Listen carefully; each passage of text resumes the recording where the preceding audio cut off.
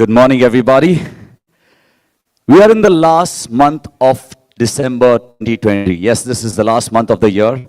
But as somebody said, don't count the days, let the days count. So today we're going to count every microsecond and make it work. So before I start off, we have the best of the best from the industry here.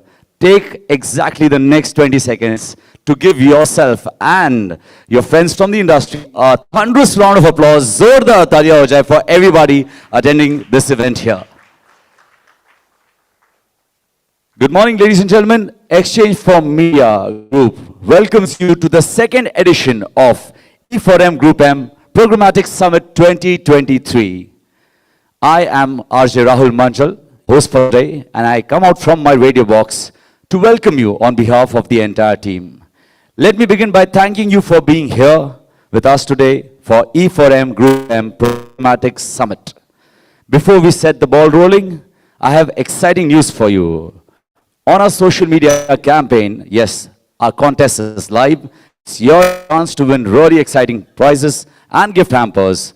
All you have to do is share your thoughts, your experiences using the hashtag. Now you can't miss the hashtag, it's right there on top. It's hashtag e4m GroupM Programmatic Summit. Make sure you use this hashtag on LinkedIn, Twitter, Insta, or any other social media platform, tagging the Exchange for Media page. Adding the official event hashtag makes sure that we can track your posts, and there are obviously extra brownie points for posting pictures and videos. So what are you waiting for? Let's get the buzz going on social media, and don't forget to use this hashtag right there on top. We have a great lineup of speakers for you today, so gear up for an action-packed day. The theme that we are exploring here today, in the second edition of e4m GroupM Programmatic Summit 2023, is Programmatic Trends and Insights. Today's summit will cover all of the programmatic advertising topics that actually matter. We are also going to decode the secrets that no one else in the industry is talking about. The e4m GroupM Programmatic Summit 2023 will be the window to the future of programmatic advertising. But before we roll, let's take a moment to acknowledge those who've always been there for us, our partners. Powered by Mob Avenue, can we have a huge applause for them, your growth partner? Let's keep the applause going for our gold partner, Double Verify. Double Verify is a leading software platform for digital media measurement and analytics, working with hundreds of Fortune 500 advertisers globally to make sure digital advertising ecosystem is stronger, safer, and more secure. Also, our programmatic partner, Lemma, omnichannel SSP for emerging media formats. We'd also like to thank our associate partner, Tyru, leading ad tech platform for growth marketing. Let's draw your attention to the screen as we take a look at the audio visuals for our partners that have joined hands with us at Programmatic Summit 2023. Let's have a look.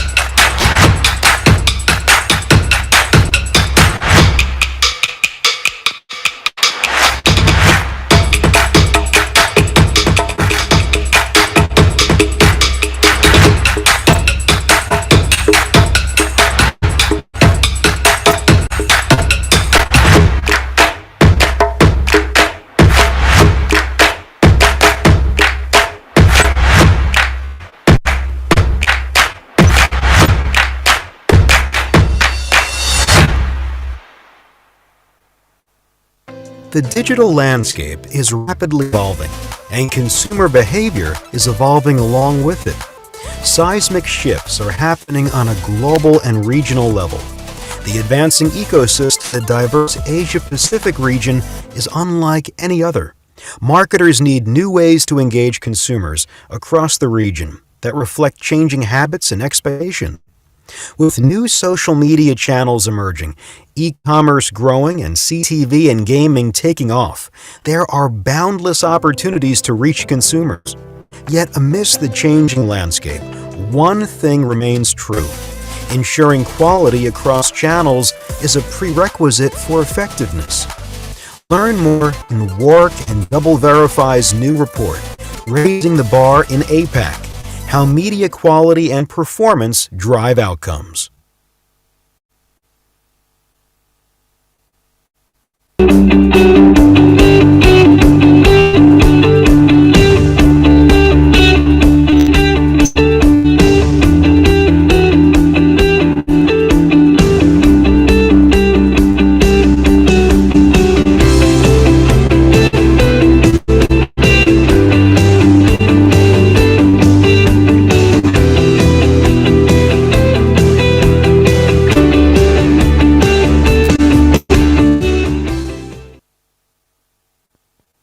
Can we have a huge round of applause for our partners? We thank them for their continual support and their presence at our events.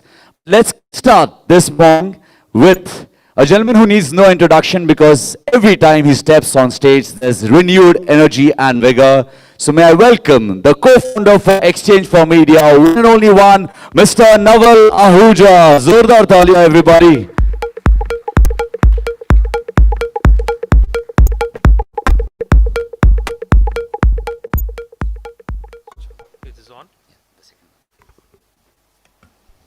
Thank you and a very warm welcome. Good morning to all of you. Welcome to this second on-ground edition of the e4m GroupM Programmatic Advertising Summit. This was one of the initiatives we launched during COVID. So technically this is the third year of the report, third year of the conference, as the first year was a virtual event. Before we get into the launch of the report and the agenda for the day, I thought I'd set up context. I'm not an expert on programmatic advertising, but most of what we see on digital media today is driven through programmatic advertising. As we all know, estimates say majority of the spends that go on digital advertising are through programmatic, and I'm glad that year on year this conference delves deeper and deeper into what's happening in the programmatic advertising domain. This year has been very exciting for the programmatic advertising ecosystem. Now, for that, the reason that statement holds true, as it has for so many other segments that lie between the vein of marketing, digital, and business intelligence, is because 2023 has seen the coming together of so many different technologies that have collectively untapped all the potentials. We have seen the use case examples of generative AI across a host of industries. We've seen how large language models have become sort of source code for that and other AI technologies. We've also heard about the relevance of human input and the sheer need for it. Again, all of this is somehow conflated within programmatic marketing. Programmatic is a system that relies on automation media strategy because of the real-time future of bidding. As ODI matches are won within hours, debates are settled before the opposition are called, and basically the need for immediacy replaces a need that we didn't have before. Programmatic is not a replacement system. It is a new system, one we haven't fathomed the depth of before, and one we hope to explore all of you here today. Programmatic also means a lot of different things to different people. There's a conversation around Programmatic 2.0 that has been doing the rounds of the global markets for a while now. And when it comes to India, my colleagues in the editorial tell me that it is a bit further down the line over here, as marketers here today are interested in programmatic as it was, whereas it has evolved further abroad. And that is the context. We can start the argument right now about how many Indians are online exactly at this moment. There will be, of course, very different numbers. I can, however, ask you right now how many Indians are going to be online in, say, 2 years' time. Everyone will say 1 billion people, and that's an inarguable figure. That means, ladies and gentlemen, that we have to be very aware and responsible of the data of all these first-time users coming in and putting in, how we are leveraging all of that data to inform our strategic planning. And that again brings us back to programmatic. At Exchange for Media, we, as I said, hold this summit to kind of dive to what's happening in the programmatic advertising domain. Today's sessions, as you will see, seek to cover what's happening in the cookieless and contextual advertising targeting ecosystem. How do you nurture trust in the digital domain, which has become one of the key issues over the last few years? The future of programmatic marketing, unlocking the power of AI. AI, I think, is the buzzword, not just a buzzword, it is something that is impacting every single part of our culture, our society, including obviously digital advertising, leveraging the power of discovery and social commerce. 2023, I think, has been an inflection year of these domains, and the age-old debate about digital advertising, brand building versus programmatic marketing. So I look forward to the day's deliberations, and along with you, I also hope to learn a lot of insightful things today. Thank you so much.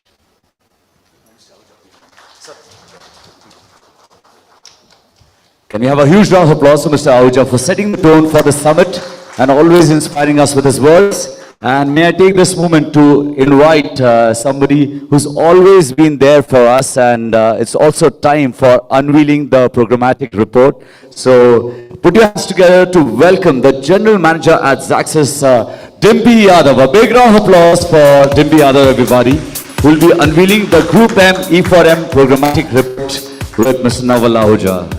Let's take this moment to celebrate and share this report with the team as well.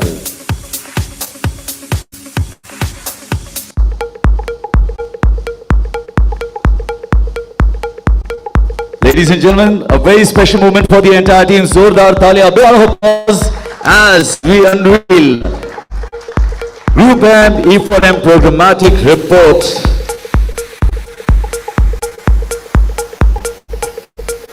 That's right, in the ever-evolving landscape of the media industry, one phenomenon that has undeniably taken center stage and reshaped the way we approach advertising and content delivery is programmatic. Thank you so much, Mr. Ahuja. Dimpy, I'd request you to be back on stage at the podium because this is time for the first speaker to take over, and it is Dimpy Yadav. Let's put our hands together for Dimpy, everybody. Thank you and a very good morning. I'm really happy because this entire event sits very close to my heart. It's actually the third report that we have launched along with e4m.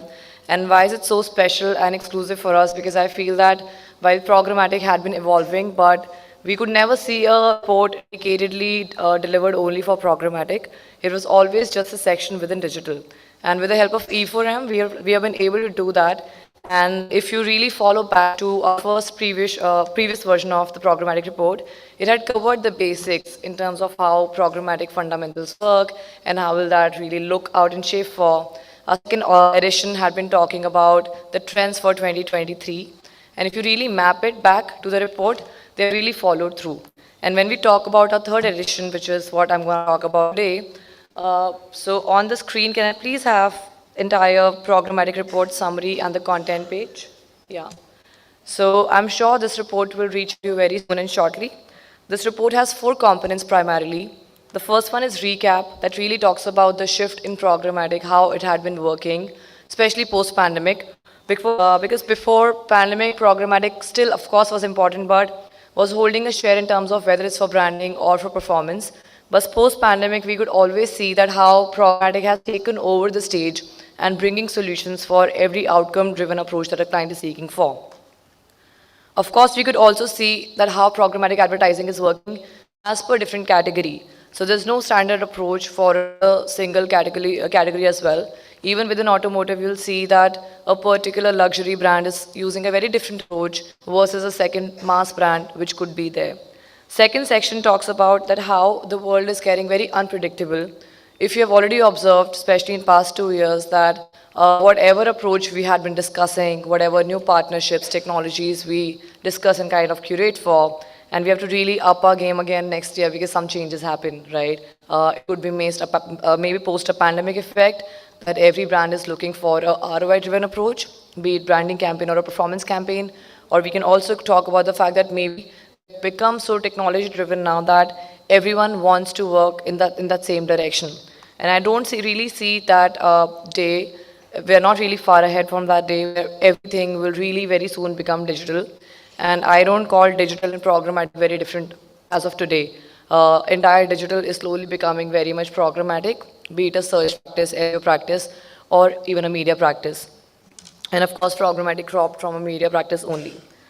Third one, which is very important, a pillar, which is revolutionary wave in programmatic, talks in terms of how the changes had been driven in terms of execution of programmatic or how strategies will be developed or are being developed, especially working around a cookieless and a first-party data. So I'm just going to talk about it also. Omni-channel integration and how automation is driving a lot of efficiency. And the fourth one is to do with also trends, but to see that how media is maturing across the channels. The four primary media channels which we're seeing moving towards a high maturity curve are video, audio commerce, followed by PDOH. So let's begin with unpredictable future. What do we really mean by that and how are we calling it an unpredictable future? So if I talk about 2023, how we had started the landscape, clearly advertisers had understood how digital plays a very important role for them. Even FMCG category, where they had been investing heavy monies on TV and traditional media, started incorporating digital in a very integrated manner, understanding that it drives a lot of incremental reach for them, efficiency for them, and a lot of upskilling and upscaling of education also happened at the same time. But in 2023, we could see that it's not just video, but we move beyond. We can see a lot many partners coming into picture. If we talk about India as a market, connected TV has really leveled up way too much beyond our expectation. And we could also see a lot of consolidation happening within OTT environment. Recently, we heard a news about, and it's not a news anymore, we got to know about a campaign of sports which went live programmatically, where all leading partners had joined hands together, DSP partner, SSP partner, inventory partners, and even creative partners for that matter. We could never imagine sports coming on a programmatic, right? Because 2 years ago, we were really talking about that, why do I buy my OTT also programmatically when I can buy the same thing at a lesser, maybe in a lesser time span activation, with a direct RO. And within 1 year, we can see a lot of fast-paced environment and sports activity going live programmatically. Also, within same, we can see now proper programmatic divisions being segregated across channels. Such a high focus is being developed and put there. We can see a lot many DSP partners also bringing up with a lot many algorithm-driven frameworks where it's not just about activation of audiences, but how a particular objective or goal can be achieved. So when we talk about this world to be very unpredictable for us, yes, that's the reality because no matter how much prepared we think that we are, but the way programmatic is moving, it's becoming more technology driven. So our strategies, our audience indexing, our way of thinking, targeting audience, measurement, it's not really just human driven and not completely automation driven. So the world where we are actually entering, I call it an amplified world, which is amplified intelligence, which is human intelligence and human experience combined together with the artificial intelligence, automation is what you can call it, and how that becomes an amplified intelligent world for us. So that's what we call it a unpredictable world, but of course we have answers for that. And what really lies there is a revolutionary wave which is coming in programmatic. Three pillars around that is definitely we have been hearing about this, which is a cookieless world. How will that look like? It has been sorted to quite a much length of an advance, and we understand that it all revolves around first-party data activation. And we could see in 2023 that all brands are moving towards that journey. They're putting heavy focus on collecting first-party data, along with taking care of all the privacy norms which are there being followed within our country. And as you know that laws are being formed in India as well. So brands are working very much in tandem to these norms and laws. So when I talk about first-party data, we have seen and observed that all categories are utilizing this data in each form in a very tactful manner. So generic first-party data was seen as a subset or a set of category of data which should be utilized for driving performance to find similar audiences who can give you better, closer signals. But really see and observe that even within branding campaigns, be it YouTube or OTT, brands are leveraging first-party data to understand their audiences better and moving beyond matrix of CM and reach. They're moving beyond matrix, which goes to a quality matrix, which is time spent on a landing page or how many interactions had been done with a YouTube page. So as you've heard of CODA, so that methodology really helped in activating this subset. And hence we are seeing that first party data is not just a test environment anymore, but 2023 has been utilized very well by all advertisers in collection of the data and also doing a lot of sample tests. And we have seen that clients are moving also in segregation of this data at both a minute level and of course a scale. Second moving is omni-channel integration. So omni-channel, as we talk about, of course, it's like bringing all channels together. But we all have been talking about a term called walled garden. And I think today we stand in a world where that really is not a problem or a challenge anymore. Because even if it's a walled garden, so as you know, that we moved data to more of technology-driven activation now. And now we only talk about omni-channel, that how do we address a campaign in a managed frequency using technology. So DSP, of course, plays a very bigger role there. And entire programmatic media is moving towards a very high-paced and advanced omni-channel approach. So, and we have really, I'll say, aced it within our country and our industry when it comes to video advertising, which had really become omni-channel. We could club it all together. But now is the time when it's moving beyond. It's not just within a channel that you're trying to bring all inventories together, but that also moves to another channel. So this is a time where very soon I'll say that our dream will come true, that will say, okay, my campaign budget is say 1 crore, and let's start optimizing on reach. And we don't put money separately as per channel. And that totally depends on where audiences are available. So that clearly defines a lot of efficiency coming your way automatically. And that really saves a lot of time because it's getting done all by automation. Ads are being shown to audiences, bases their availability on the channels, on the devices, and of course makes the life very easy, right? So when we talk about omni-channel integration, we can see that it's gonna combine your audio, video, DOH, e-commerce, display, and any other channel that you can see coming in, because all these channels have become completely programmatic. And third one is automation and efficiency. So when we talk about automation, clearly one word that really raises our head is artificial intelligence.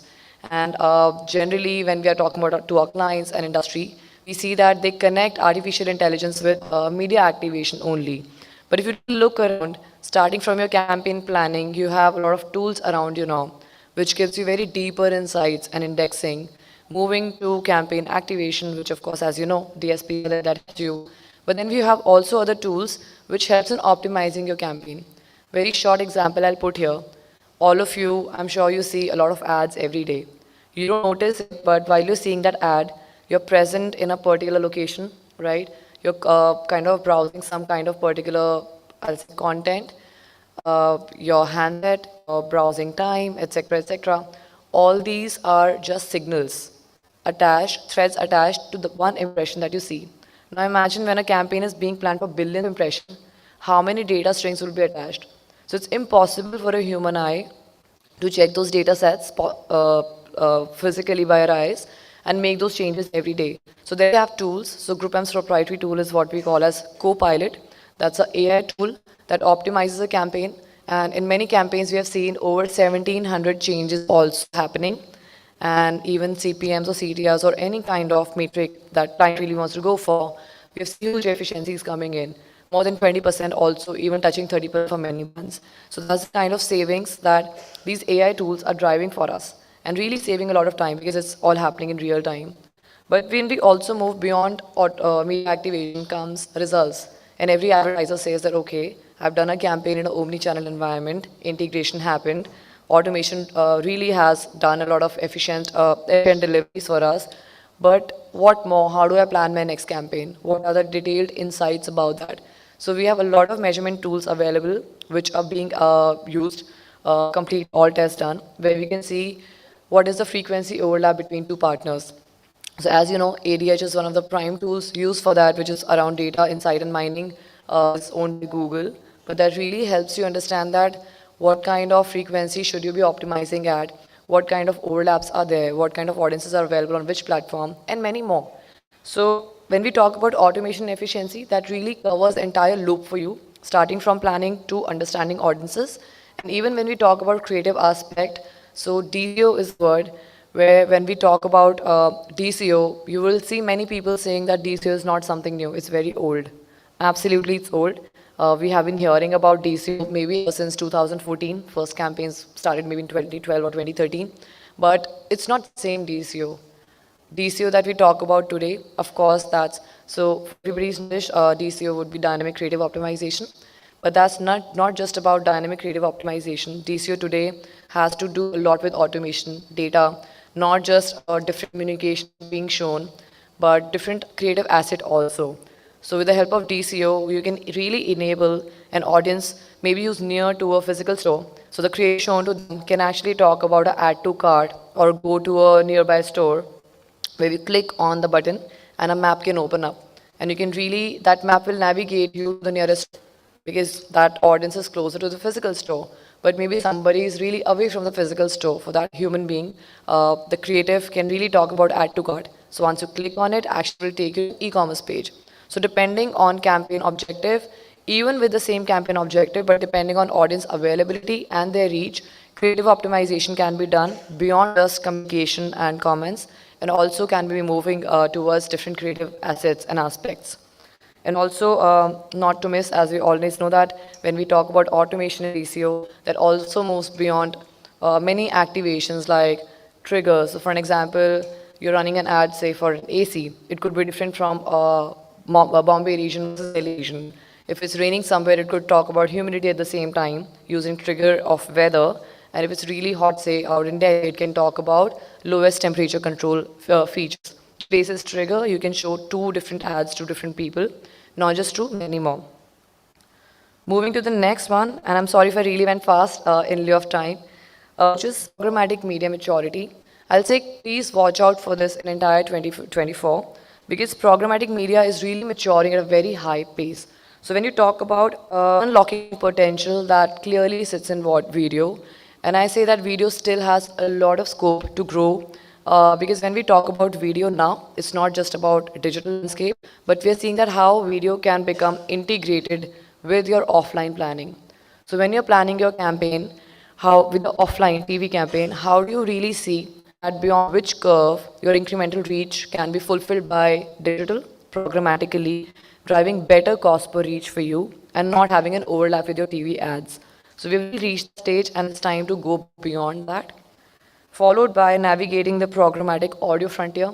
So as we always know that, yes, audio had been launched in India quite many years ago, but I still see that we haven't reached the full potential of audio. We haven't utilized that in terms of advertising.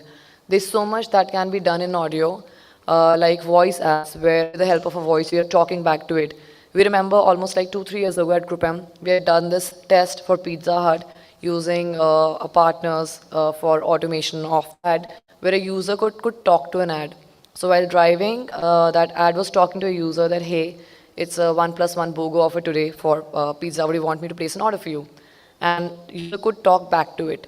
So that really cuts the journey for you in terms of opening up a landing page, checking which pizza to order for you. So those kind of automations can really change the game for you, which means that even in that similar branding campaign, you can start driving conversions and activations and engagements.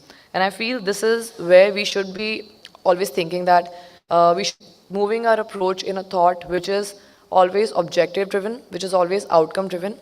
Eventually, what is it that we want to achieve? And then we should be mapping it back. Third one is, of course, era of media commerce. When we talk about commerce, few big names come to our head because we only think about just, that commerce is just about buying online. But don't we feel that everything that we do, our entire life revolves around commerce? Be it buying an insurance, be it even now taking a checkup via doctor online. That's a world of commerce. Booking a slot, a consultation slot at a hospital goes via some commerce apps. Buying medicines, calling for a house cleaning, etc. Everything in your life at some point of time is connecting back to a commerce platform itself, even at buying a grocery, even at anything else, anything that you can even think of, right? So when we talk about commerce, it's not just about some platforms, but anything wherever the intent of a user is to do a purchase eventually is a commerce platform. So when we look around and we know that our life really revolves around entire commerce platforms, so it's really an era of media commerce where I say media commerce to become a whole channel in itself. Right now it's a very nascent stage, which is revolving more around search and SEO concept-based media activation. but we have already entered a commerce world where you're able to target audiences beyond commerce using data signals. But again, very soon, we are able to see that moving towards automation and also advancement in terms of a lot of AI activation, creative optimizations, and many more. Just to share an update, so in one of the global markets at GroupM and Zaxxas, we've already activated Copilot on Amazon. So even within Amazon world, AI works, where campaign works towards the objective and the goal of conversion or engagement or whichever may suits as per the brand requirements. So that's really the era of media commerce, which of course in India also we see that happening very soon, where commerce world will also be integrated with a lot of AI, creative aspect and automation, driving of course efficiency for you. And last one, let's redefine visibility. Because when we talk about DOH and especially this state and Bombay, we see a lot of DOH ads around and also regular OOH ads around. But if you really go back to any developed country, you can see a lot of engagements happening in those DOH screens, a 3D DOH, real-time communication gets changed, right? All of that is PDOH. So similarly, when we talk about out-of-home screens, it has got scope. Screen behind me is a DOH screen in a way, right? Now, what you really do with it when you connect it to a programmatic world is when you unlock all the avenues for it. You unlock the possibility of creative aspect. You unlock the possibility of playing with technology, integrating technology across DSPs, SSPs, creative, measurement, all of that comes into real play. How to take back an audience connect engagement to your campaign objective. A very small example I would like to just talk about. I'll not name the brand, but this brand really wanted to talk about women's security and safety within especially domestic world. So they had planned a campaign where on a screen they showed a woman with bruises on her face, and they were talking about how domestic violence should not be tolerated and it really needs a lot of attention by people. With the help of DOH, what they had done, every person looking at that screen, and we had a camera on top, and that could really read your face, right? So every person looking at that screen, video moves. And when the video moves, so the first screen of that woman who's full of bruises turns to a woman frame by frame in a very happy, vibrant kind of a face, right? Like all decked up, properly, beautiful woman. And at the end, communication came that every person who's looking at me is helping me and coming out of this environment. So just with the help of technology and of course a lot of creative concept around it with the help of DCO within PDOH, such a beautiful campaign could be made. So there's many mock such campaigns that you can plan, which can drive engagement for you, which can really leave an impact on your audiences. So we'll see that how dynamics of DOH is going to change in coming days and world with the help of programmatic. And of course, many of it could sound very unrealistic to you. So to support that, we have case studies also in this report, which really stands for the points that how we have done these tests already, and they're successful tests with us. So as you know that GroupM really stands for innovation at the same time, and every case study that we talk about runs within programmatically, which is covering all the aspects, which could be DOH, video, automation, creative optimization, etc., and many more. If you have any further doubts or queries for me, I'm right here with you guys, and you can just connect with me here. And I really hope that you enjoy reading the report. Thank you. Can you have a louder cheer for Dimpi, everybody? She's always been there for us. I call her the Ranveer Singh of all speakers because she brings a lot of enthusiasm. But we also would like to acknowledge that she's been here always. And so, may I take this opportunity to welcome on stage Mr. Mihir Lakhani, Head of Marketing and Programmatic Industry Expert from NMIMS Global. Let's welcome him with a huge round of applause as we present a memento to Dimpi here.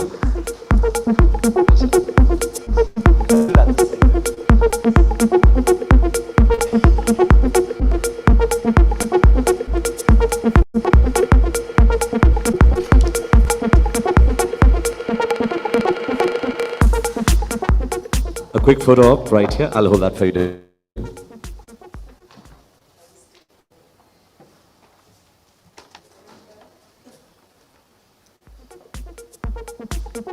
A round of applause, everybody. Thank you so much, sir. Thank you so much, Dimpi. All right, ladies and gentlemen, with this, yes, let me quickly remind you the contest is still live, so make sure you keep tweeting, you keep messaging, and share your comments, share your thoughts, share your experiences on use this hashtag, which is hashtag E4M GroupM Programmatic Summit, and make sure you also tag the Exchange for Media page. And where we got hampers, gift hampers, which I'm going to announce just before the lunch break, so make sure you keep tweeting. But it's also time to share a few AVs, so may I draw your attention on the screen.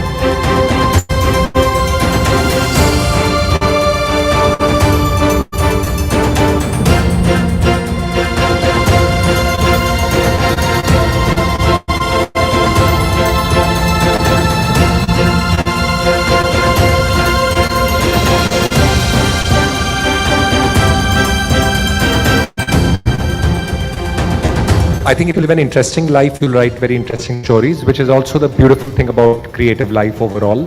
Learning can never stop. There is always something new, and I learn from my patients. And each one of us will use the choice based on the use that you have to put the technology to. The first film made me sort of see how a human story and the layers of politics beneath. Panipat का युद्ध पढ़कर आने वाले दरोगा लोग investigation कर रहे हैं, तो थोड़ा विज्ञान मिश्रित होना चाहिए, ऐसा मेरी अपनी सोच है. A person may have a very enviable lifestyle, externally appear very successful and happy, but no one really knows what's happening within. It is not going to kill the supply chain, it is to empower the supply chain. And I'm happy to announce that we are still very much in the pilot stage. Beta testing is going on. We are gradually building up our presence little by little as people get more and more confident. Because of the state of our cities, we have no option to build smart and resilient cities. Digital India is more for the poor, underprivileged and the deprived.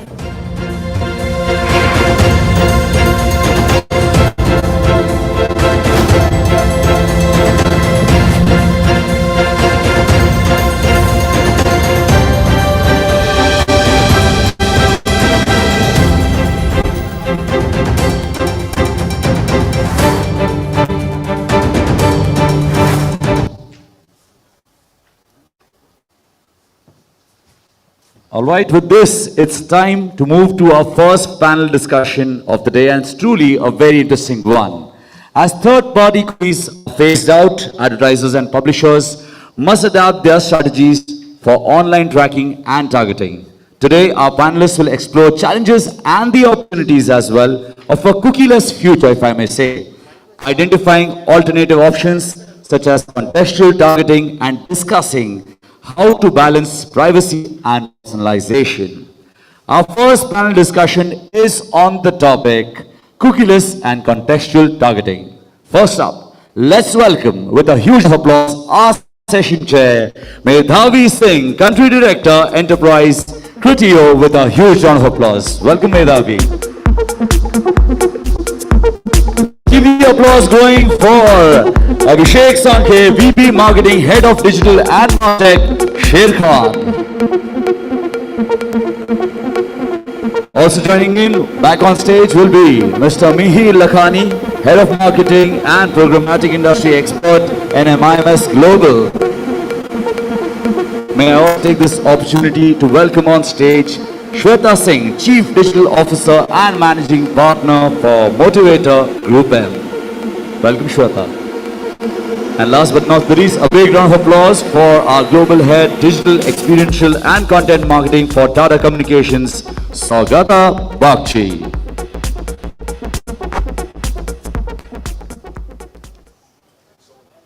I think he's going to join in a couple of minutes. Over to you, mate. Good morning, everyone, and thank you for being here. We're just going to start off about this really important topic of textual advertising and the cookieless world. So way back in about June 2020 is when Google first announced that it is going to be deprecating the cookies. And now at the fag end of 2023, we're sitting here where this is no longer a distant future, it is actually an event reality when it starts off in 2024. And that's why I'm making this topic really relevant and important and burning for all of us to discuss of how the future is going to look like in the cookieless world. Cookies, which have actually almost spoiled marketers for the past some time, because we're spoiled understanding that we can understand user preferences, their interests, their demographics, their publisher preferences, creative preferences, and now with a large part of these going away, how are we going to operate in this world? With that, I actually want to start off by asking everyone, what do you think is the impact of the cookieless world from your perspective or in your industries? Yeah, please start. Hi, everyone. Hi, everyone. My name is Abhishek Sankhe. This is new, yes. Check.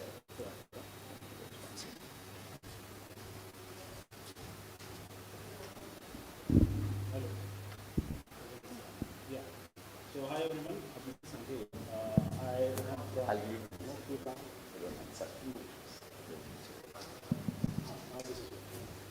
So, sorry. My name is Abhishek Sankhe. I am from Sher Khan. I head digital and martech at Sher Khan. Sher Khan is one of the leading brokers from last 20 years in the business in India. And we are part of BNP Paribas Group, largest bank in Europe. Coming to your question. I'll take a small background for everyone's benefit. I think in the internet world, I think cookies are classified into multiple buckets. First, zero-party cookies. Then you have first-party cookies, second-party cookies, and third-party cookies. Zero-party cookies are basically when the user gives the consent in a way, and my device preference, my language setting, etc. First-party cookies are where the brand stores certain information about you, your login, etc. Second-party cookies is for my industry. Let's say if it is, I have to lend someone, I want to do a bureau scrub. So I'll connect with Sybil or some sort of a bureau, right? So that's when two brands come together. And the third-party cookie is where the marketers basically, like us, try to do behavioral advertising, right? We try to identify where exactly the users are and try to identify how we identify their behaviors which are walking towards our products and then get them in our funnels to a product. So the problem statement is that for the zero-party, first-party and second-party cookies, generally the volumes are generally low. The volume per se on your third-party cookies is very high. Hence, this impact once the third-party cookies go away completely is going to be huge, right? That's one. Second, in our industry, specifically in BSI, and I would say industry at large, I'd say we have ride for too long on bottom funnel campaigns. What do bottom funnel campaigns do? we spend certain amount and we get certain conversions out of it, and that's a very salesy approach towards the marketing campaigns, and that has been the norm for decades. Now, as third-party cookies move away, we might have to relook at the entire marketing stack, the acquisition strategy as such. Second, this is on the paid side, but also this will have multiple impacts. Let's say our existing. So, what will third-party cookies impact the most? First, it's the user behavior-based targeting or people-based targeting. Second, any people-based retargeting we do. Let's say if you ask the customer to come to your website, read certain things, and then you go ahead and retarget that, that's not going to be possible moving ahead. And third, once this goes away, there are certain features and cookie-based features which are enabled in your journeys. That won't be enabled. That won't be available to you as a brand. In BFSI also, as I said, on the paid side, we'll have to restructure. On the content side, there will be another changes because for far too long, what we do is every fintech operates in a small silo. But we try to get a bigger pie by writing content, lateral content across the spectrum, and try to get as much people on our website, right, who may somewhere down the line get into our funnel. Now, that basically means that we have to build content at scale and plan to retarget them in a way. Now, this strategy may not work because retargeting as the unknown base, retargeting to your unknown base is no longer possible. So yeah, the impact is going to be huge. If the alternatives which are available, if we don't act on it, it will start showing the impact. And Google has already announced that 1% release will be done by the Q1 of 24. By end of 2024, all the third-party cookies will be deprecated on Chrome. Already done on, I think, on Safari, Firefox, and Opera, and all of the other browsers. So this is gonna impact. And when we say cookieless world, one more thing which I want to point out: it's not just the cookies or the website part. You all remember year and a half back, Apple released something called as App Tracking Transparency (ATT). That is basically asking the customers' consent to track them across devices. Similarly, you will see people are moving from traditional media to digital media. Let's say in the case of television and in other spectrum. So the ability for me to track the customer for the entire funnel, from let's say ad to lead funnel or ad to acquisition funnel, will be limited a lot. Yep. So that's the impact which I think. Medhavi, I'll just take a second. Sorry to interrupt. We have with us joining in the Global Head for Digital, Experiential and Content Marketing for Tata Communications, Saugata Bagchi. Let's welcome Mr. Bagchi with a huge cheer, everybody. Thank you. I'm so sorry. Okay, so we were actually discussing for you what is the impact of the cookieless world, and in your industries or from your perspective. So I think while you catch water, we can go on to the others. Hi, am I audible? Yeah, okay. Thanks, Medhavi. And hi, everyone. And Abhishek really captured it very well. But I come from the other side of the table. I come from the agency side. And therefore, I can probably lend a slightly different perspective here.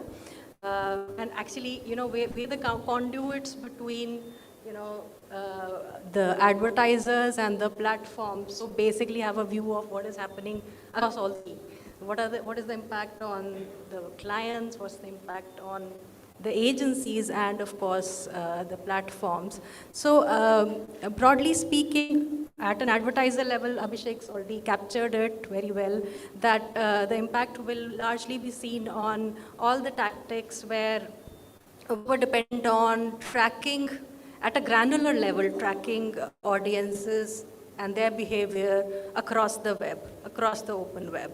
So, and that typically, your reach and frequency at scale when targeted. So I'm talking about targeted reach and frequency. That is what is going to get impacted. And again, retargeting at scale. So why I'm saying scale here again and again is because at a smaller scale, you'll still be able to do it. but the moment you want to scale it up, there will be limitations. So broadly, that is the context from the advertiser side. Now coming to the agency side, and wearing the GroupM hat again, so we've already felt the impact. It's not that we will feel the impact. So because we've been anticipating this change and this conversation has been happening, and gradually cookies and IDs are getting deprecated. So we've been preparing for this day for some time now. And to sort of look back a few years, we, and most agencies, I'm sure, had a tech stack which were very cookie and device ID dependent. So all of us had extra and TMEs, where we used to sort of create those IDs, store those IDs, enrich them, create profiles, cohorts, so on and so forth. And the entire insight planning, activating of audiences was based on that. Now, cut to today, we've already set the sun on those. We've already discontinued those tech stacks long ago, and invested in future-ready solutions. So there are a lot of alternatives parallelly that we are sort of building, which are now, increasingly more dependent on deterministic profiling and working with partners which have those kinds of databases. So all of this happens at the agency side. So our clients are fairly in a safe position to sort of counter this. So in a nutshell, it's not all doom and doom, so to say, because while the impact will be there, it will be mitigated to a large extent because the platforms and agencies have already pivoted. Even the platforms have, gradually sort of pivoted from cookies and device IDs to better deterministic identifiers. So yes, there are ways that we can sort of find a way around this. So that's from my side now. Thank you, Shweta. Yes, Anand. So I think, personally, I believe that the quality of the engagement with the end customer is actually going to go up, right? Simply because, as you rightly said, while there will be an impact in terms of the scalability, it will also reflect in greater degree of intimacy and relevance in terms of the conversation, right? In fact, this morning I was chatting with somebody. I come from the B2B industry, and while our volumes of engagement and tracking are not as high as direct-to-consumer brands or B2B brands for that matter, B2C brands for that matter, the depth of engagement that we have, given the sheer size of every deal that engage with in customers, is far more important, right? Also, what is happening is that today there's this new concept of day one vendor lists, right? Which basically says that because of the increasing propensity of buying centers and increasing mix of people entering the buying centers in the enterprise segment, the list of vendors who actually get called on day one, it is a priority list, if I may, actually is getting shorter, right? So the kind of content, the kind of engagement, the kind of ads and messaging basically the perception that they form about you at the time of researching and decision making becomes super important, right? So give you a case in point.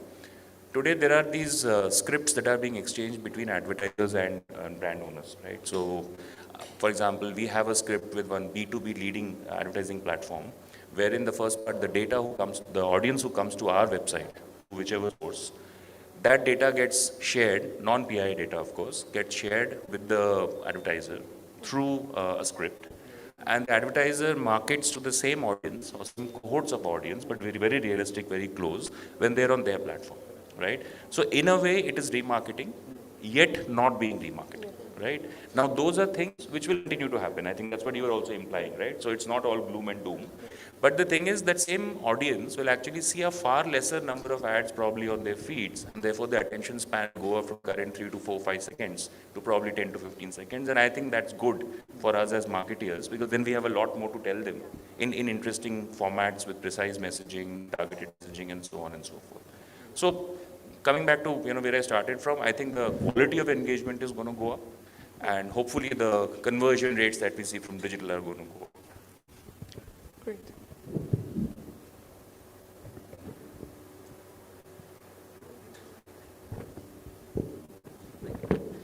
Thank you. So I think, the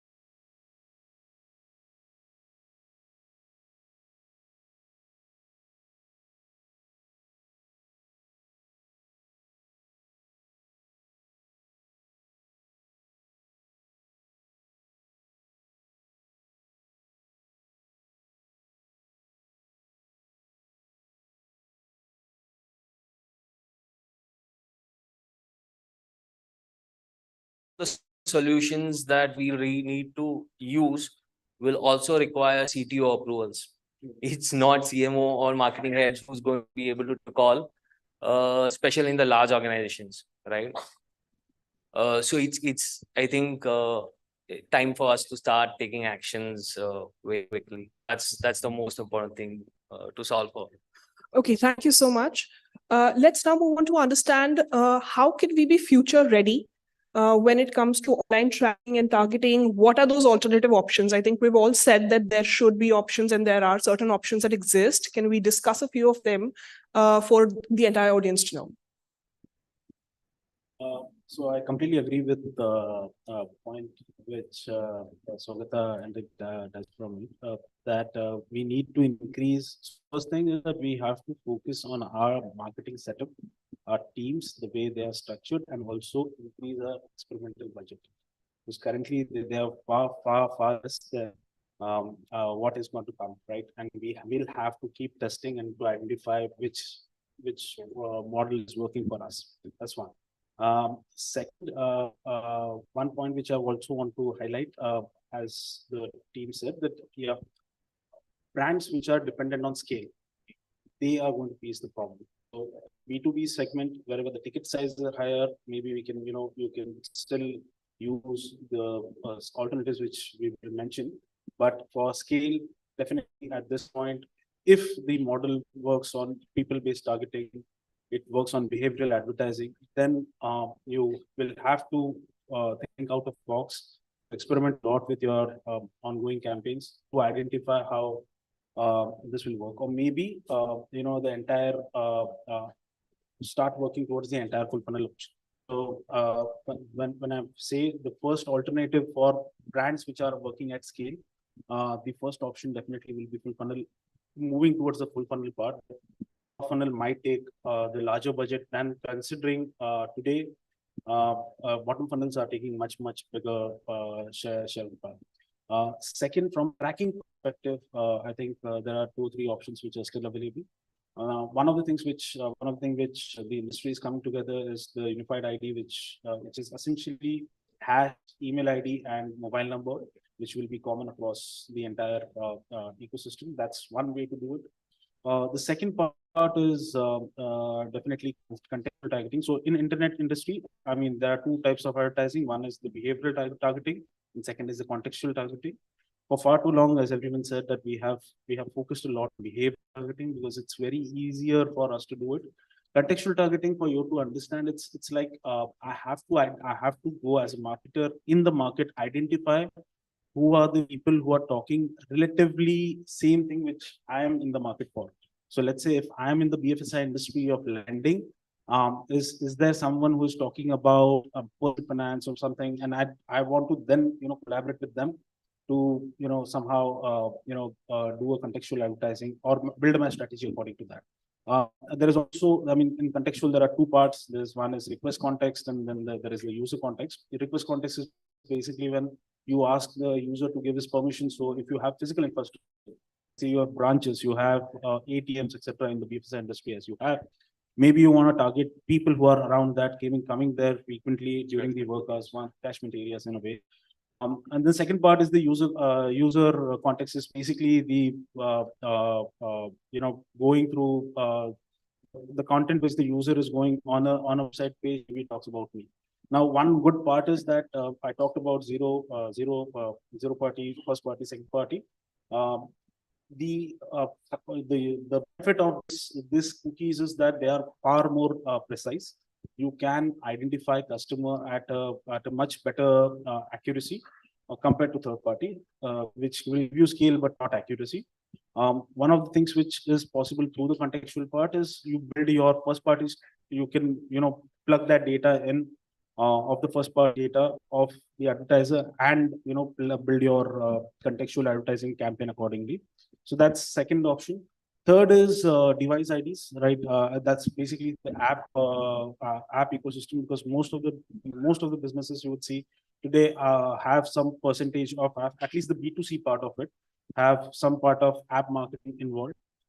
Yeah, it is still consent driven, but just for you guys to have some numbers, even ATT, once it was launched, only 35% of people were selecting that they want to be tracked across apps. But there were certain industries like health, like fitness, like personal finance. They were allowing the brands to track them across spectrum, because in the mind of customers, and I think it's also about how we communicate with the brand to your customers. A brand communicates with the customer to get those consents. So these are 2 or 3 ways, and the last part is Google's privacy sandbox, which Google is right now building without its same build. I mean, the base of it is still email ID, hashed email ID, and mobile number. But yeah, that's one more avenue. It's not yet matured, but definitely Google should release something, right? And that will be one of our options. Thank you so much, Sogat. So first of all, I think I heard 2 of my fellow panelists say that they have experimental budgets. Congratulations, guys. No, I think you made some very well points, some very good points, Abhishek. And all that you said, I completely second. What I really like about what you said is the role of contextual advertising, and I would probably add addressability, or the role of addressability. As you was largely on the intent, yeah. The addressability is largely going to trust on the intent signals, and of course, tempting an interest or intent versus interest. If that's the conversation, then of course interest wins hands, right? So the more contextual we are, the more addressability we are able to bring into our conversation. It also will help us give a higher degree of attribution to conversions, right, across industries, across different audience categories as we go ahead. So, like I said, I see good days ahead. One thing is for sure, I'll have to go and ask my boss about experimentation budgets, and you guys are going to help me do that.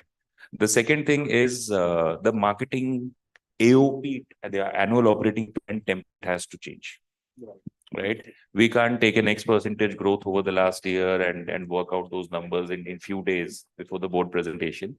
So the template has to change. The template has to be thought through different elements of. See, we have been parroting this one line, putting the customer at the center of everything that we do for ages now, right? I think this is one event that is going to force our hands to actually do that. Heart of hearts, I think all of us, as whether it's advertisers or as agency colleagues or as marketeers in which capacity, know that we are not actually doing that. Right? It's about us rather than about them.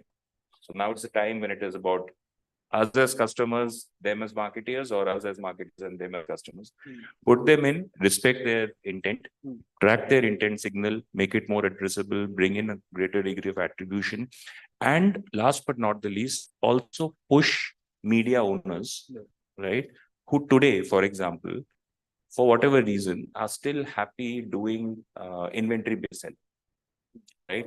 So while there are DMPs who allow you to contextually target using third-party cookies, once they become redundant, sooner or later it's going to happen that these media owners will have to come up and say that, okay, now I will allow that next level of customization, where along with the tracking that I'm providing to you based on my first-party data, I will also allow you to track intent signals. And the day that happens, I think we'll all be getting back into that zone of partial comfort, where we'll at least know what's going to happen and exhibit some degree of control over the outcomes. Till then, I think it's a wait and watch, and keeping trying out things. Shweta? And from what I hear Sogta saying and Abhishek, and he's saying, ultimately at the end of it, consumers going to be the winner, the biggest winner out of all of this. Now, coming back to the question, what are the alternatives that we have to be future ready? Of course, a lot of brands and a lot of large brands that we work with started long time ago to be ready for this change to happen. And those who haven't are waking up to it now, and they are bringing about those changes. And I hear all of our brand partners sitting here saying that, the management is looking to do something in this direction. So, which is very heartening to know. So, a few key things that brands have to obviously keep in mind. Number one, first and foremost, invest in your identity infrastructure. And it's easier said than done. For large brands, it's fairly easy because they see the investments, look very huge, but it pays off in the long run. So the large brands have already started, but mid and small size brands also eventually have to sort of latch on to building your own in identity infrastructure. And what I mean by that is invest in collecting your own first party data, not just collecting, invest in the infrastructure that is required to store it, to segment it, to use it intelligently and enrich it. Yes. So that is first and foremost. Second is now with the DPDPA coming in, increasingly, even in India, which it was optional earlier, but now increasingly brands will have to invest in consent management. So therefore, all data that you acquire will have to be taken consent by the consumer if you want to use it for marketing purposes. That is second. And then third, of course, both of you spoke about go back to contextual marketing, which is the good old days of marketing when advertising wasn't very creepy. And so it was contextual, it was relevant. So I will not sort of spend time on that. But there are other alternatives there where, you can sort of bypass a lot of this is because, there are alternatives such as retail media that are there, that have come up. There are alternatives such as private marketplaces that you sort of create with partners which are running programmatic using their first party data. So what I mean is, increasingly platforms such as Amazon's, Flipkart's, ATMs of the world, they have all the transaction data, right? And they have very rich data, which is all, deterministic in nature, which is not cookies and IDs dependent. So increasingly, all of these partners have come up with solutions like their own DSPs, wherein, advertisers can use those, and these are massive in terms of scale, and advertisers can use those to reach the right audiences without the whole cookie thing. And then there are other options, because see, I mean, all these OTTs of the world where, there are logged in users. So why go for open exchanges? Why don't we create private marketplaces with platforms and publishers that are using first party data, that are using logged in data? So by and large, there are options these are the options that are available readily for brands. Thank you so much.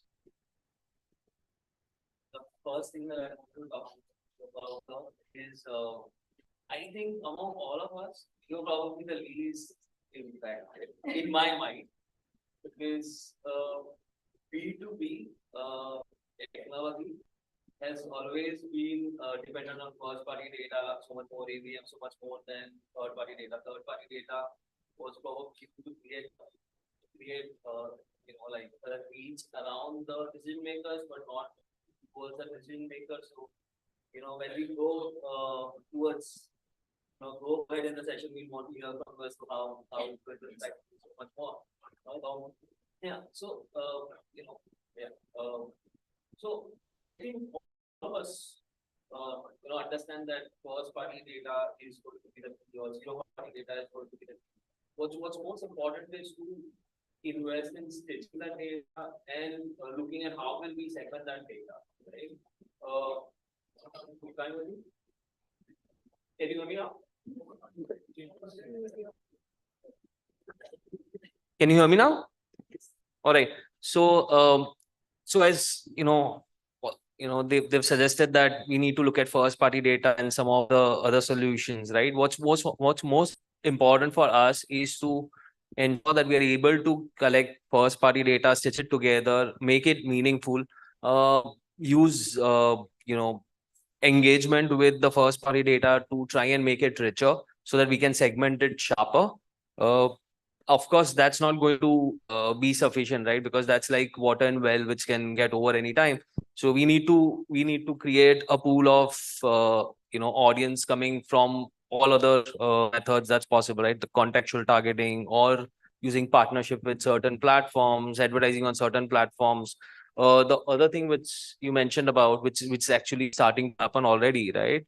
Earlier we used to buy third party data and say that, okay, this particular cohort is going to make sense to me, but there was a source which was creating that cohort and selling it in market. Now what they have to do slightly differently is, of course, this may not work with smaller publishers, but large publishers will have to segment their audience, their first party data into smaller cohorts which are relevant to you, put it up into their supply side platform as a private deal and push it to your programmatic platform, right? And so you're not buying audience, you're buying inventory, which is created for you for a certain type of audience, and that's something which will work really well for large brands. We'll still not miss a lot, but for some of small brands, it'll be slightly difficult, and they'll have to, you were right, they'll have to prepare a lot more uh, than rest of them.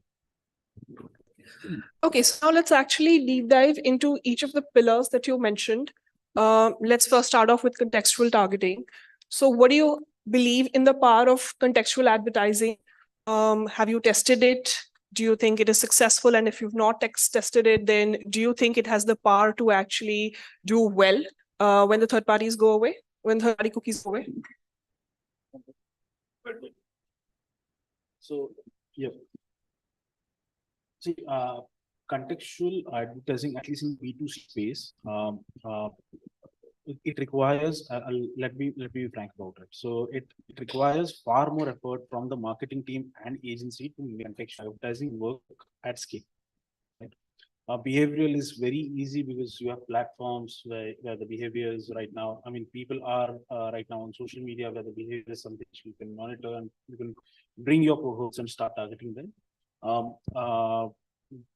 Contextual experiments have worked for us. It's not that it hasn't worked. It gives us two things. One, it's in one thing which I'll say is a positive out of it is the in the moment marketing opportunities which you get with contextual marketing far more than what you can get on behavioral side, where you're pushing your brand continuously with the customer. So that's one takeaway from our experience which we have until now. But I'm yet to see it at scale working for us. So that's something which I think along with the time we'll try to figure it. Understand? I think, Meet, you're right. Comparatively, B2B looks to be lesser impacted compared to the B2B and D2C brands, but that necessarily may not be true, given the role that, relevant awareness, right? Especially when you're trying to enter new markets. Like in my current role, I look after close to about 120 odd markets, give and take, right? Now, there are certain markets where we have leadership position in certain product criteria. There's certain markets where we have challenger positions and certain markets where we're trying to break even, right? Now, when it comes to leadership position markets, the way it happens is people tend to continue to buy what they know you are good at. But how do you grow the business, right? So the growth has to come from products that are not, other platforms that are services that are not selling in that market. Contextual advertising, I think, will have a big role to play in those scenarios because it will help us build the relevant awareness, which can then be driven down into consideration stage and hopefully, bottom of the funnel in terms of decision making, right? Secondly, since it's going to be largely intent signal driven, like I said earlier, the attribution to this whole deal story, if I may call it, the journey, the purchase journey, is something that should be more easily demonstrable than it is today, right? But at the same time, what will also happen, and the good thing again in this industry is that, like I said earlier, the buying centers are expanding. Earlier, probably we would have sold only to CIOs and CTOs and those kind of skill sets. Now we are also selling to CMOs and further audiences, right? So if you're able to go and talk to a CMO, for example, in the language that he or she is usually, accustomed to hear, and you're a B2B company at the same time, there is a natural connect that forms, right? And at the end of the day, let's be honest, we sell to humans, right? While institutional buying may be different, the nature of institutional buying may be different. It's the individual who's signing the check, putting a lot of things on the line, right? So to your point, yes, we have been doing contextual advertising, some of it intuitively, some of it consciously. It's been working very well for us, especially for new markets, for new products and services. It's also at the same time given us some very good insights in terms of understanding what propels decision making in the market. Right. Now, there are a few such examples which I can talk about separately, but it actually tells us whether, for example, is that market has that all market always been perceived as a DIY market, and today is that market becoming an outsourcing market for whatever reasons, right? Just to give you a case in point. So all those things, when we put it into the churner, and we are also kind of trying to see how to create a CDP, given that our volumes are not that high, but how to segment, cohort, and let's own it. Let's say that the owner of the data is the one who understands it the best, hopefully, right? So if we were to convert that into a CDP environment, how would that translate into actionable items for us, which would have some outcomes tagged to it? It's evolving. It's evolving. But going back to the question, yes, contextual advertising has been done either intuitively or consciously, and it has definitely worked for us. Thank you so much. Shweta, for you and Meher, it would be good if you could switch to the next pillar. Now let us try and understand in terms of first party data. How do you think, now obviously there is a lot of growing relevance for it. Everyone is starting to collect first party data, to retain first party data, leverage first party data. How do you think brands, retailers, everyone can be doing it better, effectively? If you could let me know a lot more about that. Sure. And like I said, the time to start is now for brands, because a lot of large brands have already started. And the thing to do today is to start the first thing to do is to ensure that you're collecting your first party data from all the possible sources that you have, right? Now, currently what is happening is in bits and pockets. So there will be some website data that is coming in, or there will be some D2C data that will be coming in. But there are a whole lot more sources that are available to brands. So there is website data, there's D2C data, there is retail data, there's offline retail data, there's CRM, there's loyalty. Now, all of these internally, you've not enriched your data. Forget about, enriching with third-party partners. The most important thing is to unify all the signals that you're getting about your own consumer. And once you unify those, you automatically have a fairly, single view of consumer with a very rich sort of behavior that in terms of the purchase behavior, browsing behavior, retail behavior, all of that.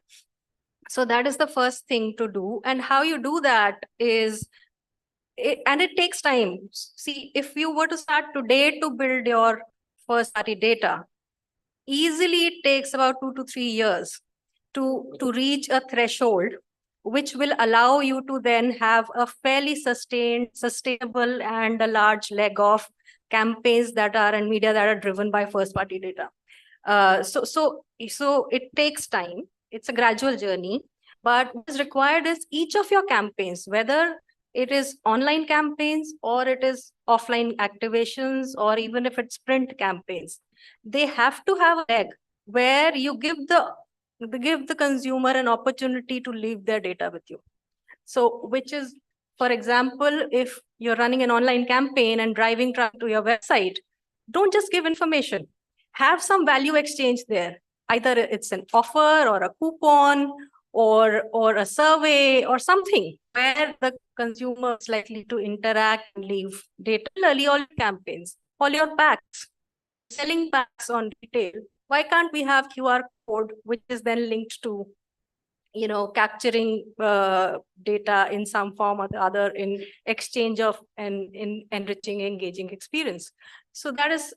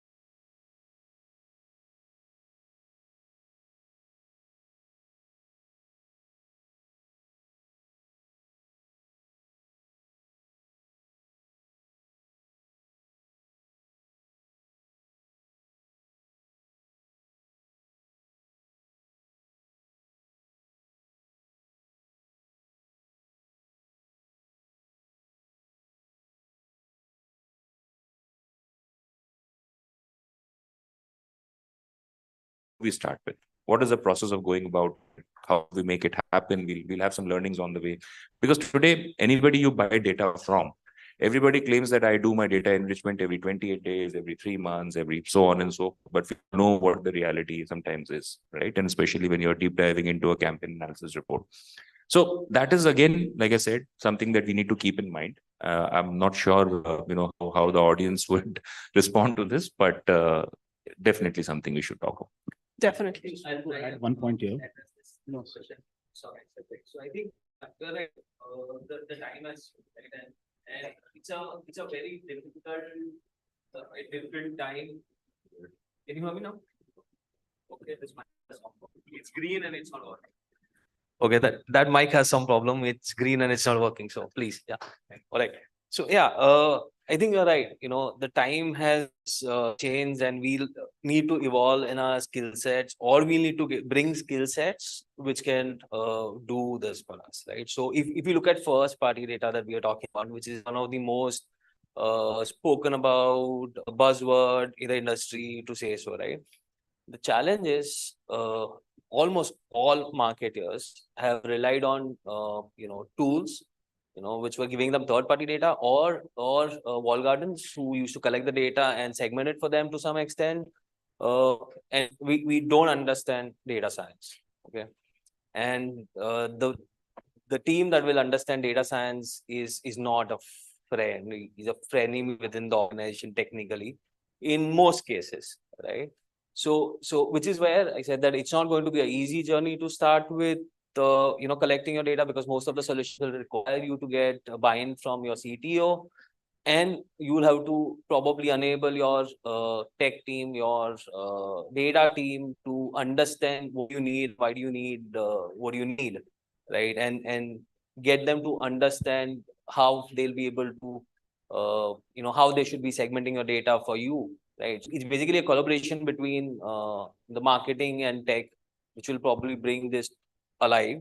Agencies can probably, or tech companies can probably provide you solutions, but they will not be able to tell you what's going to make your data rich, because they don't understand your business. I mean, I have met a lot of technology partners. They'll tell me what that tool can do, but they'll never tell me what they can do for my business, right? And that's a reality. Yeah.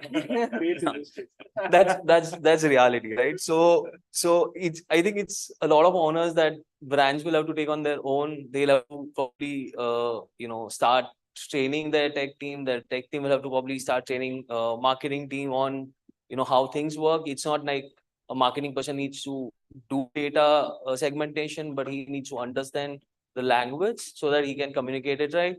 And similarly, a data language of marketing guy to be able to communicate right. You don't have to teach them what CPC, CPM is, but you'll have to teach them, what do you do and why do you do what you do, and how it's gonna make impact to the business. I think if some of us are able to sail through that journey, we'll be in good space. I actually wanted to add some points and very interesting observations which have come. So this is my observation in my industry, and specifically in Singapore, in one of the brands which I have seen. And they were trying to solve for the cookieless world. One thing which they quickly realized, that marketing team is not equipped to solve the entire problem. Okay. So what happened is, and let's say that there are certain nexus events within the digital world which I have seen. Geo was one such nexus event where the traditional marketing teams got split up. Yeah, you have digital marketing teams across all brands with a separate budget, which was not the case with everyone before Geo. I think this is a nexus event where now within the digital marketing team you will have one or two guys doing martech. But I think certain brands and bigger brands are moving towards that direction of having a separate P&L for martech as a separate department, which comprises of marketeers, which comprises of people coming from data, which comprises of people coming from content. These people are well equipped to do it. And then the job of marketing team is to build use cases. What I was trying to talk with me here, that none of the agencies are going to help us with that, or none of the tools, even CDPs and everything. We can bring everything, we can segment, we can track, we can segment. At the end, it's usage. And then that use case will have some dollar value. And that's how you fetch the value of the entire martech setup you have. There are quite a few brands in India who have also started. I think one of them is Tata. So I know that because I know the Tata new team. So yeah, and I think that's one of the ways to go about it. But there will be hybrid structures which will come out of it. Don't know which one will be better from an infrastructure point of view. But yeah, that's the new thing which will come up soon. Absolutely. Just further to your point, as you said, that, there used to not always be a digital marketing team. Now there is a digital marketing team in each and every company. And now what we're seeing is that there used to not be a monetization team in every company. Now that's the shift that we've been seeing in the last few years, that there is a monetization team upcoming in each and every organization, because everybody's understanding the value of just the power of first-party data and how it can be a constant revenue source for all brands, retailers, and how it can be leveraged when the two come together. I think moving on, let's also discuss a little bit on, because as we said, customer is the one who's going to be the winner. So how do we strike a good balance between maintaining personalization for the user while also ensuring that we are maintaining their privacy? I think there are 2 points to it. One definitely is the consent part. Sorry, the consent part and the consent management will play a big role in customers' cycle of interacting with the brand, because the more you are open about how you are going to use the data, which is in benefit of me as a customer, that will help customer to give you more consent and hence enable your tracking. That's one thing which has worked in the, I'm just drawing parallels from what major brands for who are on iPhone or iOS ecosystem who are impacted by app tracking transparency, right? So consent, I think, will be the bigger one. Second, I think from a regulatory point of view, in India, at least the act which is coming in the 21-pager act, it has some interesting points.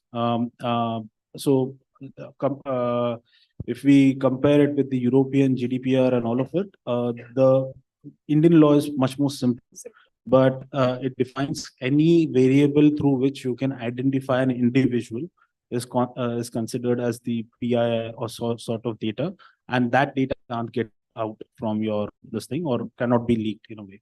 So I think more laws, and once the board for that DDPA Act is guidelines come out, communication around that, because GDPR now people know about it, right? My data is something. I mean, I think GDPR was at forefront educating the end user about privacy, about his data and how it is getting used.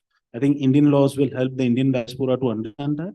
And second, with these changes, if the consent management is done properly, I think those are the things which will help us strike the balance between the personalization part and this thing. Yes, the personalization at scale, certain things which we used to do, based on your behavior and all of that, that's go away. But now you can have personalization based on your behavior on my platform, right? Which is far more precise, far more contextual to you, and that might help us. Thank you, Savat. Yeah, so I think Abhishek's covered it very well. Just 2 points that I would like to add. We have a great opportunity on our hands, right? And I think to draw a parallel, the way the Mutual Fund Association of India, ran this campaign and still running this campaign, Mutual Funds Hai. I think we have a great opportunity to actually, run something. I'm thinking off the top of my head, something like "Aapka data aapka hai," and something of that kind. Because at the end of the day, if the customer is in the driver's seat, and this conversation has been going on in various forums in various ways, right? That the customer needs to own their data, and if required, they need to be able to even monetize their data. So that's what the whole game is about. Data is the new oil, and so on and so forth. Right? So there is definitely an opportunity there. And it's brands like us who need to come together and probably pool in some money and run some campaigns, especially targeted slightly younger audiences who will be more receptive and early adopters probably, right? So that is one part. The second part of your question about personalization or hyper personalization, if I may, right? I think that's always in the customer's benefit, right?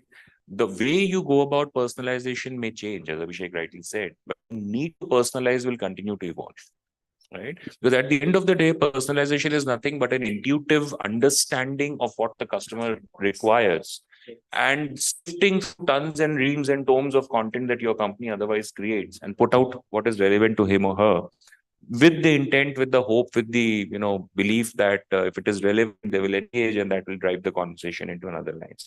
So nothing much changes. In fact, I see more opportunities, like I've been saying from the beginning. But how we go about doing it needs a rethink. Hence, that template has to change. I wanted to add one point, and you've sort of captured it very well, Sogta, and even Abhishek, the points that you said. So, see, ultimately, it's about saying we can, but should we? So that's the thing, that there's a lot of self-regulation that has to also happen, both at the platform side and at the brand side, and therefore that will help a lot. And when we talk about personalization, we have to figure a very thin line between being relevant and being creepy, right? So intrusive is not okay. Relevance and personalizing, hyper personalizing to build relevance is definitely great. I think it's very important for all of us to look at, if I'm personalizing, is it something that I am okay with if somebody was doing this with me, right? If we do that, the tech, right, most of us will not fail in most cases, right?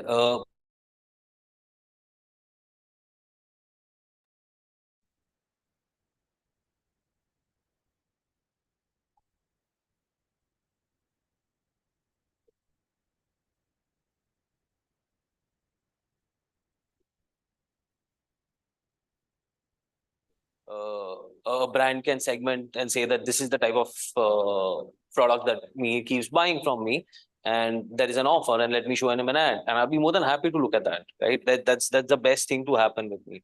But if somebody tries to show me something which will freak me out, saying that how do you know this, right? It's absolutely not okay. I think all of us will have to just take that one test, that am I okay with this kind of personalization? That's it. Thank you. So now actually coming to the last question, let's try and understand what are 2-3 strategies that you have tested or that are in works for you, your organization, when it comes to tackling the cookieless world. And let us hear about what's worked, what's not worked. So we spoke about contextual. I think that hasn't worked the way we wanted to work. I'm talking with respect to scale. Definitely, at a certain scale, you will get a better quality from contextual advertising. It's also the platforms to evolve in certain way, right? And ability of brand and agency to leverage that, right? So that once that evolves, I think we might hit a certain scale, but as of now, that hasn't happened for us. That's one. Second, I think there are two parts.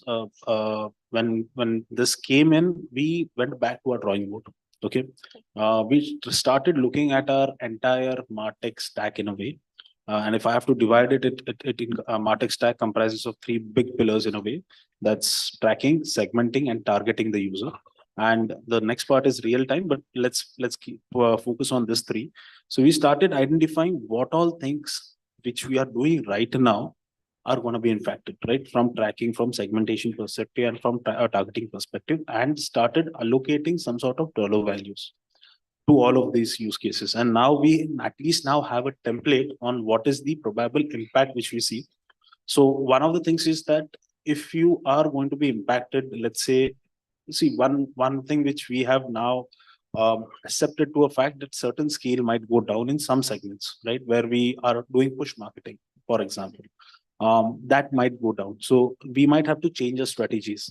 So let's say if instead of doing push marketing via doing behavioral targeting, why not do a top funnel campaign at those platforms, which might give us a better thing. But from if it comes to unit cost, definitely they will increase.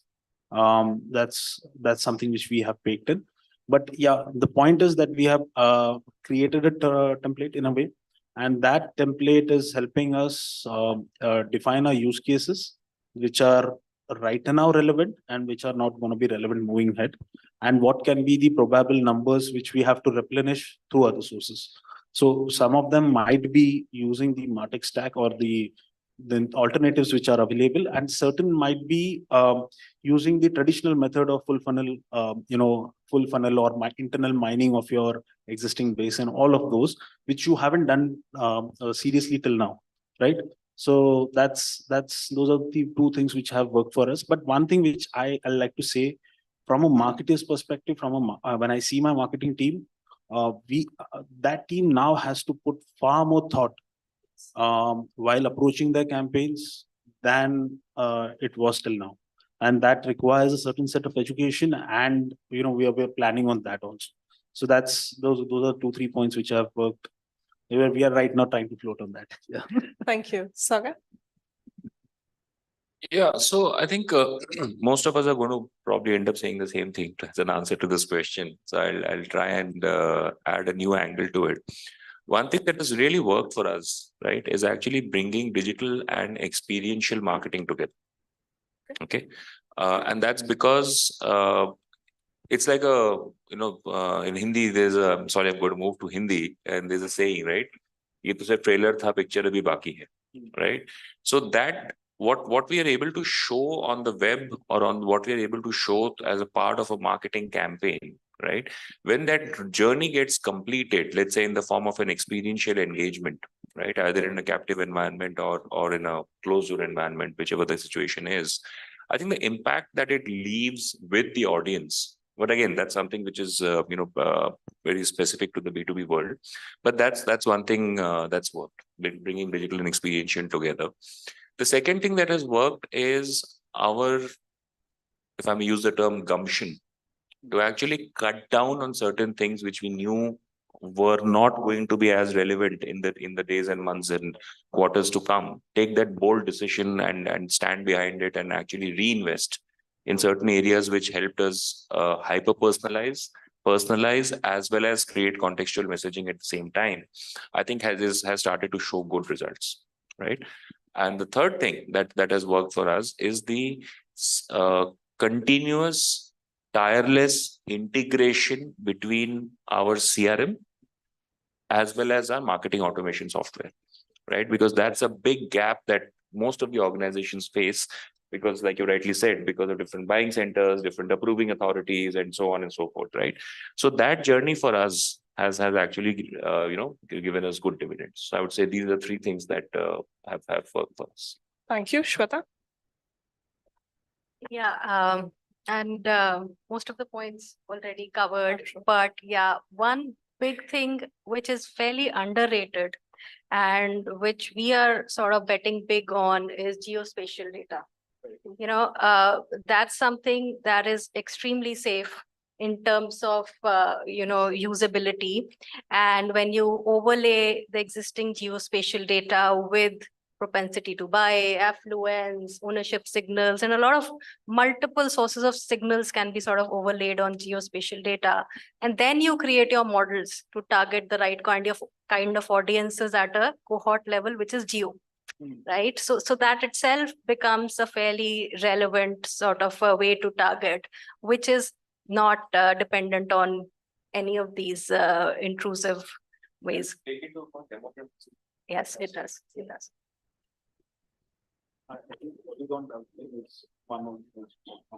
I think if I go to say, I'll repeat few of the things, right? But yeah, contextual is something that we've been piloting on.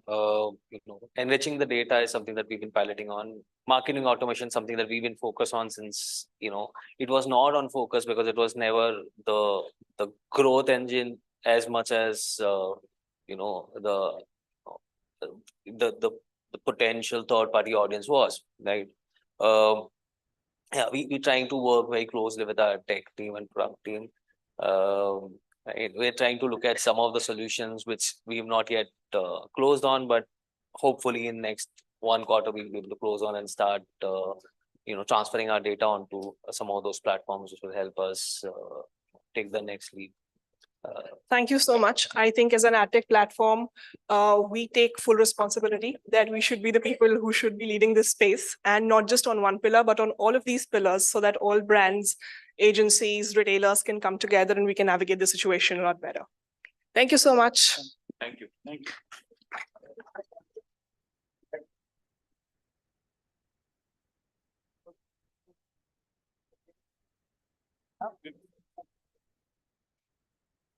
There's a question coming up, I thought as well. We're going to have one. Here we go. Thank you so much for the opportunity. My name is Ritu Bhatia. I'm faculty with ITM University. I have a question for all the dignitaries. How can we leverage artificial intelligence in cookieless advertising? I mean, I'm sorry if I asked a random or absurd question, but this is what I was thinking. If I can take your valuable input on this. So the short answer is in many ways. Okay. You can involve artificial intelligence into everything that you're doing today. What needs to be clear, right, is A, why are you doing it? B, what are you looking to get out of it? Right? And C, what is it that you would want to do, and to what extent would you like to go, keeping your audience, keeping your end objective and your goals in mind. Right? And this is a very broad discussion, to be honest with you, and it's already happening in many closed door rooms, right? So to give you a case in point, if you're talking about content creation, right? Content creation, we spoke about contextualization, we spoke about personalization and so on. If your question is, can it be done through artificial intelligence? The answer is yes. Right? And we just discussed how to send those messages out in the real world so that the right audiences get to see those messages. So there is a correlation, right? If there's a specific objective that you're looking to meet, I think that would warrant a separate discussion. All right, an open forum. If anybody at the back also wants to answer, yes, can you hand over the mic there? If you could introduce your name and the question, please.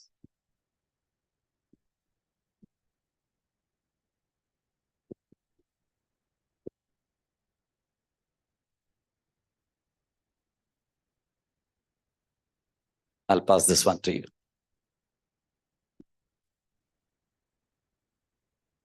Hi, afternoon all. My name is Vishwanath. I'm from Reliance Geomart. I have two questions, one very specific to this topic. One, we speak a lot about first-party data harnessing and kind of using those scripts to, again, feed it back into the platform. So I want to understand how much of goodness it has given, whether it has improved the efficiency or it has kind of given some sort of a better incremental business value. That's one. Secondly, how about new businesses? When they come after maybe 2024, 2025, right? Right now, there is a certain platform for them to build on third party. But let's say there's a new brand, they don't have any first party data. Then how do they kind of leverage and grow? These are two questions.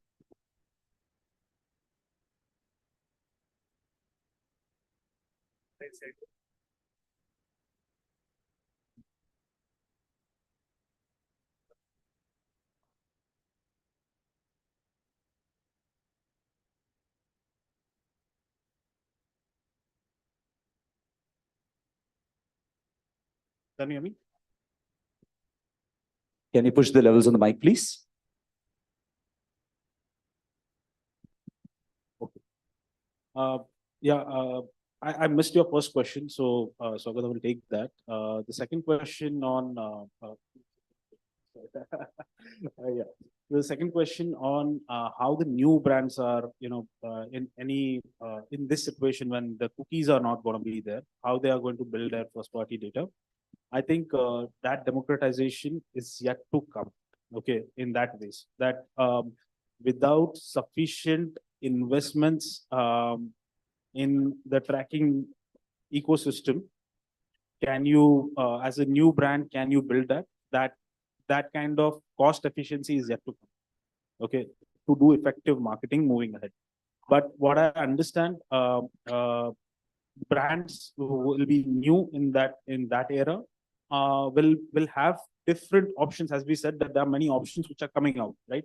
So universal ID, as I said, is one option for advertising. The Google Privacy Sandbox, when it matures, it will give you much more options for targeting. Okay. But to create an entire infrastructure at day one, harnessing your first party data, yes, you can keep it, you can structurize it. There are certain open source tools also available, but a complete new to business in a way. Startup, I think it would be a tough journey for them right now. Somewhere down the line, I think it is much more possible. Sorry, just to add to the second question and the answer that Abhishek's given, yes. And for the businesses starting today, actually, I feel it may be slightly easier because they are not saddled with a lot of baggage, right? So that is one thing. So therefore, they have the advantage. We've all spoken about the alternative methods today to reach out to your consumers, so they can keep doing that.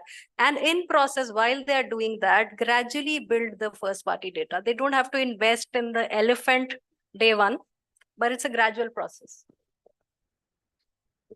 So to go back to your first question, I'll just try and paraphrase what you said. You're basically asking what I spoke about first party data being shared with platforms and through scripts, right? And then they're remarketing that data to the same audience on their platforms through their first party data conditions. Is that right?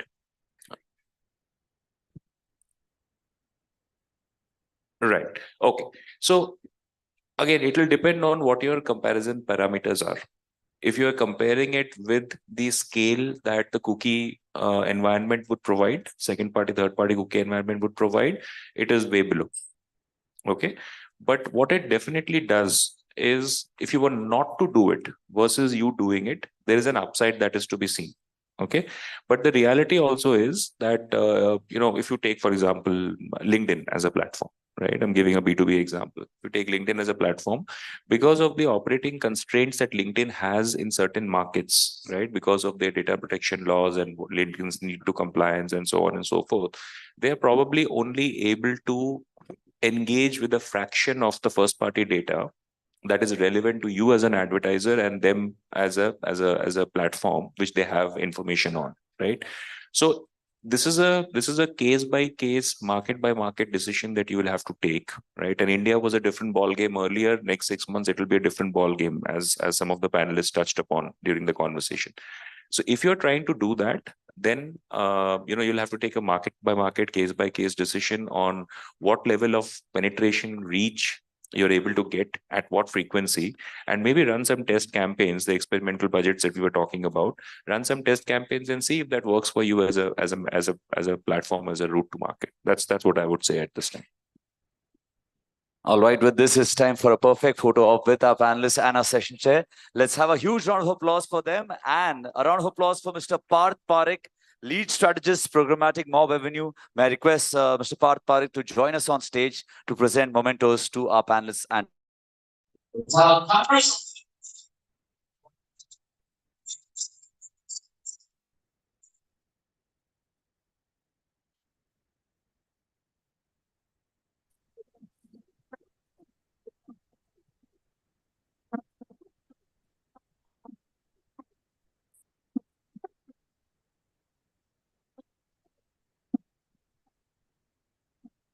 like to thank our session chair, Medhavi Singh. A round of applause for Medhavi, everybody, for conducting this. And for Mr. Abhishek Sankhe, Mihir Lakhani, Saugata Bagchi, and Shweta Singh. A round of applause for all our panelists right here.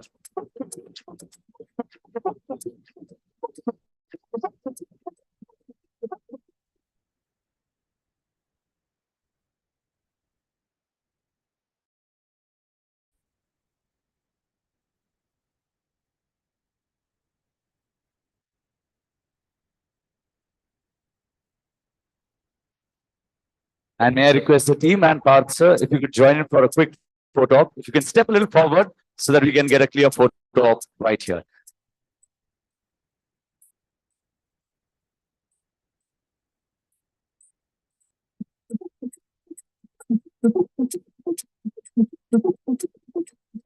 A big thank you to our esteemed panelists and the Botsar for doing the honors. Thank you so much for joining in. Ladies and gentlemen, now the excitement goes to the next level because we have with us a very interesting standalone session happening right now. And the topic is very interesting. It is nurturing trust and ads, shaping the future of programmatic marketing and advertising. And without wasting any further time, let's welcome back on stage lead strategist programmatic for Mob Avenue Media, Mr. Parth Parekh. Let's welcome him with a huge round of applause as he takes charge at the podium.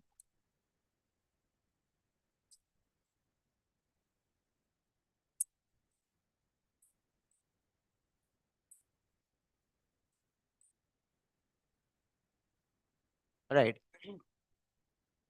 Hi guys, am I audible? Cool. Uh, Good afternoon, ladies and gentlemen present here.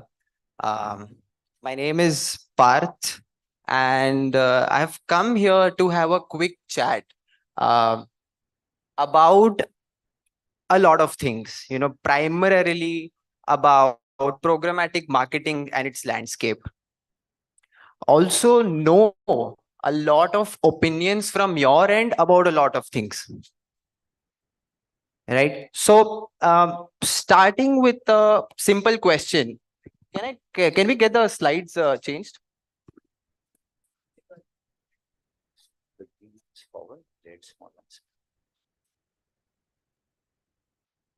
All right. So how many of you guys have ever made a purchase after going through an online ad? How many of you guys have been ever persuaded to make a purchase? All right. So keeping this thought in mind, today, as we explore the quite intricate, quite delicate relationship between trust and advertising in programmatic marketing. All right. As we dive deep into the dynamic digital era, it reminds me of a thought. It goes like advertisement is a legalized form of lying. All right. So now, how do you build trust with that notion? When we talk about digital advertising, digital industry as whole, I think the currency that works here is trust. And it is much more truer in the sense of programmatic marketing. It's not just about automation or, buzzwords like that, but it's more about a data-driven approach that has led to this unprecedented growth. By unprecedented, I mean in the year 2022, the global programmatic ad expenditure are recorded as high as 7.31 billion US dollars. 7.31 billion. So point I'm making is that's not a small amount. And they say where there lies money, there lies tons and tons of opportunities. Right? And this makes me speak that we can no longer operate in the shadows, or programmatic advertising as a whole brings, promotes and propagates brand perception, keeping transparency at the core. And shadows are not meant for us now. All right. Speaking about programmatic advertising or speaking programmatically, it's no longer a buzzword. It's more about highly targeted, data-driven campaign management, right? And it helps you connect. Connect means it helps you connect your audience. It helps you connect the users. It helps you connect or retarget users. It helps you connect behavioral segments, or it helps you connect the interests of your users. It helps you connect the dots.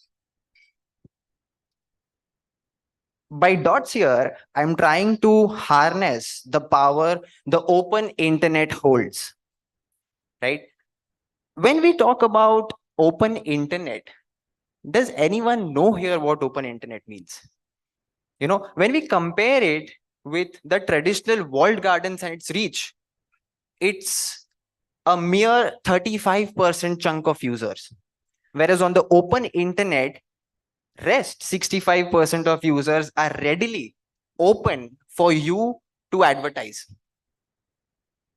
right?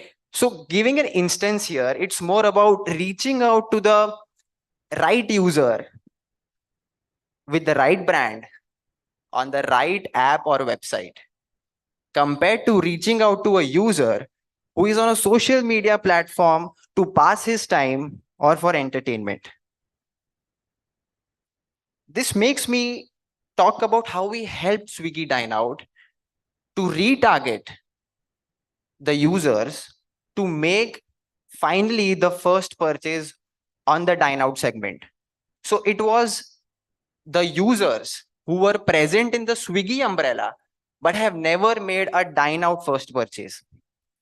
So the specially curated cohorts helped us understand and cross almost 40,000 plus orders, first orders in the last 6 months, which gives me an average of 7,000 to 7,500 orders per month.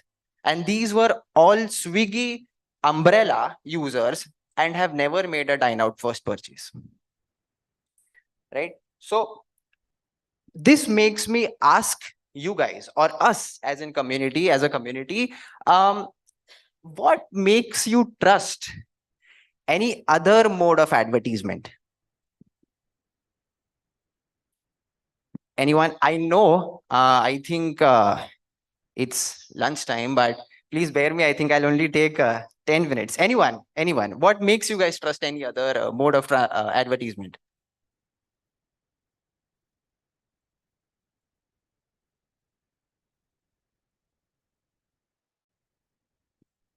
अच्छा ठीक है, भूख लगी है.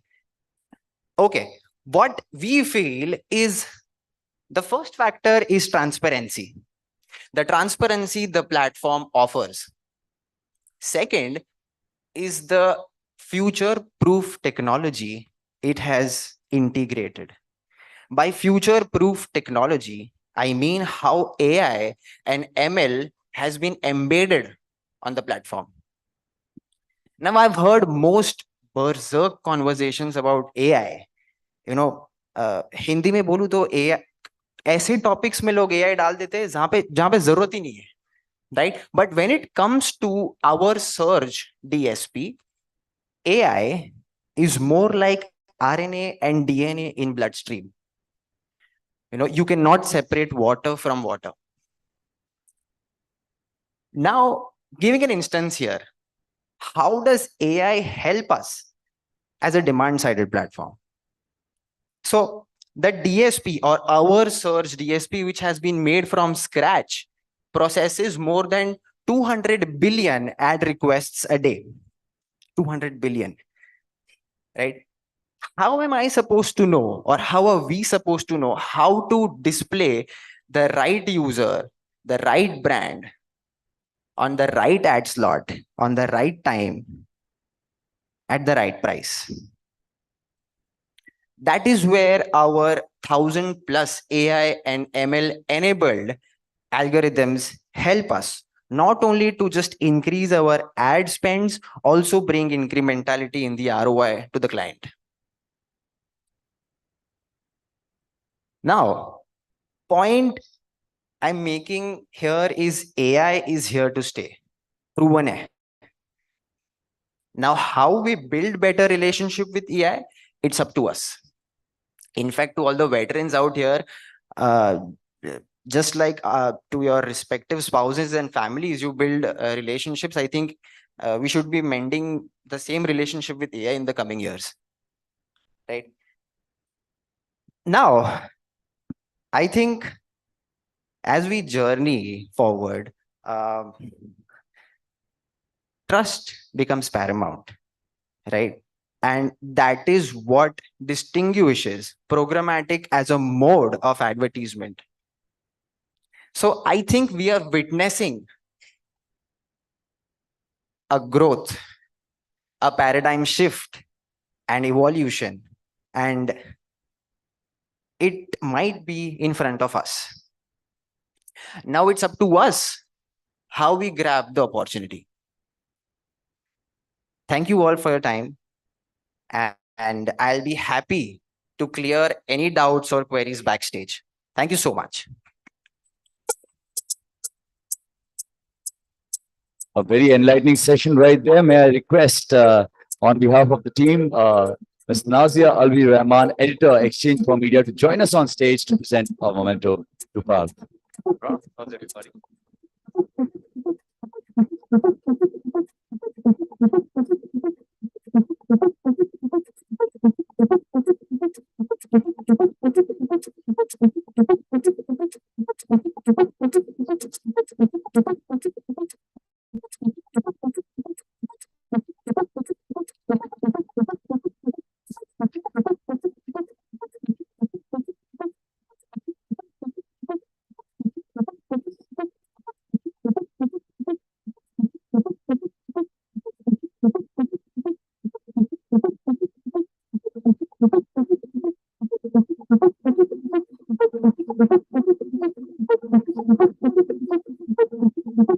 Thank you so much, Parth. Thank you so much, Nazia, for doing the honors.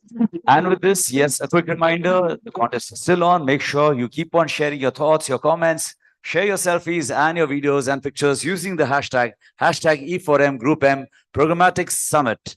And that gift hamper awaits you in just a little while before lunch.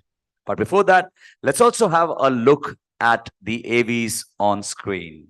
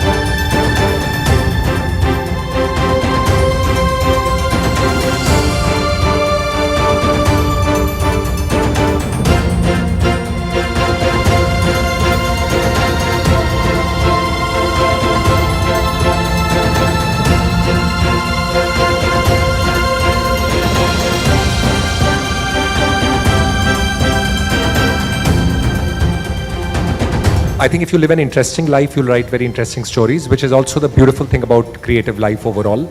Learning can never stop.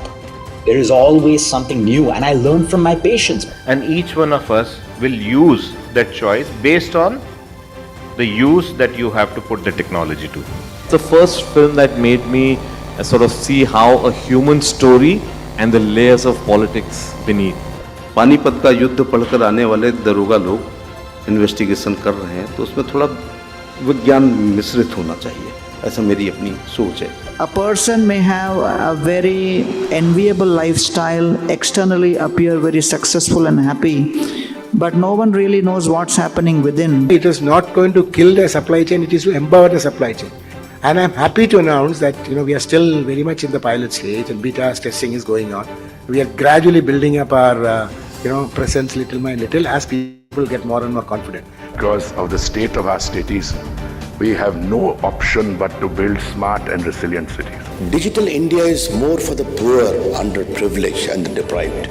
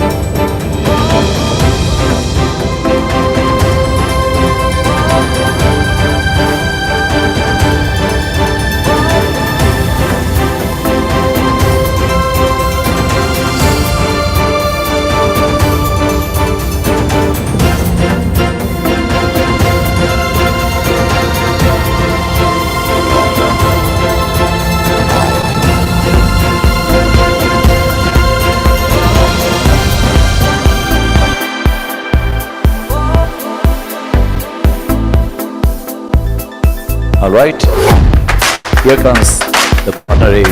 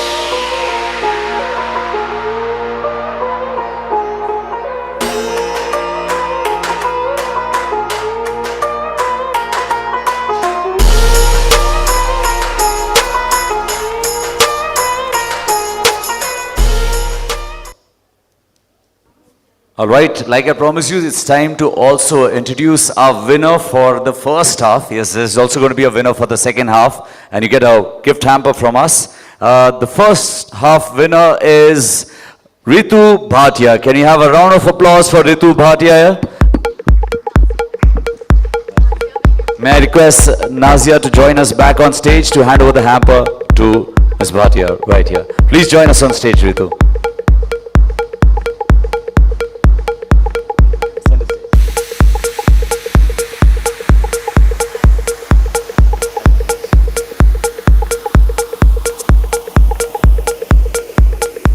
Congratulations, Ritu, and a quick photo of right here at the center.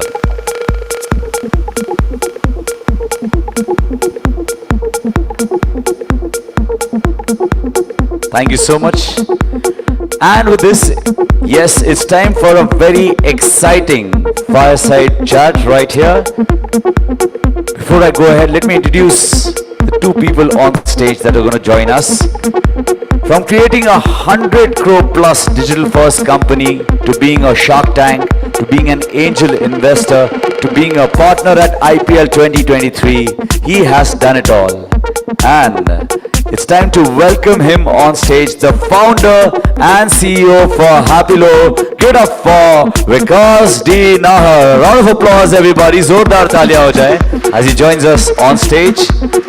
And may I welcome back on stage, Vikas is going to be in conversation with our very own Nazia Alvi Rahman, editor, Exchange for Media. Let's welcome Nazia back on stage.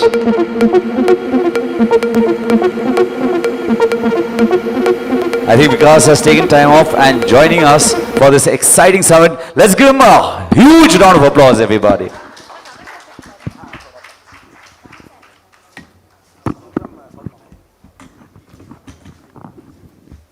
May I request people who've taken a routine hygiene break, please join us back inside the room, please. You can check your mobile mic once.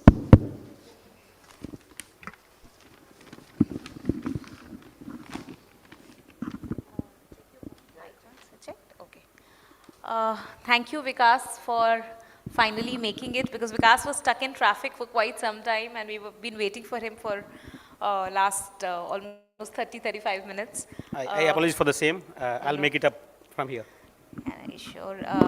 So, you know, Vikas, when I was told that I have to do this session with you, I went through a lot of videos where you've been talking, and it's really been a very, very inspiring journey. I was personally very inspired how you believed in the idea that you had and what you have built for yourself and for the country. So, you know, we want to start with your journey. You know, how did the idea of Happilo come to you? And when you started, did you think that you'll build a 500 crore company? Thank you so much, Nazia, for having me here, and apologize for the delay to start. I think, yeah, the Happilo was born in 2016 in September, October. So we are in a 7th year of the journey now. So I think when we started, yeah, we always did, you know, took small steps, never thought what we wanted to become in terms of revenue or in terms of brand and valuation. On. We always wanted to do the small things right. I think we always knew that we'll make it big, but time is the only, you know, matter. So I think we are confident in that space. In terms of why the dry fruit and snacking space, basically I was a retailer before that. So I founded a retail chain which I expanded to around 15 stores. So during that time, the availability was a problem in terms of, you know, branded dry fruits and snacks and healthier alternatives to people. Right? A lot of dependency was there on international brands from across Southeast Asia or US, and availability was a problem. So I thought, you know, why can't Indians create global brands of recognition? And that was the inspiration. You know, I wanted to take India to the globe, and that's what Happilo was born. You, in one of your interviews, you said your father was a farmer. You know, he was from a farming background. What was he into? Like, what kind of farming was he doing? Yeah, see, I come from a you know, remote place called as Sakleshpur. It is around 200 kilometers south of Bangalore. It's largely a very scenic place. People go there for homestays and all. It's quite scenic out there. And my father was actually, you know, doing a lot of farming practices there. He used to grow a lot of coffee and pepper largely. So my childhood was always going on the weekends to the farms and the estate is what they call, and then to look at how the cultivation is done, how the harvesting is done. So father was largely into farming practices of spices, largely cardamom, pepper and coffee. But nothing to do with the dry fruits? No, I think dry fruit was not relevant back then, but the idea of trading, the idea of farming, harvesting, and all those things actually played a key role in me understanding the nuances quite early in terms of agricultural practices. And also father also used to, you know, post farming, used to also aggregate, you know, a lot of stuff from nearby farms and also and then sell it to the processing centers. So I saw business happening very closely in my younger childhood. I think that shaped up a lot of my instinct to do business and learn a lot from my father. You have started a digital first company and it has become a huge success. So for the beginners, what would you describe as the biggest challenges that you faced in your journey in the initial years? See, initially, if you see large brands always have stronger distribution in terms of offline. For example, Hindustan Unilever must be available in more than a crore outlets, right? Now, that is the GT potential what we have. The offline, there are 1 crore outlets in India. And even Unilever might be present in say 70-80% of that. For any young brand to build distribution, even to for say 1 lakh stores is very, very difficult because it's very expensive. We have to hire a lot of people. But for younger brands, it's easier to launch something online because they have to just convince the category manager to launch the product, and you are visible to millions of Indians online. So for any brand, I think e-commerce first approach is always better because they don't have to focus on distribution, and this acts like a pilot for your offline strategy as well. I think that's how we started, and initially when we launched first time, we launched it on Big Basket, then moved on to Amazon and other platforms.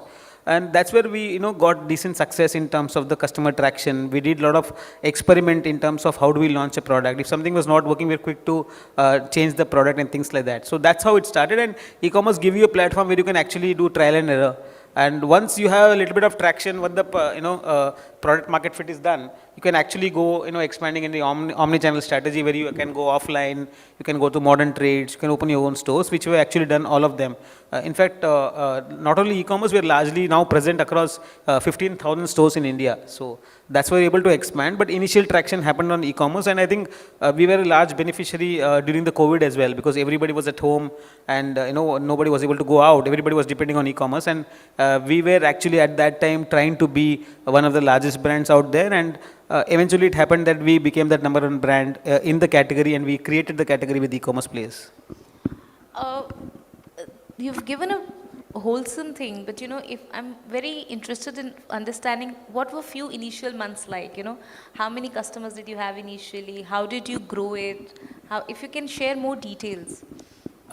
See, I actually, started with very meager amount, initially it was very tough. I read 10,000 somewhere. Yeah, actually, it will be very hard to believe for people that I only started the company with only 10,000 rupees. How did you spend that 10,000 rupees? See, 10,000 was what I had, and I actually wanted to, do something big and, start Happilo. So what I did, initially we just put the plan in paper, in fact, and I requested my wife actually to support me for the initial funding, right? What does your wife do? She was working for Indian Oil back then. She was an HR manager in Indian Oil. In fact, we did our MBA together, and she was in HR and I was in marketing. That's how we met. We went in Pune, SCMHRD for the first time. And then we fell in love and got married as well. We have 2 lovely daughters now. So I think a lot of success also is instrumental to her in supporting me in my early days when it was very tough for me to manage the finances. I think she was handling the entire household course. She was paying all the rentals and paying for the grocery bills, where I was trying to focus on my dream and trying to build something large. So I think it doesn't happen if you don't have a support system in place. And I started with 10,000, but I was fortunate enough that wife actually gave up her entire life savings of 20 lakhs to me, to proceed with the venture, and that's how it started. Then I was also a beneficiary of a government program called as CGTMSE, where small-scale enterprises, can apply through the Startup India website and get up to 1 crore of capital without any collateral back then. Now the limit has been extended under the new government for 2 crores. So I was a beneficiary of that. I got 75 lakhs of collateral-free loan. Okay. That was a stepping stone, and it helped us not to dilute equity at a very early stage. In how much time after you took the leap of starting the thing, when you realize that what you have done is right, you're in the you're going in the right direction and you've arrived? No, I personally feel we are still work in progress. I think it's always a learning curve for us. We learn every day, every decision what we take. But I remember you said that you had 20 rejections. Yeah, see, largely that was related to fundraising, right? We started the company in late 2016. For the same idea, for Happilo only? Yeah, for Happilo only. I have met many investors. I should take an early morning flight, meet 2-3 investors here in Mumbai, and go back again to Bangalore, not to spend more money on staying back here and things like that. So I always had this approach of trying to meet investors, trying to pitch the idea to them. But initially there were not many takers because they felt कि भाई आज तक जो हुआ नहीं मतलब आप कैसे करेंगे? In India, I don't think, a dry fruit healthy snack brand can actually exist. So there were a lot of challenges initially, because when you try to build a category from scratch, creating category is very tough. It's expensive, and it's also tough to get accreditation from a lot of people. So I think that was a phase where from 2017 to 2020, I had met almost 20 investors, and everyone turned me down and said this will not work. And that is the beauty of it, and it definitely Are you in worked. touch with any of those investors now? Yeah, they're all in touch with me, and actually we are great friends now. In fact, I happen to meet a lot in events and all. So they always say that thanks for proving me wrong. So that is what they have. So, how is building a digital brand different from building a non-digital brand? See, I think in today's world, the line is very thin. For any brand to be of scale, they have to have both the strategies of being online and offline. Any brand cannot only say that I'll only be digital first, I'll not go offline. But it depends on where you start. You can always start as a digital first brand and go to offline later, and vice versa. But as I told earlier, it's very expensive to start from the offline piece of it, because India is such a large country with such a massive population, and the tastes and preferences changing every 10 kilometers. It's very difficult for you to actually able to crack the distribution strategy in the early period. But it's always easy. You can go to a big basket purchase manager or a category manager, vice versa, on Amazon or Flipkart. You're actually able to convince them over the table if the product has that good, clarity in terms of brand positioning, product, taste, and price points. If you're able to convince them, you're immediately live, and millions of customers can actually see you. But when you want to start the offline channel first, there's a lot of manpower required, right? One single manpower can cover, say, 20 to 30 stores per day, and even maximum 40 stores per day. But 40 stores is not good enough in terms of volume and revenue. So you have to build, maybe employ 100 of people, and maybe pay 4-5 lakh salary per month to start off. In initial phase, that is not going to be easy. So today we have more than 700 people in the company. But when we started, we were only 2-3. So that's how the journey has been. So it's always good. I personally believe that brands should try it out on their website as a D2C brand, then expand to marketplaces, work towards the product market fit. Once they find traction and they believe that the product is good enough and there's a fitment in the market, and the target audience is large enough, that's when they can accelerate and try to look for fundraising, try to build a like-minded team, invest in technology, and look forward for distribution. Also invest in marketing. When was the time that you started investing in marketing? See, whatever money we made in the initial time, we actually always reinvested in the brand itself. In the first 4 years, I personally myself never drew any salary also. Because I felt that in the early stage, I would rather invest whatever earnings we have. We actually reinvest in the brand, try to grow the brand in terms of visibility, brand positioning, and create that brand, number one brand in the category. So that was always the aspiration. But the major shift in marketing came when we actually raised our first fund in Feb 2021. So during the COVID times, we didn't even meet the investors. Everything happened online. And we were able to raise our first fundraise of 100 crores. So for a FMCG brand who has not raised funding ever, to raise 100 crores was actually a milestone in itself. People actually start off with raising 2 crores, 10 crores, and like that. So initially our first fundraise was 100 crores. So when we got 100 crores first 3-4 months, I did not knew how to spend 100 crores. So that was how it was. Then we started doing strategies, looking at things and what do Indians consume. Did you hire an agency or you? Yeah, we hired a couple of agencies as well, but largely I am very pro on in terms of marketing and creating content. That's how been my background as well.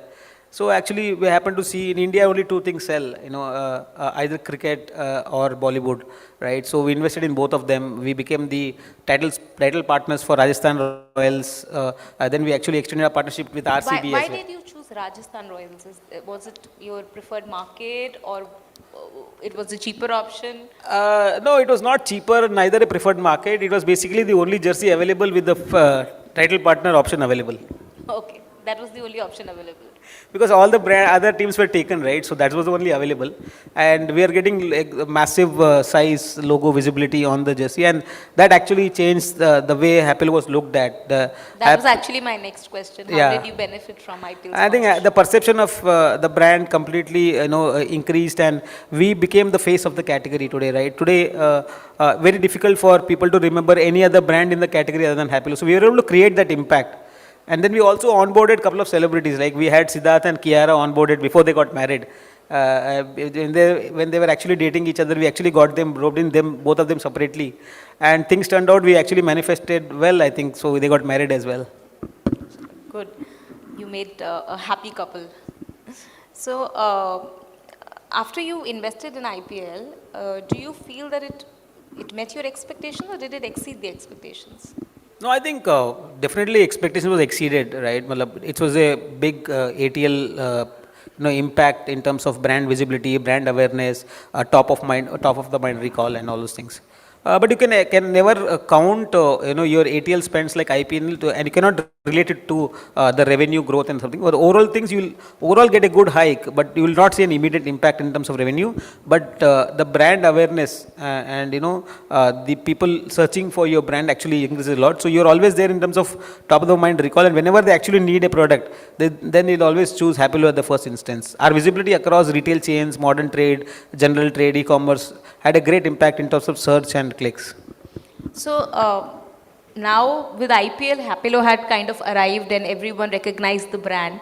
After that happened Shark Tank, and then people started recognizing you as well, right? So you invested in yourself also in a way to become the face of your brand.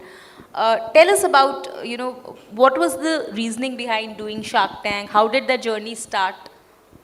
I think, see, to be honest, Shark Tank was never thought of. It was just, it just came in as a surprise where, So you were approached? Yeah, so it was, they just wanted a guest shark for a single episode as well. Because they were aware of the brand and they wanted to see if that can work. So the producing team actually flew down and just wanted to have a quick conversation. We had a good half an hour chat, and that's where they decided that you have to be our next guest shark, and they just wanted to check if the things could work, and end of the day the brands want good TRPs out there and people want to give out good content. I think we kind of had a synergy where they said they offered that guest shark for a single episode. So I was not keen initially. I just almost took 10 days to sign up for it because I was not sure if Why were you not keen on an opportunity like that? Maybe it's kind of being a little nervous and trying to be on TV. I think unlike the celebs and cricketers, I think we are not exposed enough to be that face of the brand, or to carry it on national television was a little bit butterflies flying everywhere. So I had to ask 10-20 of my friends, my investors, my family and all that will it be the right thing for me to be on national television, and we had mixed responses. What was the reaction of your family, your wife, your father? It was a lot of mixed reactions. I think basically family was like not into it completely because but my wife was hesitant enough initial days, but then she says yes, we should do it, and father was always saying yes. Why would they be hesitant? I mean, I see it as a very big opportunity where you can go and make your brand even more popular. Yeah, I think in hindsight that's like what free marketing. Yeah, it's completely agreed. But what happens is initially be on national television is a different challenge all itself. You have to be communicatable in terms of how do you build the brand story out there, right? So initially, and also family requires more privacy in terms of being there. The privacy gets hampered. So that's the only thing. Otherwise, I was always confident enough to be there and deliver. But I think in the initial phases, we had a lot of discussions around it. I took around 7-10 days to convince myself to be on the stage. And finally, when you said yes, and when you did that episode, how did life change? Did things change? Did people start recognizing you, coming to you, and saying that you're the shark we saw on television? Yeah, I think life changed a lot after that. I think the recognition and the love what I got from the Shark Tank audience, or from family and friends, and from the vendors, suppliers who all knew me, I think it was overwhelming for me, and it was a great opportunity to represent as a shark at Shark Tank, and I always ended up investing in 2 brands as well out there. And I was the lone shark who was coming from an FMCG food background as well. So that also added a lot of new dimension to the show itself. How much did it help your brand to be on the Shark Tank? See, personally, being on Shark Tank, there is not much impact in terms of, again, revenue per se, but the brand awareness grows, and largely the person behind the brand gets more prominence than actually the brand. People are willing to look at who is the person who built Happilo, what is he, where is he from. Google was all flooded with, who is Vikas Nahar, who is the founder of Happilo, how he founded. I think people were more curious. Don't you think it brings more credibility to the brand, when you know the owner, when you have an idea about his life? See, the trust factor goes up.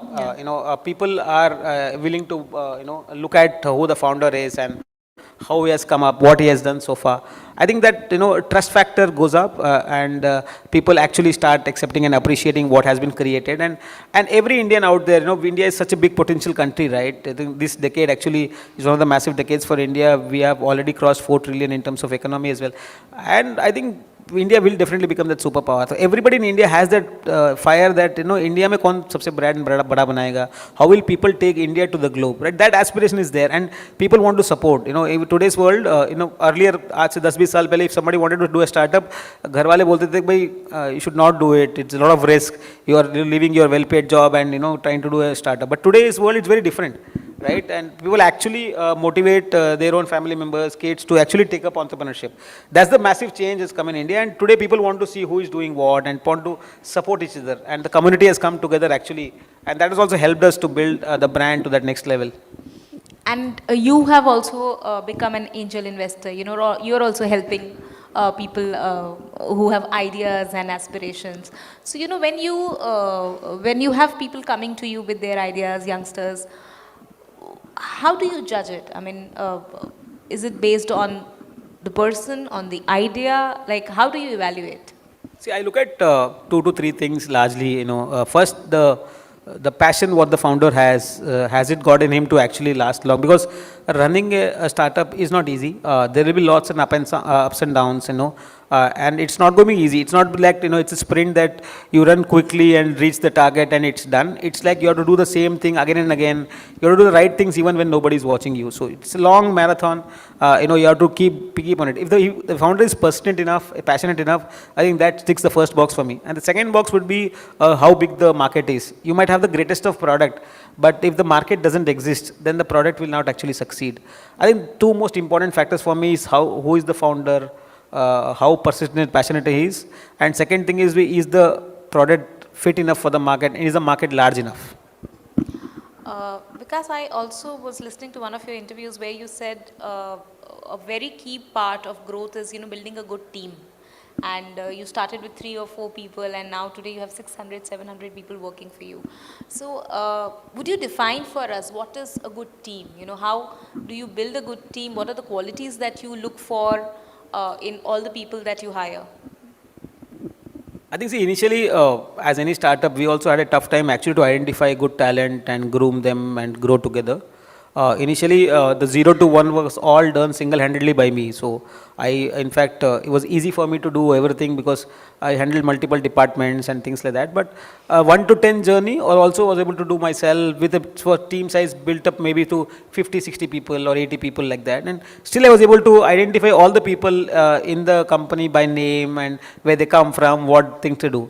But as soon as we exceeded that 1 to 10 journey, then after that it was very difficult for me to actually look at all things myself, right? The 10 to 100 journey could only happen because we built a good team around. The first 10 people that you hired, what were the qualities that you looked for? See, that time it was very simple, right? I was looking for people who would ask less salaries, and so because I didn't have much money to pay. But actually it was like, I wanted, to people who had good values and were passionate about, doing something large, right? So initially they actually lived the vision with me, they also felt that something large can happen. They trusted me at that time because, to be honest, we were not the best payers back then. Are they still with you? Yeah, absolutely. 70% of the people, of the first 10 people are still with me. And they are already committed 5 years. That's great. I also want to talk about Happilo as a product. Dry fruits have always been there. Snacks have always been there in Indian market. How did you position it differently? And if you had to pitch the product to me today, what are some of the unique qualities of what you are offering? See, it's all about giving quality deliverables, consistency. And I feel for any food brand, any food product, any FMCG brand for that matter, brand is the biggest differentiator, right? So, for example, if you have a noodles pack, right, you remove the logo of Nestle, Maggie out there and put some XYZ, the product will not sell. So it's the first most important thing is the brand, which will give you the first sale. So how can you create the brand positioning in the customer's mind, and how can the packaging, that's your first marketing material, how can that be attractive? So I did a lot of homework on how the packaging should look like, right? How the brand should be communicated, what should be the brand name. I think if that Happilo is a made up name, it's not a dictionary name, right? Yeah, So that's how you I get. would also want to ask you, how did this name come So up? basically, I wanted some Gen Z name. I cannot today name my brand Haldiram or no, or Nathus like that. No, today's people will not accept it.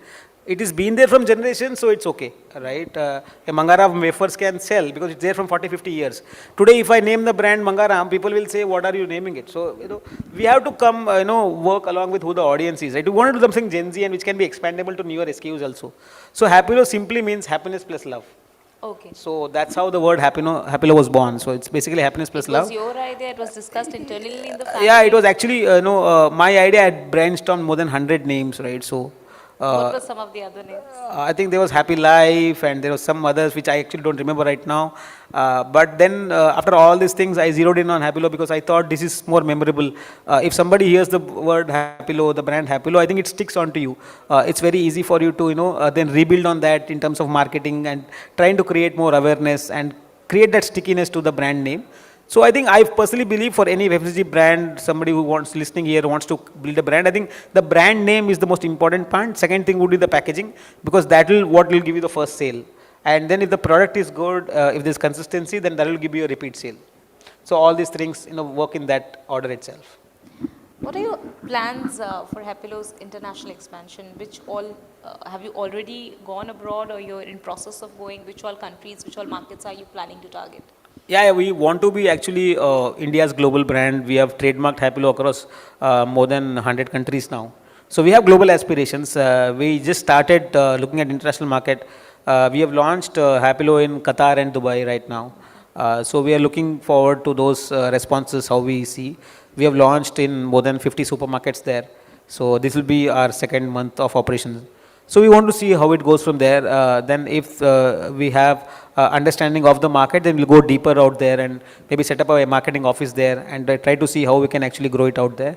Initially, we have started with 2 countries, and within the next 2-3 months, we'll be also available in 3 more countries out there. So we'll do a pilot with 5 countries and take it from there. Want to share which other 3 countries are you planning? Basically, after Qatar, then we have UAE, and after UAE, we have Thailand, Singapore, and Maldives.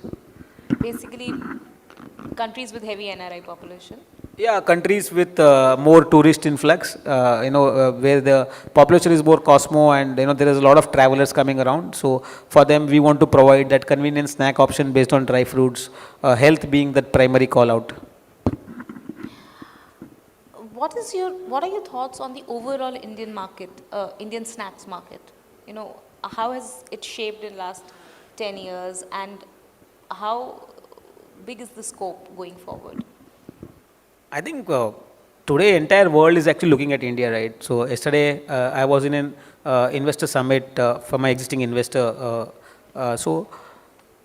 We see so many interest from across the globe who wants to invest in India, right? There were 40 odd people coming from different parts of the country, different parts of the world. So they actually wanted to invest in India because today we are 140 crore plus in terms of size.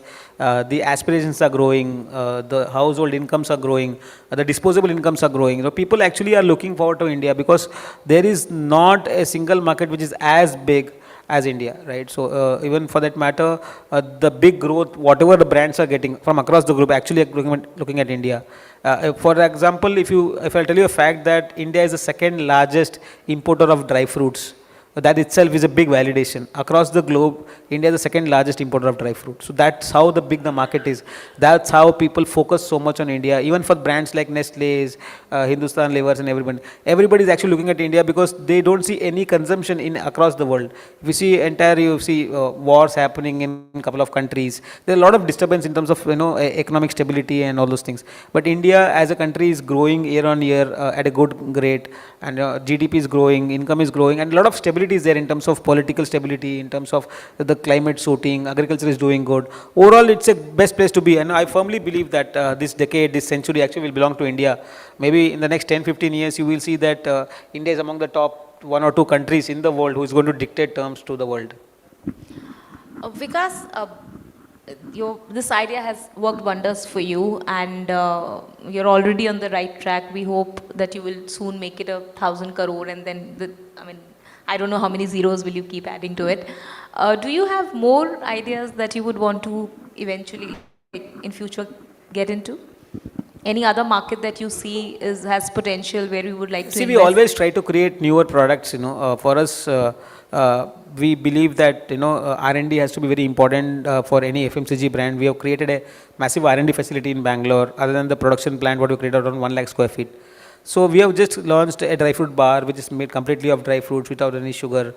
The sweetness comes from dates. So similarly, we have launched dry fruit based confectionaries, where how can you ensure that kids eat more dry fruits, but in a way of confectionery?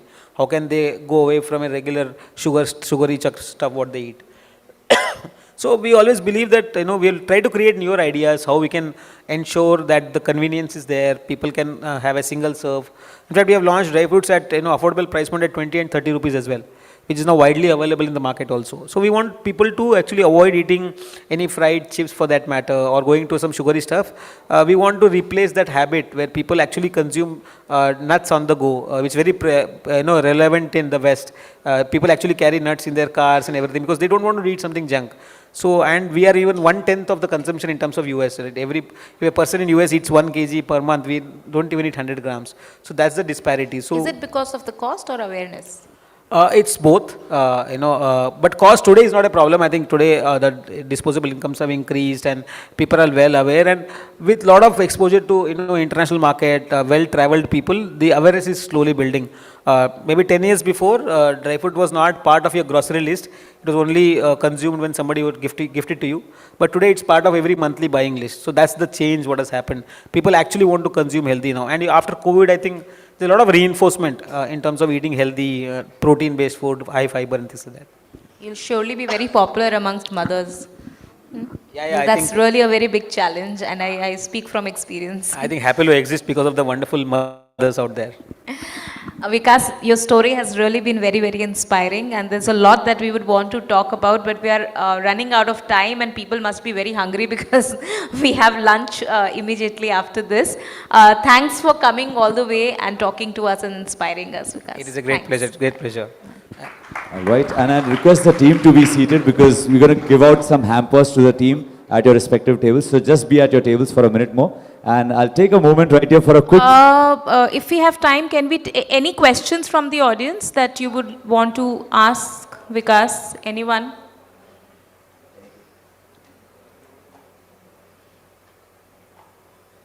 Just in case. I think everyone just... I see one hand there. They're pointing out. There's a hand right there. I think people actually... hands, yeah. There's people one actually in want that corner and people one. actually want to go for an early lunch. Yeah, I know. No, the lunch time is 1:30. Yeah, that's why they're not asking questions now. Right here, sir. But you're going to be here with us for some time. They can ask questions to you during the lunch also. Hi, so I'm Sarthak, and my question is, the biggest challenge which comes in e-commerce industry is the returns and refunds, fake returns and refunds. So how do you cater to that? I think that is a large industry problem, I think, which every D2C brand has a problem. So largely what we do is, for example, food for that matter, we have a low concentration on selling it on our own website. We earlier focused a lot. Only 5% of the business actually comes from our own website. We largely sell through marketplaces, quick commerce and other platforms in terms of online. So where the customer gets the product in say 2 hours or 1 day.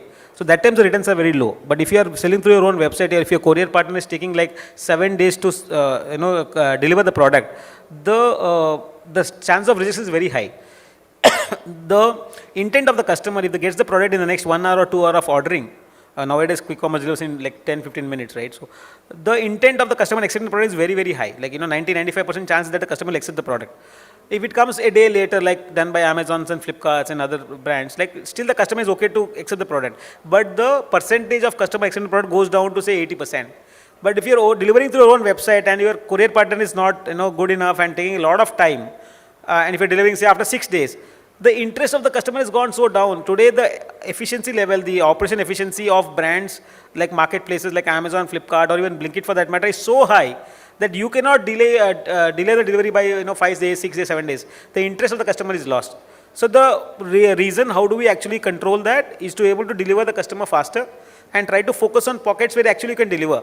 Restrict the pin codes, right? Restrict the pin codes where you will feel that you will not be able to deliver in say 2 to 3 days. Or try to open warehouses which is closer to your customer.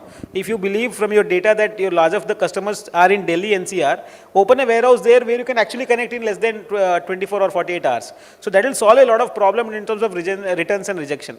But still, it's an industry-wide problem. There will be a few rejections, but being closer to customer, delivering early, and communicating to customer if the order is dispatched, where is it in the transit period, is there any delay, will actually help you avoid rejections. The customer has to be well informed and clearly communicated when the product will be arriving. He's always left guessing, then he might as well reject the order. Just in case, yes, there's a gentleman right there. I'm going to hand over the mic to you, sir.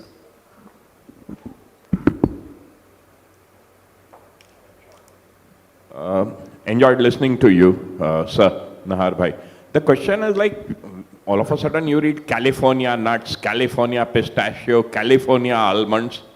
I mean, all over the world, only California name is there, or it's just a brand or a, what I don't want to use bad word, but it's like Afghanistan and all those places are real dry fruit places. And why California every morning?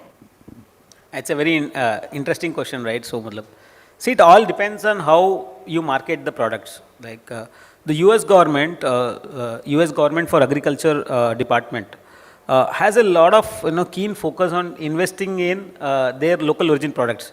For example, I want to ask you, audience, a question. How many people think that cashew has cholesterol? If everybody has been told कि भाई cashew में cholesterol है, doctors को जाओ, doctor बोलते काजू मत खाना, उसमें cholesterol है. That is the problem, right? That is the mispropaganda. Cashew nuts are a plant-based protein. Any plant-based product cannot have cholesterol. Cholesterol actually comes from your meat servings, from your fried foods. It never comes from eating plant-based products. Because cashews is a predominantly Indian origin product, it is never marketed well. Maybe the government back then did not focus on increasing cashew consumption, did not market it to the world. But on the other hand, you have Karishma Kapoor giving 5 almonds to the kids saying, Roj khana. Everybody remembers that. And today everybody says, we'll soak almonds in the night and eat it in the morning. Karishma Kapoor ne bola, acha health ke liye. But Kaju ke liye Karishma ne nahi bola tha. So that is the problem. That it's how you are set up. You have been groomed in a way that you have been taught ki what is good, what is bad. Need not be true. But almonds are definitely very healthy. But I feel cashews are equally healthy, but they are not marketed well. And if you talk about pistachios from California, to be honest, 10-20 years back, there was no pistachios coming from California. Everything was grown in Iran. The farmers from US and few Iranians actually migrated to California because the climate was very suitable to grow pistachios out there. They actually took the seed from Iran and tried to grow there. And they got a lot of support from the local government in terms of ensuring that the yield grows up. And today they produce almost 70% of world's pistachio requirement. So that's how the government has focused the farmers, helped the farmers out there, and they also had very suitable conditions. Their temperature out there is like 0 to 10 degrees, in terms of that temperature. So they get benefit as well. It's a very colder country for that matter, and easy for them to grow more almonds and pistachios, things like that. But India also grows a lot of nuts, like cashew comes from India, raisins, inshell walnuts and all. But still, almonds are not predominantly grown in India. And cashew also, what India grows, it's not even enough for one state for consumption. A lot of cashew is imported from the African origin and processed in India. So the problem is we are such a big country, right? We have 140 crore people out there, and we consume so much of food products. The world crop is not enough. Indian crop is not enough. So we actually have to import from across the globe. There was a saying recently I heard in a dry fruit council. They were saying that if every Indian eats 6 grams of nuts and dry fruits per day, the entire world crop will finish in 40 days. That's Mr. Vikas Nahar, an ocean of knowledge right there. And a huge round of applause for the two of them. Zordar Talia ho jaye for Vikas and for Nazia as well. May I request Nazia to present a token of appreciation on behalf of the E4M team. Also, simultaneously, our volunteers will reach your table and present a token of appreciation on behalf of the entire team at Exchange for Media. And this gift hamper is sponsored by Mob Avenue.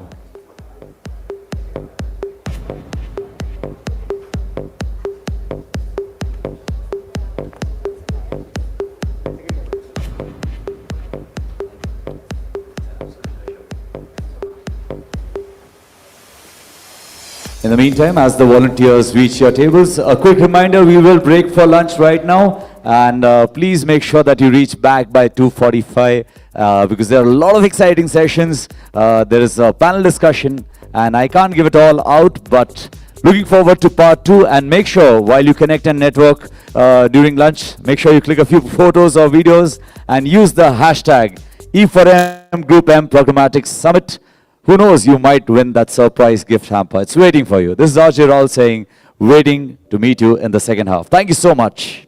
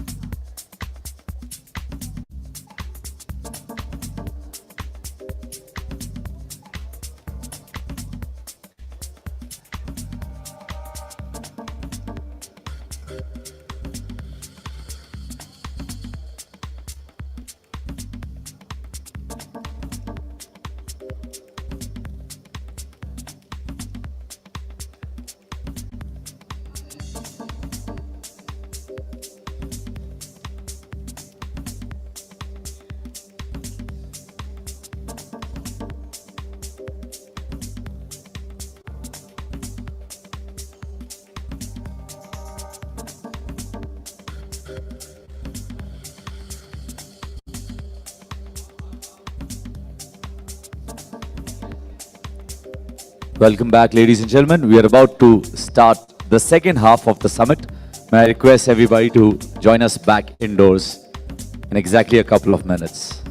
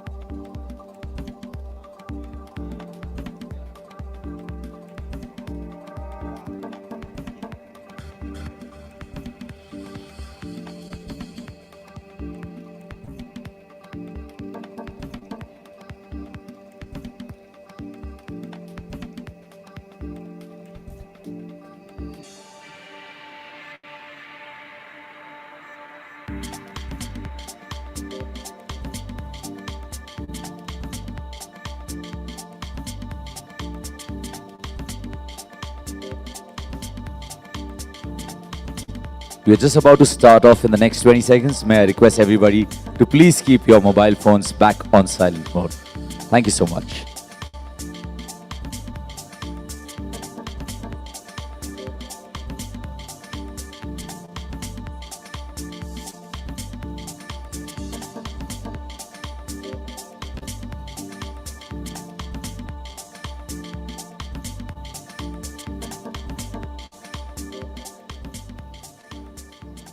May I request everybody to please take their seats? We're about to start right away. Welcome back, everyone.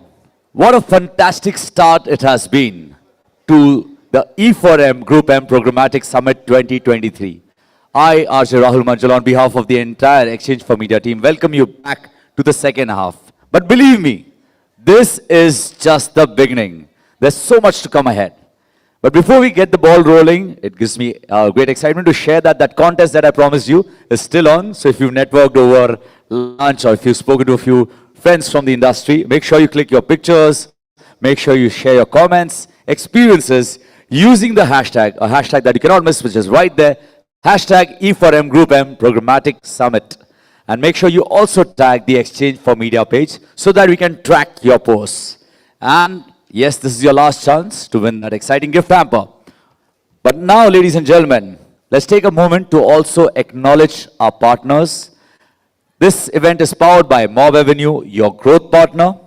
Gold partner, Double Verify. Double Verify, as we all know, is a leading software platform for digital media measurement and analytics, working on hundreds of Fortune 500 advertisers globally to make digital advertising ecosystem stronger, safer and more secure. Programmatic partner, Lemma, omnichannel SSP for emerging media formats.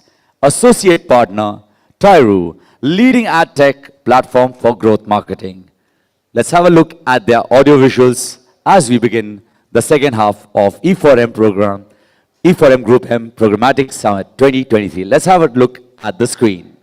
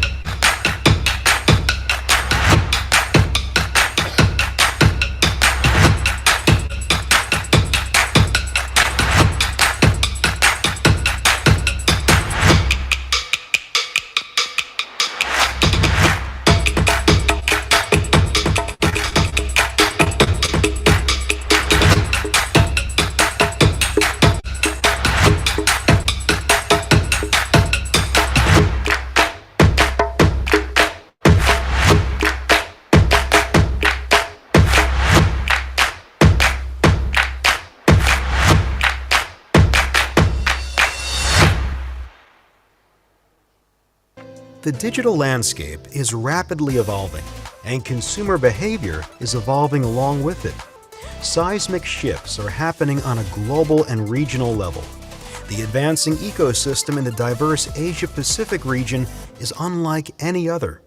Marketers need new ways to engage consumers across the region that reflect changing habits and expectations. With new social media channels emerging, e-commerce growing, and CTV and gaming taking off, there are boundless opportunities to reach consumers. Yet amidst the changing landscape, one thing remains true. Ensuring quality across channels is a prerequisite for effectiveness. Learn more in Warwick and Double Verify's new report, Raising the Bar in APAC, How Media Quality and Performance Drive Outcomes.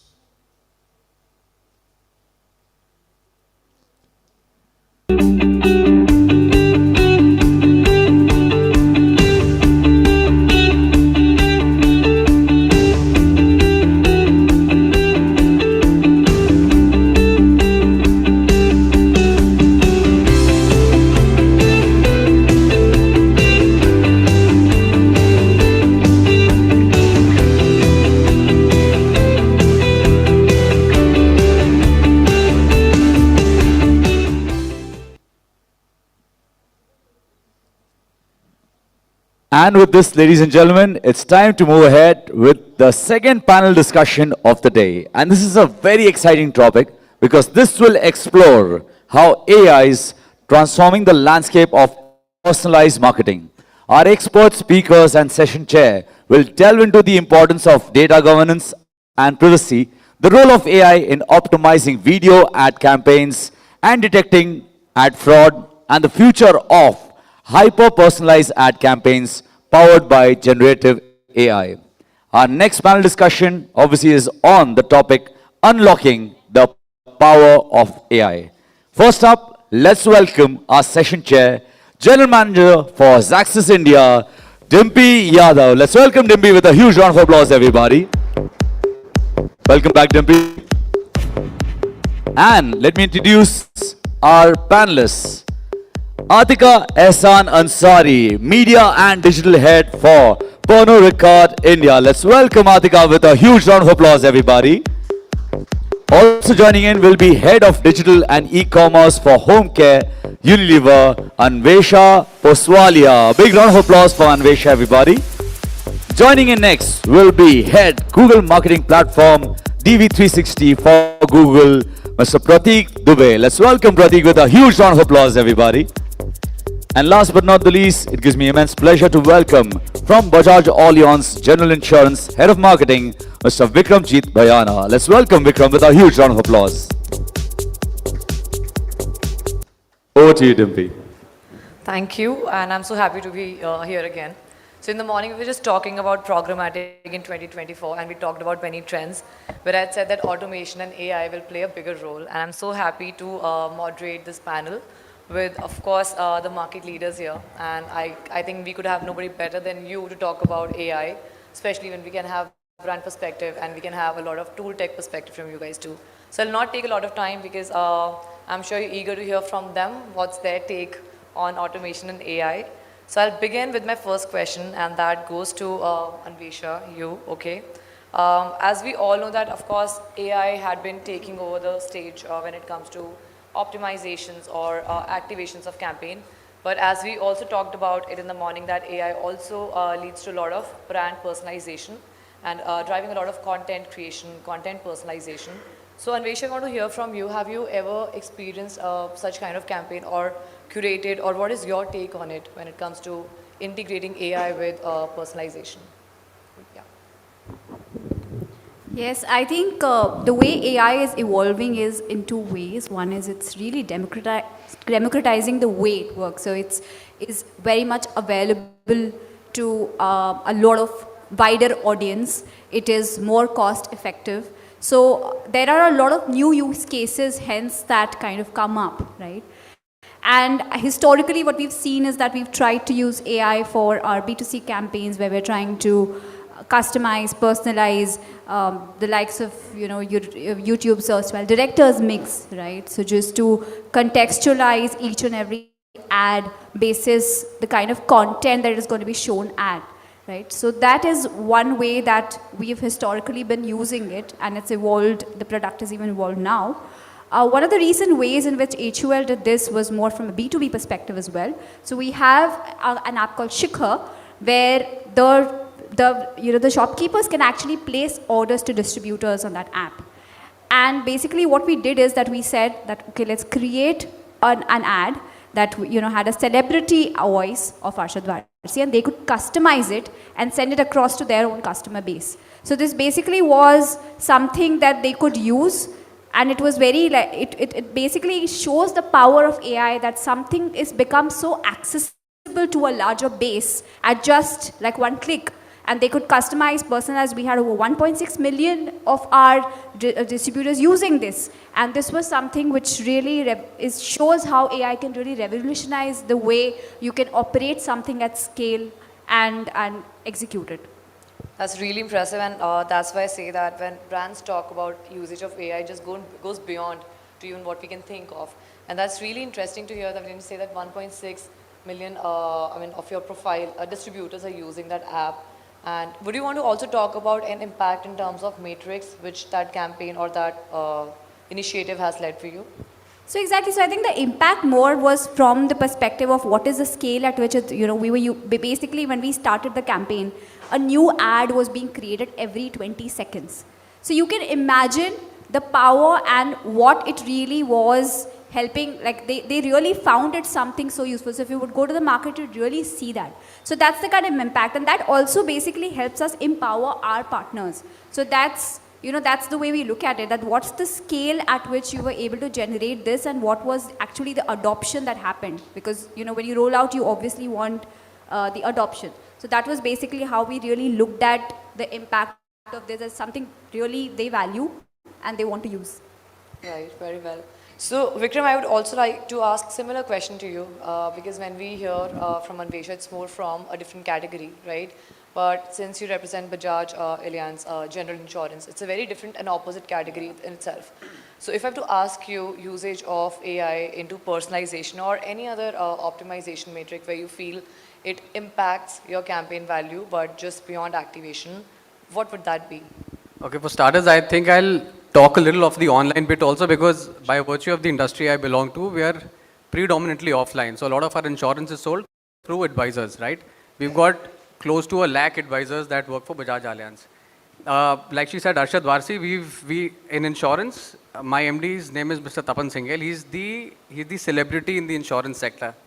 And I'm not kidding you, and I'll tell you why. So we created his digital avatar, and imagine in a year, like she said, the speed, we connected with 1 lakh agents on their birthdays, anniversaries, when they did well, when something was wrong, something was bad, something was great. In all their ups and downs, we had a video of our MD, Mr. Tapan Singhel, talking to them. And it was a two-way communication. So they could communicate and send us a note, a voice note, a video note, a text note. And in a span of a few days, which was otherwise considered impossible, because otherwise calling them would take longer time. Turnaround would be bad because half people don't answer unknown calls these days, right? These messages went via WhatsApp, emails, and SMS. We connected with all 1 lakh agents. That was, I think, probably the best hit ratio one could have ever assumed. 100% hit ratio where we got responses from all of them. Could be a thumbs up, could be great. A few of them complained. All those complaints were noted, immediately actioned. So imagine in less than a week, we had more than 1 lakh advisors' concerns addressed. If they were doing well, it was whatever we did well, we made sure that we do that a lot more, so that anything that's working well should be replicated. Copy paste ka zamana hai, so we completely believe in that. And something that didn't do well, we immediately worked on that to make sure that it gives us a better result. So why I took the offline example is because a big chunk of insurance is still sold offline, and that's one thing as a perspective using AI, I thought I should bring on the table, and it's quite powerful. It's I think here to stay. Turnaround is incredibly fast. The quality of you all would have seen Shah Rukh Khan ka Cadbury wala ad, right? I'm talking about a similar concept where it was him, the MD talking, but the names were changing, but it was so seamless that at times even we got confused, how could he make so many videos, right? So I think that's where it stands, and it's here to stay. It's actually very insightful, and while I'm moderating the panel, but even I was listening to you, that it's very interesting to hear that how offline, in an offline world, you could really curate this, because even me as a user, I don't like taking any unknown calls thinking it's a spam, right? But at the same time, how do you pass on your message to a consumer? And it's very interesting that how you've used AI in an offline world to really impact, to create a very impactful campaign for you. But if I have to really hear it from you for Purno, right? So just Adhika, tell me and let all of us know. We could hear how online campaigns working for driving conversions, orders, right? Then we have an offline world where AI is adding a value. But when we talk about Purno, I mean, both does not really play a proper role, and Purno comes a lot with a lot of limitations, and hence you have to take a very creative route yet to utilize AI and drive a lot of impact for you. So how do you see AI playing a role when it comes to personalization for your category as such? So what you're saying, Timpy, is correct. We come from a category that is very complicated and dark, but AI provides us with possibilities that we could have never thought of. For example, Royal Stag packaged drinking water is one of the largest partners of the World Cup, which just got over. And year on year, we do the same things where we are like, okay, can you please participate in a contest? Can you please, win passes? And, we're trying to drive consumer delight. But if we could sort of, and we did that, get the star of the show, Rohit Sharma, come and have personalized messages for each of the participants while they get a pass.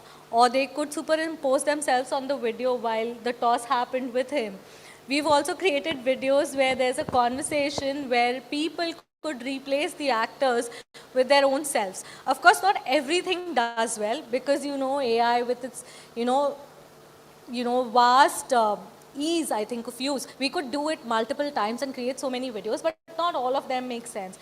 And we've realized over that period that maybe the smaller snippets where they are there at the toss or a picture or a frame, works better. But what it was able to do for a category like ours is, just give that consumer that push saying, oh my God, I've won a ticket and I have got a personalized message from the Indian captain himself to come and watch the match. So for us, it really worked. And while we did this online, we also did it at the point of sale, where you could get a personalized message and ask to participate in the contest. So yes, given the challenges that we have, AI really helps us in consumer delight and telling them, and while I hear both my counterparts talk about B2B, which we will be restricted to do, but for B2C and for the category that I represent, it was so amazing to have all of them, be delighted with this particular message which says that, looking forward to seeing you in Ahmedabad on the finals. I mean, like, people were writing thanks, thank you so much, I really love this video. I will put it on DMs, because I don't think none of them want to write it anywhere else. They're just like, oh yeah, I want to pass. So I think we ended up doing that. And in terms of impact, we did see our participation rates go up significantly. Of course, it was the World Cup, but we have benchmarks of the previous year World Cup and the previous year.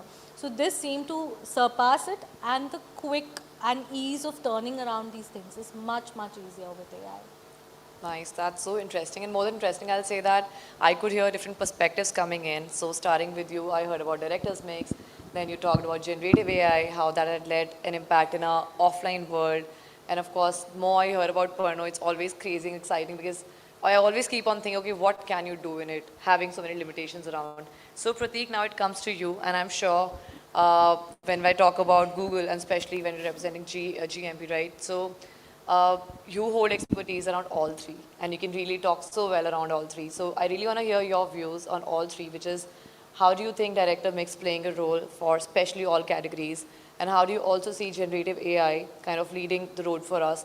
And especially when also, Atika talks about that how they try to create more of user engagement in a very content curated manner. How do you see GMP playing that role? Yeah.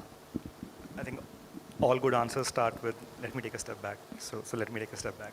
So like you rightly said, Devi, we are kind of involved at every step of the way, right? So the way Google broadly sees AI is essentially a force multiplier, or something which is a tool to enable what you wanted to do in the first place. It's not like the desire to connect with agents is new, or the desire to connect with customers is new. None of that is new. It's just a significantly better, faster, nicer way to do it. And that that is at the core of whatever we're doing in every product area. So Google Cloud, for example, will touch a lot of what he mentioned in terms of transcription, scaling, giving out messages, transcribing it, getting insights from that stuff. Director Mix, for example, would be one such aspect of AI where we feel that if there's a great message to be delivered via video, Director Mix allows you to do that mixing and matching and stitching and distribution all at ease. Director's Mix is also not new. We've had it for a few years now, right? But what it could do with, say, in that fabled Shah Rukh Khan ad, that's new. So I think these iterative improvements will keep on happening. In ad tech and in tech in general, we tend to get a bit what the Americans call drinking your own Kool-Aid, which is essentially, getting caught in your own echo chamber of what you think is amazing.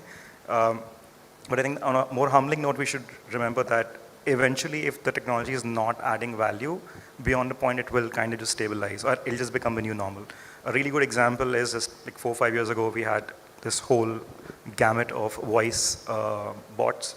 So Amazon had something, Google had something, and everybody was going gaga over how it's going to replace everything, right? You will not need to take calls, you won't need to make calls, but it kind of plateaued out. So I think as marketers and as practitioners, the responsibility is to keep the customer value at the center, and be it generative AI, which has applications, heavy applications in search, Director's Mix, which has heavy applications in video, or we have these cross-product solutions now, which work across everything.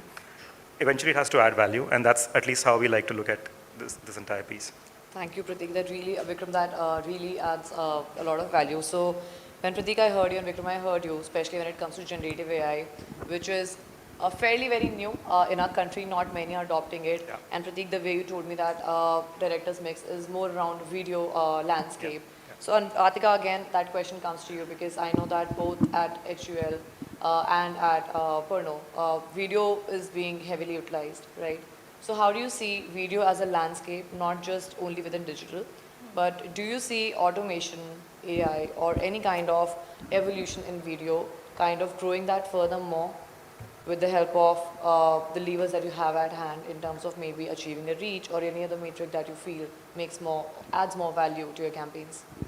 So I think video for us is a very powerful medium because for us, what we communicate, which is the purpose of the brand, is through video, and it's not connected through the line that maybe Anvesha and the Unilever team has an advantage of.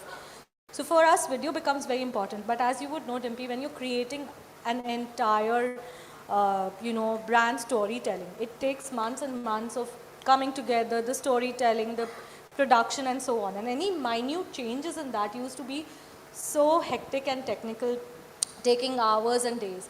I think with generative AI, it's just those smaller things. While I understand that you keep the consumer at the center of it, and you will see a lot of brands, trying to ape or learn and figure out something around it.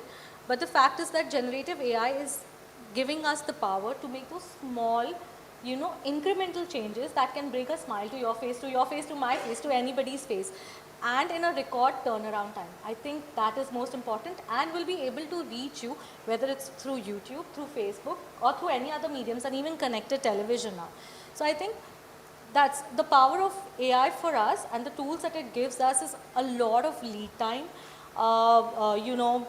because you just eliminate the time that's spent behind, making changes, doing the multiple revisions, and also the facility to be able to communicate that on multiple mediums, knowing, that particular person. I mean, simple things like having a message that just says, oh, hi Dimpy, this is so-and-so, I hope you're having a great day. I know it sounds very lame, but sometimes it just works very, very well. It adds that touch. So I think AI does definitely put us back where we can do the turnaround much faster and deliver it at the right platforms to the people.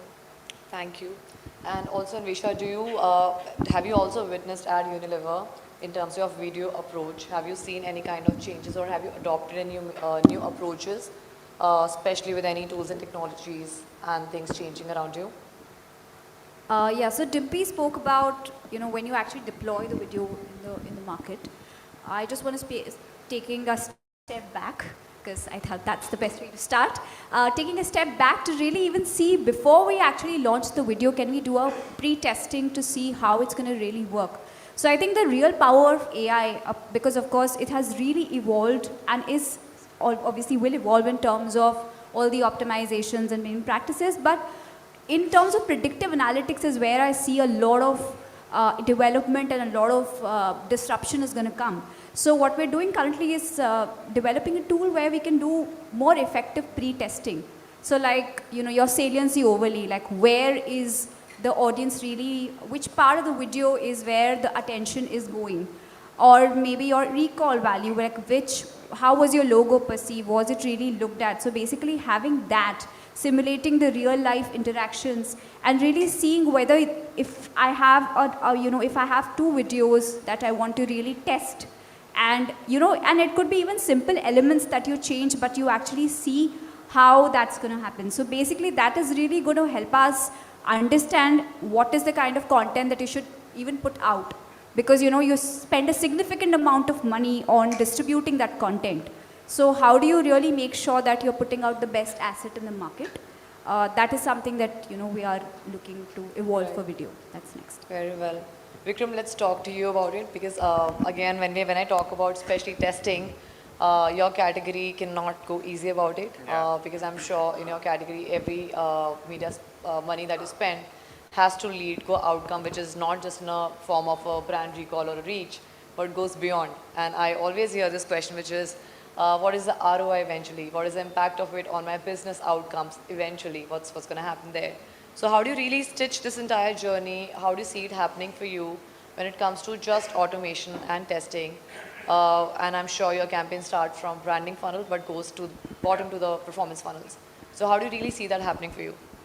See, the thing with insurance is it's a conversational product. So if I just do things in the digital space, it's not going to sell. Whenever I come to these conferences, I like it because I see a lot of people who can be my customers. All of you in this room are definitely underinsured. So if what we were almost always doing worked, insurance companies would have been at a very different level, right? Because it's a conversational product, taking multiple steps back, the thing that generative AI has really helped us is in identifying what really works. If you see back in the days, the insurance ads would be talking about fear, ya bura waqt aayega to kya hoga, so on and so forth. But this generation that we're all a part of, that fear has completely gone away. A big part of that fear has been taken care of by the parents, and the money that we are making is for us to spend, have a good time, so on and so forth, right? But buy insurance. So this tool really helps us understand what really works. So if you look at a recent ad campaign, it doesn't talk about fear. It actually talks about the fact that if you bought a health insurance, and thankfully nothing happened to you this year, but a stranger living in, let's say, a small town like Hazaribagh went through something, your money that you bought the insurance for is helping someone else. So this is the kind of content that we're trying to create. Instead of instilling fear, we're trying to show that your money is helping someone else who you don't even know. So in a way, you're trying to do your own bit of small CSR by buying a health insurance policy or a motor insurance policy, right? So these are the tools that help us to take multiple steps back. And when you talk about ROI, of course, when I show a video like this, ROI is only impressions, because I can't really imagine people listening to this and immediately going and saying, oh, it's a nice sunny day, let me buy insurance. Unfortunately, in the industry that I come from, we are waiting for a day where people wake up and say, कि आज conference जाने से पहले मैं एक travel insurance लूँगा या लूँगी, and so on and so forth, right? That's just not happening. So I think these tools really help us in identifying what to communicate how. I met an old friend who travels 2 hours a day to work. Now let's say if I show him a video when he's not at a signal and it's in his feed and he misses it, then there's no point, right? Versus I know that when the person hits a signal, he's on his phone and going through feed. If I show it to him then, insurance when you're driving, especially a car, if I show a motor ad, it'll have more relevance. So I think these tools really help you identify what to do when, versus just bombarding, because I think gone are the days when if you bombard somebody with an X amount of information, it'll really convert into sales. It's being there at the right time, especially for an industry like insurance, because like I said, you're anyway not inclined to buy it. So if I'm in a time when you don't need me, it has no relevance. I met bought a pet dog insurance, right? Which we sell. So if you're not on a pet site, and if I'm on a pet site, I show you a motor insurance, it has no relevance, the video, right? So this is where I think these tools really help you to be at the right place for the right audience. Like for you, if you don't have a pet, I show you a pet dog ad, it has no relevance. You'll be like, "Hi, it looks cute, but what do I do with it," right? So I think these tools really help you in understanding how to be where, when, at the right time for it to culminate into sales. So I think that's what we really use it at, and we've seen some reasonable amount of numbers there. Thank you, Vikram. That's really interesting. And even as I told you, I really like hearing you. So when you said where, when, at the right time, and I resonated saying that when we talk about programmatic or automation, while we just really hook on ourselves when we talk about automation only to AI, but it's beyond. It's not just AI, but just much more. So let's talk about other things within this same scape. So when we talk about voice as a module, we know that automation, AI, whatever term you may want to use around it, but has really shaped it up. And voice and audio is not just about an audio ad coming your way. The way Vikram just rightly mentioned that when you're driving and your intent is to reach to your office right now, you're in traffic, and an ad is coming, which could be anything, buy a pizza, buy an insurance. But like, let me just reach, I'm just, entering a signal, etc. Doesn't make really a lot of sense to you. But I have seen, and we have done some campaigns at GroupM also in past, tested, in fact, I'll say, where voice ad was talking to you. And so it was again for a pizza though, that would you want to buy a pizza? It's a 1+1 offer today. And basis what you respond, which could be, yes, I'm interested, then it will say, okay, should I repeat your previous order? Or should I order XYZ, which pizza for you? Should I talk a menu to you? But if you say no, then it's gonna run same ad to you later in the day. Then how about now? Are you in a mood to order pizza right now? Right, something which definitely that ad, this is just one-way communication, cannot do that. But an ad which is working on an automation AI can talk two-way. So, and I'm sure even brands that think way too loud, right? We execute but think in those directions. So even if campaign not executed, but have you ever thought of such a campaign which is like I just heard from Vikram, which was using generative AI that really led to a lot of impact? So Atika, asking you, have you ever went to those kind of plans where like, let's experiment this and let's see? So we have a couple of experiments because I was just listening to Vikram and I was like, yeah, we do a couple of experiments and we've majorly tied up with YouTube to figure out specifically the time of the day and the kind of consumer profiles that would be interested in us, in our brands through the line. And we've had, edits running like, it's raining now, would you want to, sit down and take a pause or, something like that. And what we've seen is in those, the interactions go really high. But unfortunately, because we cannot sell anything on e-commerce, you don't have that connectivity. Though we do see a lot of interaction and consumer feedback and trade feedback that these things work. Also, a couple of campaigns that are upcoming for us as a company. We're looking at not just voice interactivity, but also what you can do beyond it.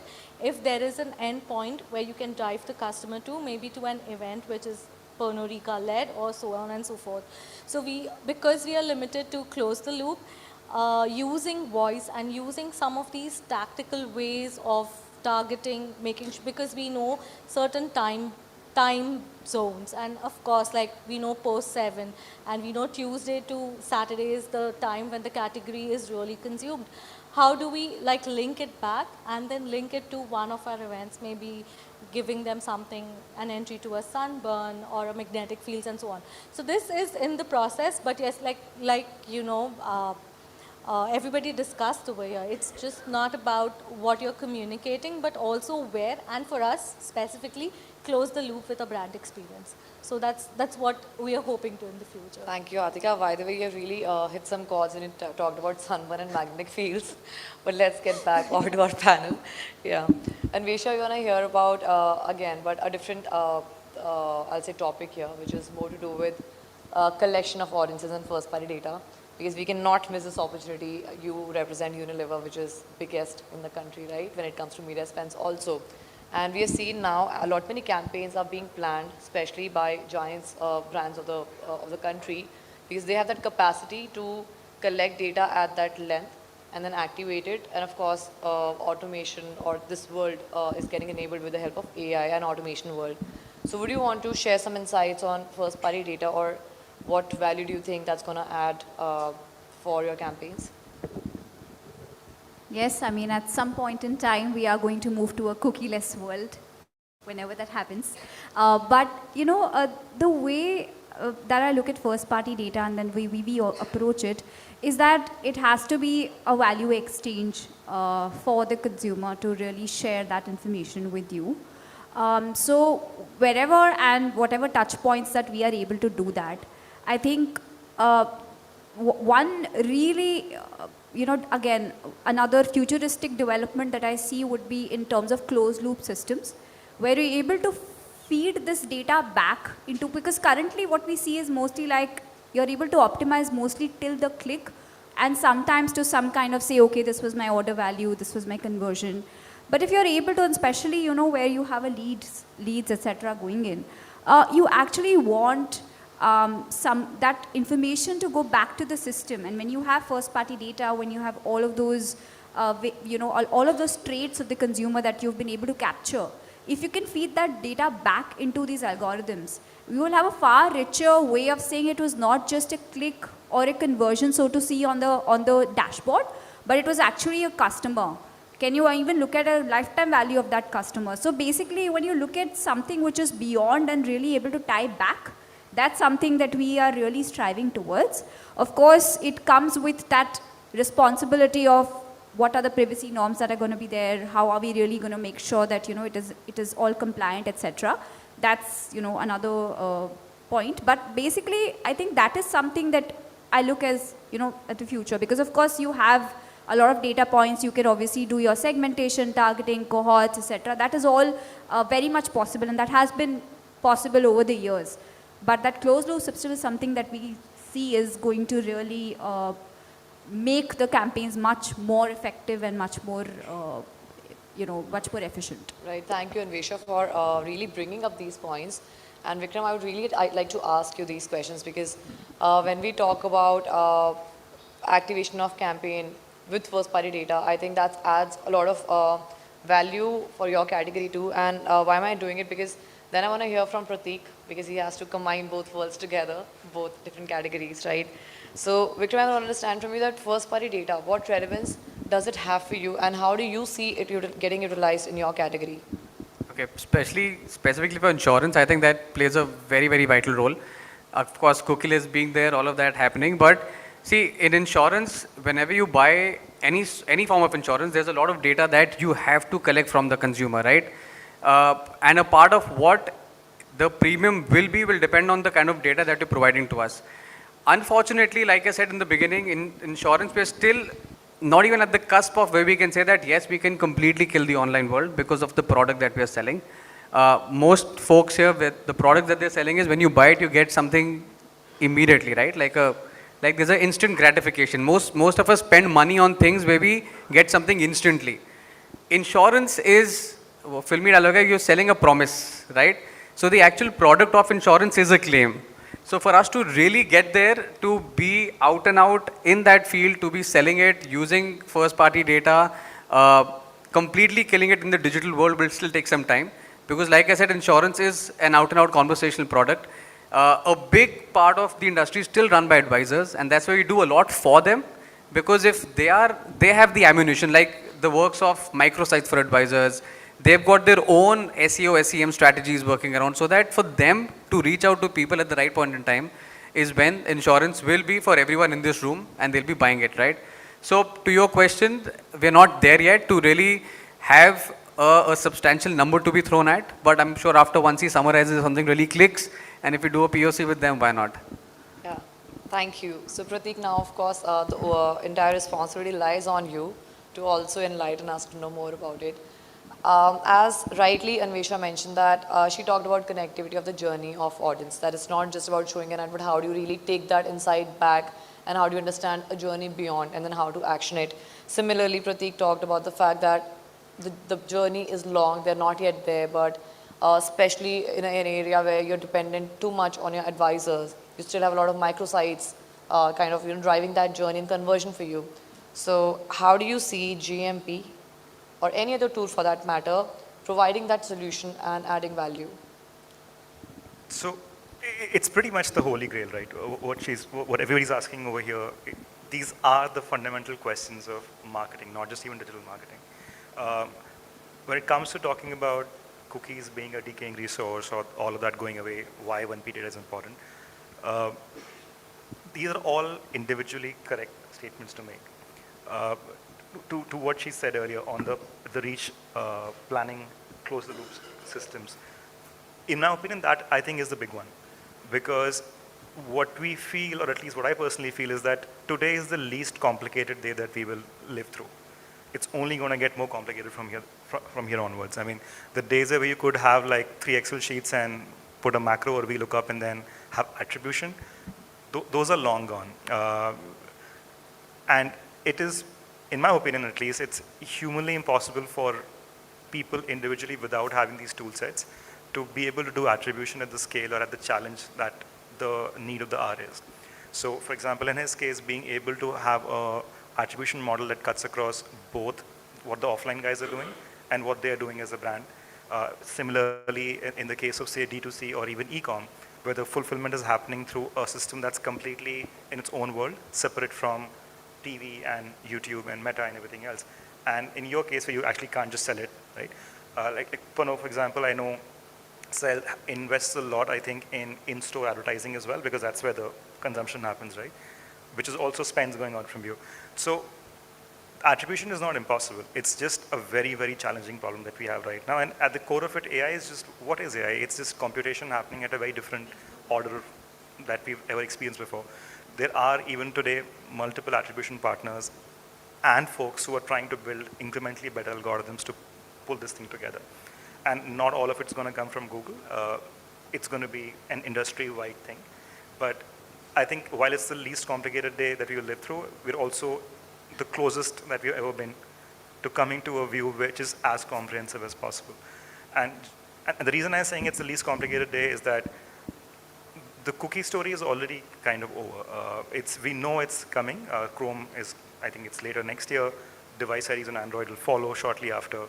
If you are operating in markets outside of India, you would have already seen what has happened on the Apple side of things, how it's completely changed the way marketing needs to happen. So we have the immense advantage of learning from what's happened elsewhere to fix our strategies before the changes come to us.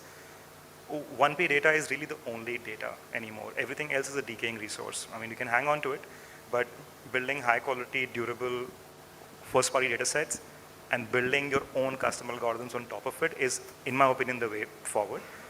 Google and JMP have a suite of products to do that, but this is not a sales pitch. But yes, it exists, and that's what we are trying to add. That's the value that we are trying to add to the world right now. Yeah. So, Priti, would like to hear more from you, because as you said that first-party data is actually the only data we all will be left with, while we can hang on to other sources.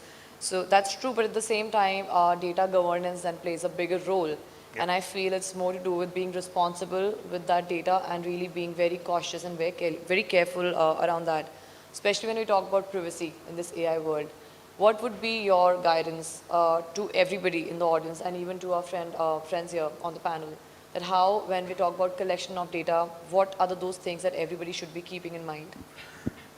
So 2 things that I would say. One is that because folks over here are from global companies, most of them already come in with very stringent rules and regulations on how data should be managed, thanks to what has happened in Europe, etc. So most people kind of start off on a good ground.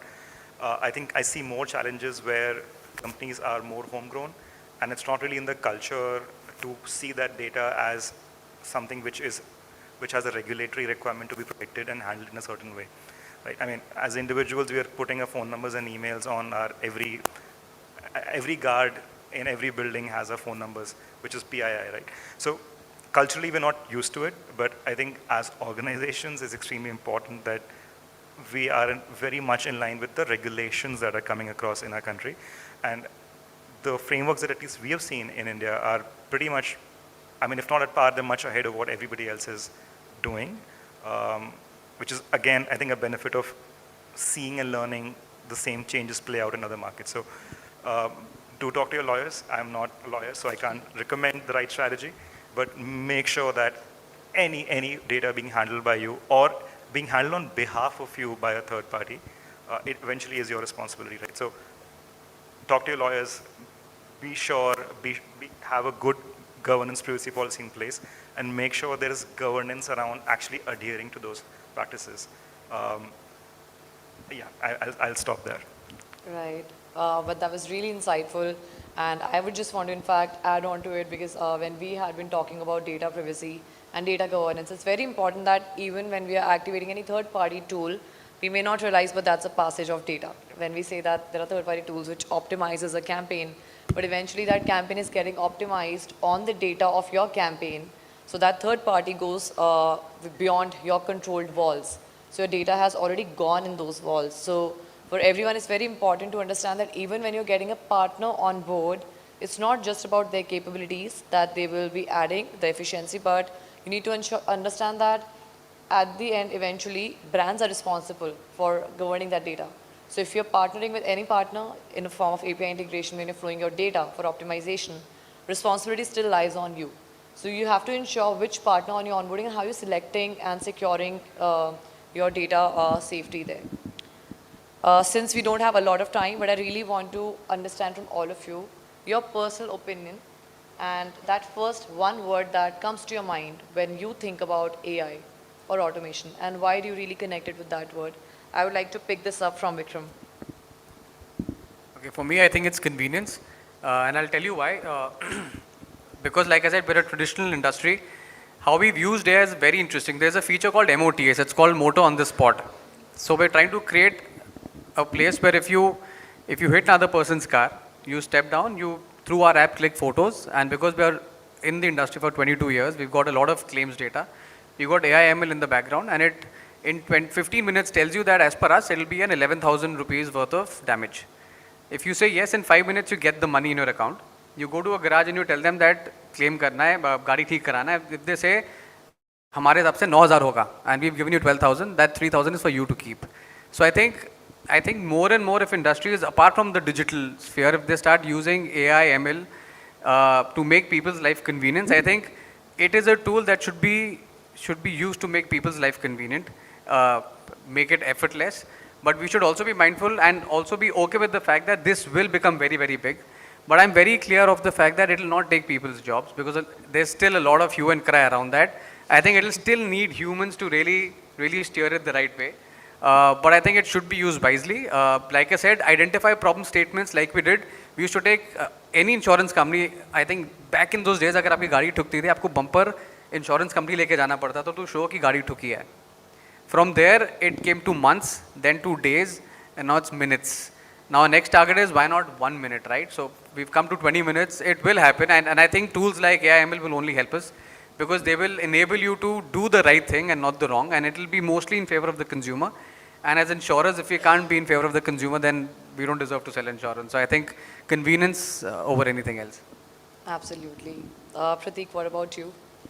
I think the one word would be responsibility, because I think from where at least we are seeing it, the amount of value that can be derived is immense, but also if not used in the correct way, it also exposes us just as people to things that you would rather not be. So wielding that pretty immense power responsibly, I think, is the main thing. If there was a second word though, the second word would be fun, because if you're not using it just to get a laugh and really enjoy what it can do, you're really missing out. And for those of you who have young children, if you've not fired up a bard to make up a story on the spot at night, you're really missing out. It is incredible. I think the only being that can compete with a child's imagination right now is one of these Gen AI chatbots. So play with them. It's a lot of fun. Don't you think that kids have a lot with AI already? Like in my house, I have a nephew, and he's always on something called Roblox, where he's creating his own world using AI, and I'm like, excuse me, leave that computer alone. It is really genuinely insane. So just on that subject, so my kid was born when these Google Homes of the world were coming out, and he's grown up with a bunch of speakers around him. His default way of getting information is just speaking into the air and saying, hey, Google, answer this. He said that in parks where there is no device because that's his default way of getting data. So it is strange. He's programming before he has learned to actually write it by hand. Things have changed quite a bit, and they will continue to. In fact, just to add on to his point, it's actually true because when I'm talking about this campaign, which we did at GroupM, which was just trying out voice in audio, how does that work?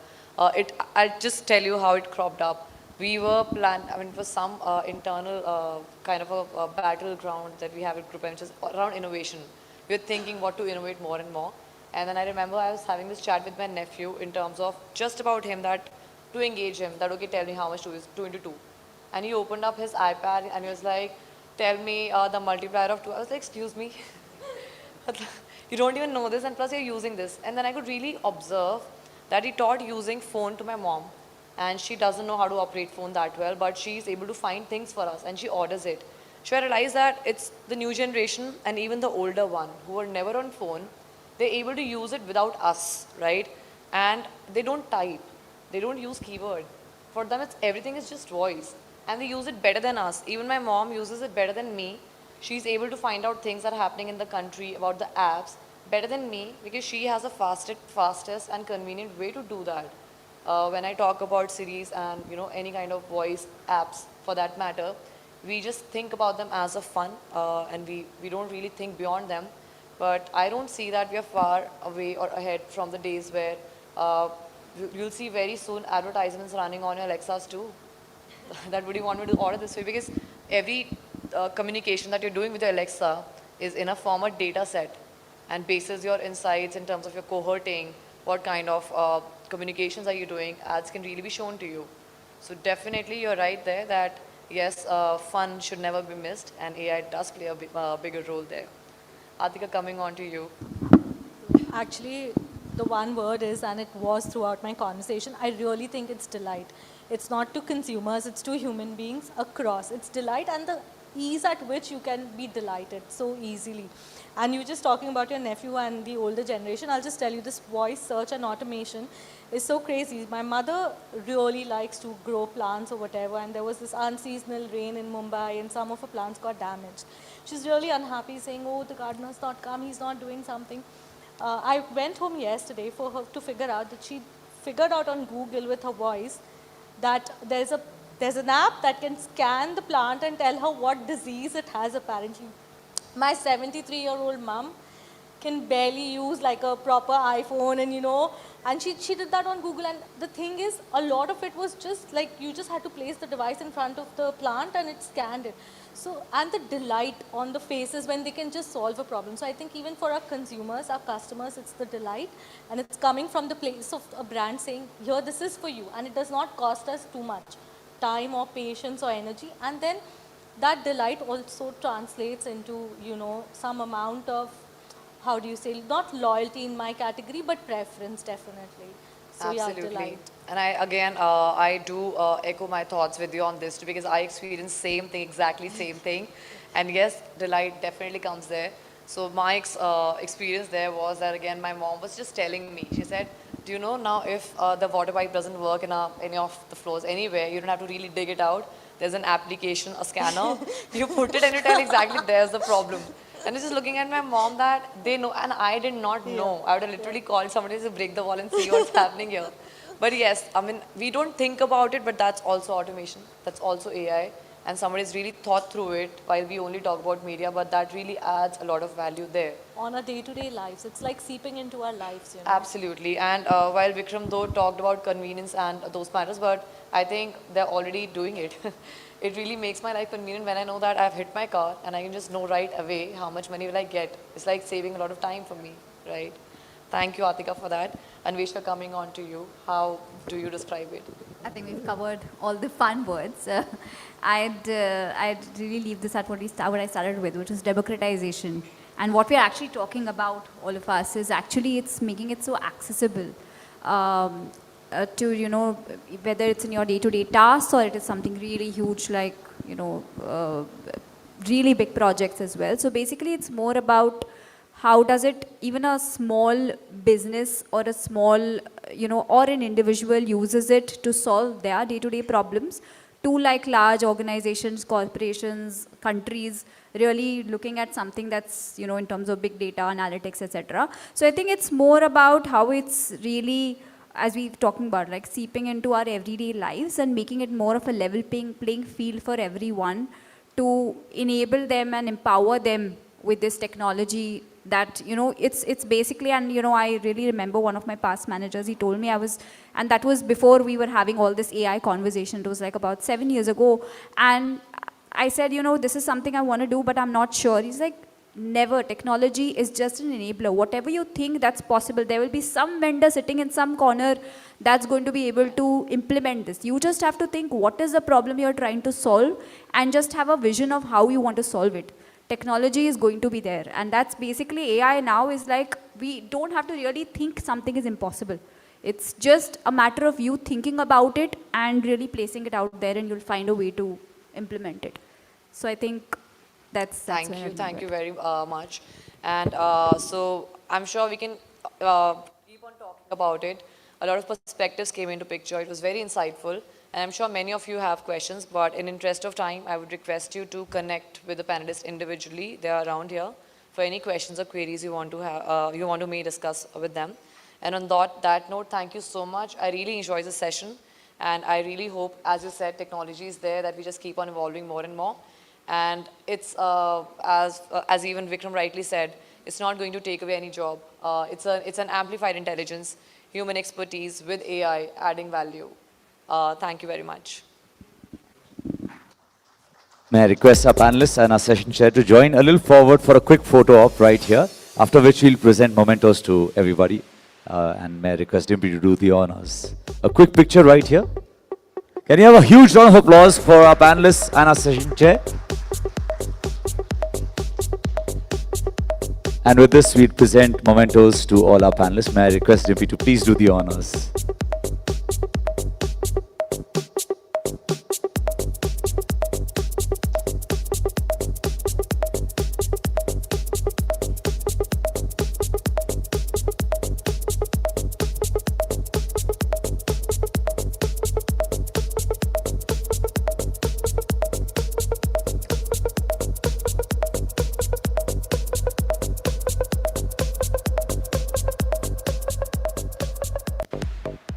And a huge round of applause for all our panelists, right from Atika Ansari, a big round of applause for Anvesha Poswalia, a round of applause for Pratik Dubey, and a round of applause for Vikramjit Bayana. Zordar taaliyan ho jaye everybody.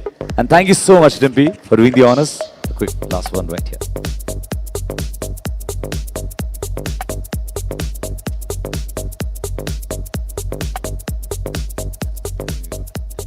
Thank you so much for joining in. That was indeed a very exciting conversation. Thank you so much for sharing your insights and your experiences. But now comes a very exciting part, and a quick reminder, make sure you keep on sharing your pictures, your thoughts, your comments, using the hashtag. The hashtag is right there. Don't miss out on it. And yes, it's time to move ahead with our next panel discussion, ladies and gentlemen. This panel, let me share with you, will discuss the rise of digital window shopping and explore how retailers can use social commerce and discover commerce to engage customers, drive conversion, and stay ahead of the curve in the rapidly evolving landscape. The topic of discussion is leveraging the power of social and discovery commerce. Please join me in welcoming our session chair, Vishal Shah, Managing Partner, Essence Mediacom India, and our panelists. Let's have a huge round of applause for our esteemed panelists. Joining in will be Puneet Bekal, Director of Marketing, MasterCard, Shakti Priyo Sikdar, Programmatic Industry Expert. Also joining in will be Shaurya Tyagi, Head Digital Marketing and Loyalty Reliance, and Tanvi Amladi, Digital Precision Marketing Lead, Beiersdorf Nivea.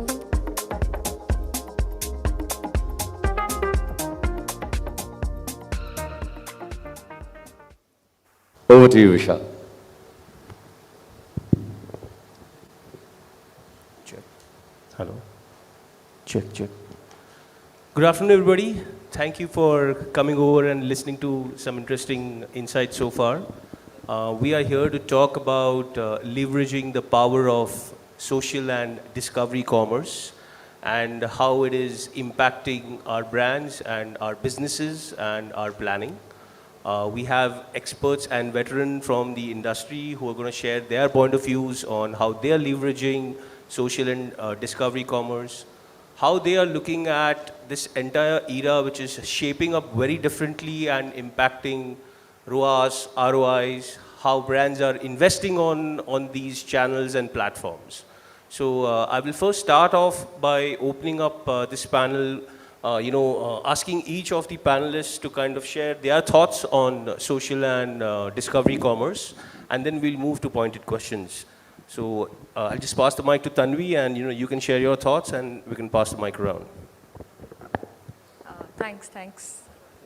Am I audible? Yeah. So I think the power of or the opportunity in social and discovery commerce, especially coming from a brand like Nivea, with where we're heavily entrenched into skincare, I think the opportunity for us honestly is huge. We've seen consumers are pretty much online. Their entire journey of discovery, of exploration is happening on the online space today. So we've largely scaled up our digital efforts, our entire full funnel efforts to kind of close the loop in terms of where the consumer is today. So I think in that sense, it's definitely a huge opportunity. I do think in India, it's still at a very fairly nascent stage. So one aspect of it being, yes, today consumers are extremely, comfortable with, transacting online. Are they still comfortable transacting online outside of a marketplace or outside of, a platform where they're habituated to shop? Maybe something that will grow, as we move along. But I think today, consumers are looking for, especially in the skincare category, again coming to that, I think consumers are, heavily discovering. There are a lot of D2C brands in that play. People are, coming across newer brands and, trying to, find the right fit for them, because it's ultimately about them finding the relevant fit. So I think huge opportunity, but yeah, a lot of headroom to grow. Interesting, Tanvi. Thanks for sharing your views on how Nivea and the skincare category looks at it, and how you're looking at, a very B2C approach. I think Shaurya will help us, throwing some light on how he looks at this entire space and how it impacts merchants and the B2B from a B2B perspective. Yeah, hi. So the business that I represent basically sells primarily to grocery merchants, and contrary to the majority belief that they are not on social media and they are not spending time on social media to whether improve their business or understand the nuances of what's happening with the social media audience.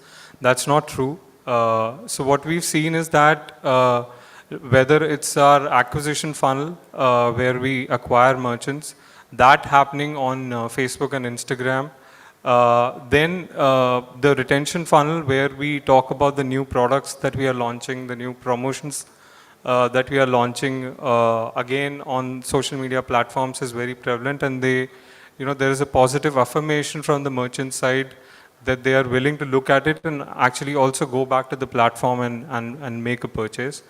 And drawing from this insight, we have within the product also created a video feed where merchants can understand what are the new products that we are launching. So someone down south might not be using the same detergent powder as people in the north. So merchants can understand that, look at those categories, and also understand our programs better. So we've sort of seen the journey of sending a flyer to a merchant's shop, to making it a static creative on social media, to actually converting it into video.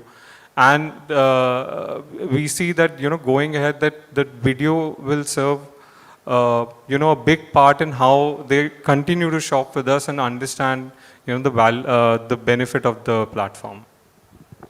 Thank you for sharing your perspective. Interesting to hear a very different side on, how merchants and the B2B category kind of is also very actively looking at developing and leveraging discovery and social commerce. I'll now invite Shakti to share his views from a programmatic lens. How do you see, the entire social and discovery commerce coming to life, and how can brands, leverage programmatic to their advantage? Thanks, Ashan. So, as consumers today, we are spoiled for choice for every product that we want to choose, right? Or we want to buy for that matter, right from your cosmetics, your toothpaste for that matter as well. And as marketers, we are further spoiled for choice because we have so many platforms, we have so many avenues, especially in the programmatic scope of things, that can enable this. Research for any purchase has been an innate activity that people do, right from speaking to your peers or going and reading reviews for that matter. But discovery commerce, I feel from a media lens point of view, is one step before that, right? Like we were talking outside, that people are able to discover new products even on quick commerce for these days, for that matter, that I would probably just key in cooking oil and I could be thrown a brand that I've not actually heard of before. I might use that brand name, go to Google, go to Amazon for that matter, and keep researching for it and eventually make the purchase elsewhere and not from the original platform that I had discovered this, right? So it becomes very important for us to understand the power that the audience that I'm targeting that is available on the platforms that I'm going to use those platforms at scale, and therefore ensure that before they are able to get into the awareness and consideration cycle or funnel of the customer journey, I'm able to introduce my product to them. So that, I think, is something that a shift in our purchase journey that is happening across, and it is not limited to one sector. It is across retail, across fashion, across electronics, across auto for that matter, right? So that's what I feel. Thanks Shakti for sharing your views. Completely agree on this point you made on, shift in the journey, right? As traditional marketers, the thinking across, brands and clients and marketers is, how do I sharp target the audience? How do I kind of, ensure that my communication reaches out to a very specific audience or a demographic or a psychographic, right? What social and discovery commerce is actually enabling is to kind of widen that, right? Which essentially goes back to the good old days and, reminds me of the popular campaign that Amazon ran on Aur Dikhao, right? Where in the good old days, you would go to a shop and say, Aur Dikhao, right? Are brands actively investing on the Aur Dikhao approach on commerce now, right? That's what discovery commerce is all about, right? To a large extent. And I will now invite Puneet to share his views on how you are looking at leveraging, social and discovery commerce. Sure. So I have 3 points to make, right? So India today is the youngest Gen Z population, has got the youngest Gen Z population and younger millennials there. The entire population, the cohort, which is the Gen Zs and the younger millennials, are mobile first, right? And there is research today to prove that, I don't know the exact percentage, but there is significant amount of time spent by majority of the population in this country on online window shopping, right? You actually discover a lot of products across categories that you want to buy, you spend time, and there is almost like a place where people would want to spend time on the screens to just see what I can buy, what are the options available, and so on and so forth. Now for us, we are fortunate to be in the right at the center of or in middle of the last mile between the consumers and the whole host of categories and industries. Now, what we also do is, the point across all the panelists and what you also spoke is relevance, right? It only, the transaction or the engagement only happens if there is relevancy in the messaging or what you see between the brand and the consumer. Now, for that to happen, and hence you need to make sure that the insighting done at the back end is very thorough. So what we do is we use a lot of these machine learning tools like a decision tree, which basically helps you to cohort, bifurcate consumers into different cohorts. Then you use credit modeling to understand within those cohorts whether if that particular percentage of or community within the cohort has the wherewithal or the can afford a particular product or not. We use predictive analysis to understand which is the next category this cohort is most likely to buy in the next 12-month cycle. And obviously there is user behavior today which is available to almost everyone to understand where do you actually engage with this cohort in the entire consumer journey. So, putting all these things together, I think, yes, this is the way to go, and how brands use machine learning, algorithms, and consumer insighting to bring the brand closer to the consumer is the way I look at it. Interesting you talk about, the consumer journey and, how you're kind of leveraging data and creating cohorts to targeting these cohorts. The next question that comes to my mind is, what about the investments, on asset development? Is that something that you actively, work on, build on? Has that journey changed for you in terms of the kind of assets and the type of assets that you're, developing? And, what are your thoughts on that?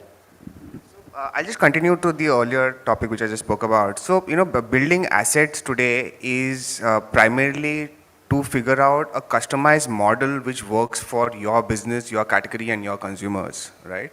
Now, and that has been a paradigm shift in the way you approach on the specific models. But typically and traditionally what you had is you had a media model, you had a engagement model which had, it was a cookie cut approach, right? But as we speak today, even within your business, there'll be subcategories, subsegments, and how do you customize and build a model which is an asset for yourself, which can be, trademarked later on. But that is where I think today is where the punt is. And the other point which I want to make is, building asset today is not a prerogative of, or a privilege of a bigger brand. I mean, every small brand, SMEs or startups can build their own assets, right? So because the data and because the tool is so freely available for everyone else. So yeah. Yeah, very interesting. Again, building on that thought, the good old days was all about the 30-second TVC and, a large creative or a single campaign that worked on a singular thought, which then kind of moved to digital first assets and creatives, right? And we're now talking about a lot of customized assets, on different platforms and creatives and communication.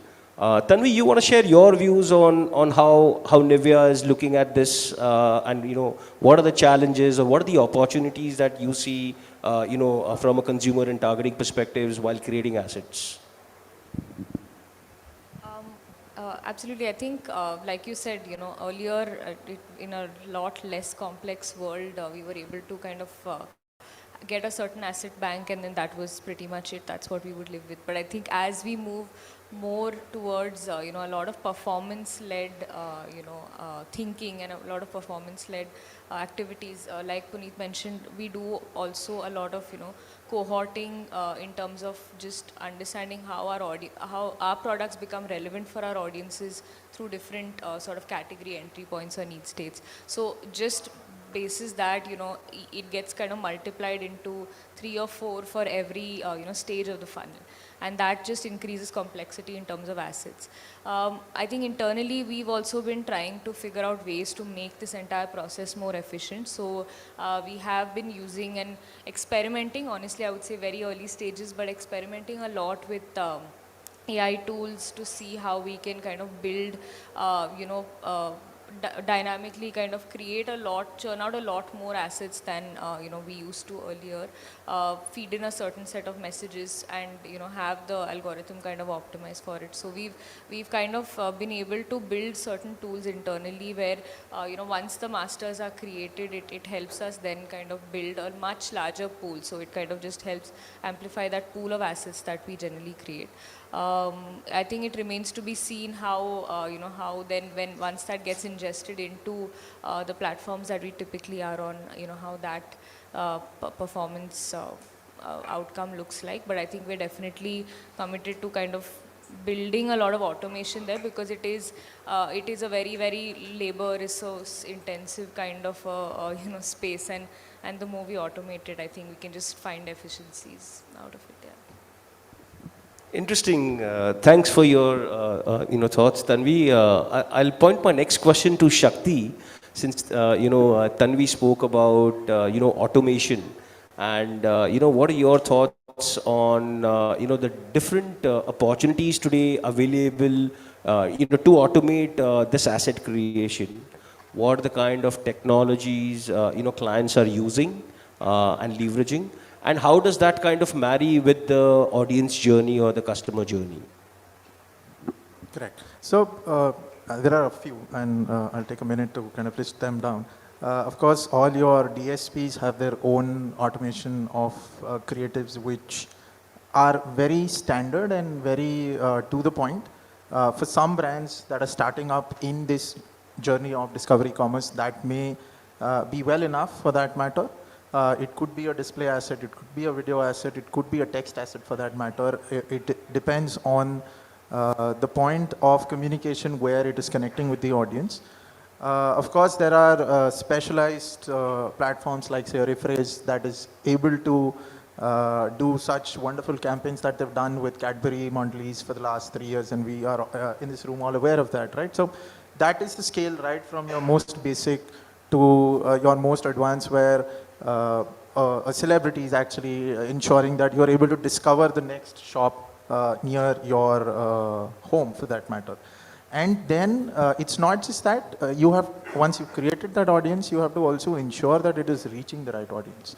And therefore, when we look at programmatic platforms, when we look at just media platforms for that matter, they may not be programmatic for that matter. It is quite necessary that you understand that this is not primarily an ROI driven element, and therefore the asset creation has to be looked at that way. If you associate a ROI value to your asset from the word go, you may not be able to justify it internally and in your mind for that matter. So it is very important that when you are looking at creating an asset, you look at it from a communication point of view, from an extension of your brand to your audience point of view, and not necessarily an ROI point of view. So don't look at ROI is what he's saying, right? Look at it as an investment. No. You do. Very critical for all the clients here. You do need to get ROI. मतलब हमारा घर कैसे चलेगा? But still. Interesting, Shakti. I'll ask Shaurya on, how do you view the investment on tech and infra, and what kind of, what are the pros and cons? How should brands approach this? How have you looked at it from a Reliance perspective? Yeah, I think for us it's, like for anyone else, it's more about test and learn. But I think the hypothesis building starts from, as some of the panels mentioned, that by looking at the consumer cohorts and seeing that, how is their sort of behavior. So let's say the first time a merchant makes a transaction on our platform, what are the categories that they're primarily buying? And once we are moving to the second and third transaction, what sort of categories that they're moving to? So how can we make sure that the category discovery first becomes easier for them? So we've created widgets within the app which makes it easier for the merchants to discover. So for example, if you're in a particular pin code, you'll be able to see what other merchants are buying, and it's termed as the trending products in your location. So merchants can look at that, okay, if the shop next to me is selling all these SKUs, maybe I should also think about selling them in my shop. So investment from that perspective. And then investment from the engagement perspective. So at the end of the day, every merchant is coming on our app to buy the products. What can I give them beyond that so that they have another reason to come back to the app? So we've created entertainment-led content. So for example, when cricket is happening, why and how using our app they can save the time. and order in an instant and then sit back and relax and watch the match.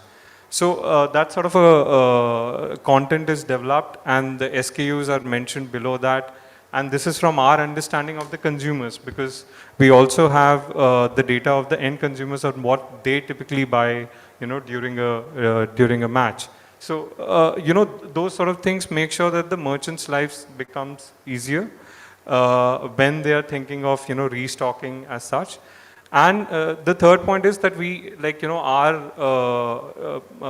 campaigns start much before a consumer thinks of making a purchase either for a festival or for any event per se. So we have to make sure that the merchant understands that how the consumer buying pattern would change, and then stocks the shop accordingly. So those ways we are investing in tech so that the life of the merchant is as easy as possible when it comes to ordering. Thank you, Shaurya, for your inputs. I would like to take the discussion to something different other than asset investments now. Very popular leverage that a lot of advertisers and brands today are using is influencer marketing, right? And influencer marketing are enabling commerce in many ways. So, would like to hear on what are your views on integrating, commerce and influencer marketing.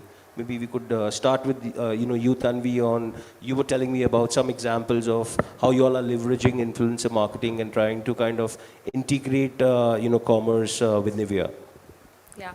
I think like most skincare brands today, we've realized the importance of influencers. It lends, a lot of authenticity, to the brand and to a lot of our marketing efforts. So I think in terms of influencer marketing itself, we've been heavily investing behind it. It's become a big part of, what we do under brand building. It's no longer just something we do on the side. It is, contributing in a big way in building that entire funnel and building the consumer intent. So I think we've been investing behind it. We've even for the past 3 years we've been running a program called Nivea Soft Fresh Patch. It's one of our ongoing IPs that we run, where it's essentially a hunt for India's next freshest influencers. And what we essentially do is run a massive college campaign program. We activate it through some of the social platforms to find new talent. We shortlist at least 60 influencers every year out of this program, groom them, and kind of help them build their online presence along with the brand. What we did, slightly differently this year was to also integrate an element of commerce into this entire activation. So we wanted to take it a step further beyond just, building this, this buzz around the influencer activation. We tied up with one of the larger beauty platforms in the country, and we kind of created touch points within the platform itself to build more discovery for the consumer. So it is a platform that's growing on beauty, and we wanted to ensure that we are there while that change was happening. Along with that, what we also integrated was, in addition to a lot of the visibility that was happening on platform, we kind of leveraged their pool of influencers as well. And through a lot of live commerce, we tried to integrate, I think we had at least 4 or 5 different live commerce, touch points where we could start putting out word around our product as a part of the overall influencer activation. So I think there is a lot of scope, to build this further. Platforms are also kind of, coming up with a lot more solutions today. They are also realizing that it's equally important for them to scale up, their efforts behind discovery commerce and building a lot of this, social commerce currency that we see today. So yeah, I think that's just a growing space which we will continue to kind of watch out for. Interesting, thoughts on how you're kind of building the B2C commerce. Shaurya, what are your thoughts on influencer marketing, and how do B2B brands kind of leverage this practice? I think in our case, obviously, like if you think of merchants, influencers in most cases, would be a far-fetched, sort of an opinion of doing the business for them. So what we try to do is that we, try to create narratives around with, small town, small town would be a wrong word, I'm sorry, but tier 1, tier 2 town theater actors and, try to build a narrative of what's happening in their life and use that content for them to, influence and shop with us. We are also, rolling out, sort of a program where once we are launching a promotional offer, how can a merchant explain the same thing to the fellow merchants? So sort of leveraging their, community sort of power instead of reaching out to big influencers and asking them to, talk about how the merchant should purchase or when they should purchase, all those sort of things. And that's more community focused. But in cases when we are launching, a big campaign, let's say a Diwali campaign per se, even then we are, looking at TV actors, comedians, in a way so that, it's more entertainment for them and replicates, sort of their watching behavior as such, because we have to reach to the merchants of, every small town of the country, and hence, building that affinity through these sort of creators are important. Interesting. Shakti, what about you? Your thoughts on how can brands kind of leverage influencers for social and discovery commerce? So we all know in this room that influencers are pretty much the stars of social media platforms, right? And I think the democratization of a mobile screen where confident people got the voice to talk about themselves and talk about their life and therefore the products that we want them to endorse is amazing, right? While promotions for this may not really be under the context of programmatic, some platforms are programmatic compliant and some aren't. The platforms themselves have evolved, like Instagram allows you, earlier there was branded content ads, right? And today you have up to 10 accounts that can post the same content, which is basically scaling up what you are talking about. And these 10 accounts could be completely different from each other and therefore reaching out to a very large set of audiences and the discovery therefore happening accordingly. So from a organic media point of view, that is definitely a plus. From a paid media point of view, I would say that using these assets to the right audience, like I said earlier, ensuring that it is reaching the right audience is very critical. And investing time and the composite money with that time to ensure that your communication is going out and therefore people are able to reach your brand or your brand is able to reach your audiences. And somehow I feel that this at the same time induces a awareness and consideration funnel at the same time, right? Because I am getting aware of the product from my influencer that I follow or the influencer that I admire, talking about whatever, the travel, lifestyle, fashion. And I am also being encouraged to consider, they are not saying go and buy, there is a subtlety to how influencer marketing happens. But there is a consideration getting created, right? So that is the power I feel that very few platforms or very few mechanisms in media actually enable where awareness and consideration can be induced at the same time. So that's how I feel. Interesting. Puneet, what are your thoughts on how is MasterCard leveraging influencers for social and discovery commerce? What are some of the best practices you feel, that can be kind of adopted by different brands today? Completely. So, if you look at if you bucket all the hashtags on Instagram, you actually would look at top 8 or 9 buckets, right? Which comprises almost 80 or 90% of the post on these platforms. Now, if you look at these buckets, they are what? Travel, fashion, health, nutrition, music, in more or less the same buckets trending year on year.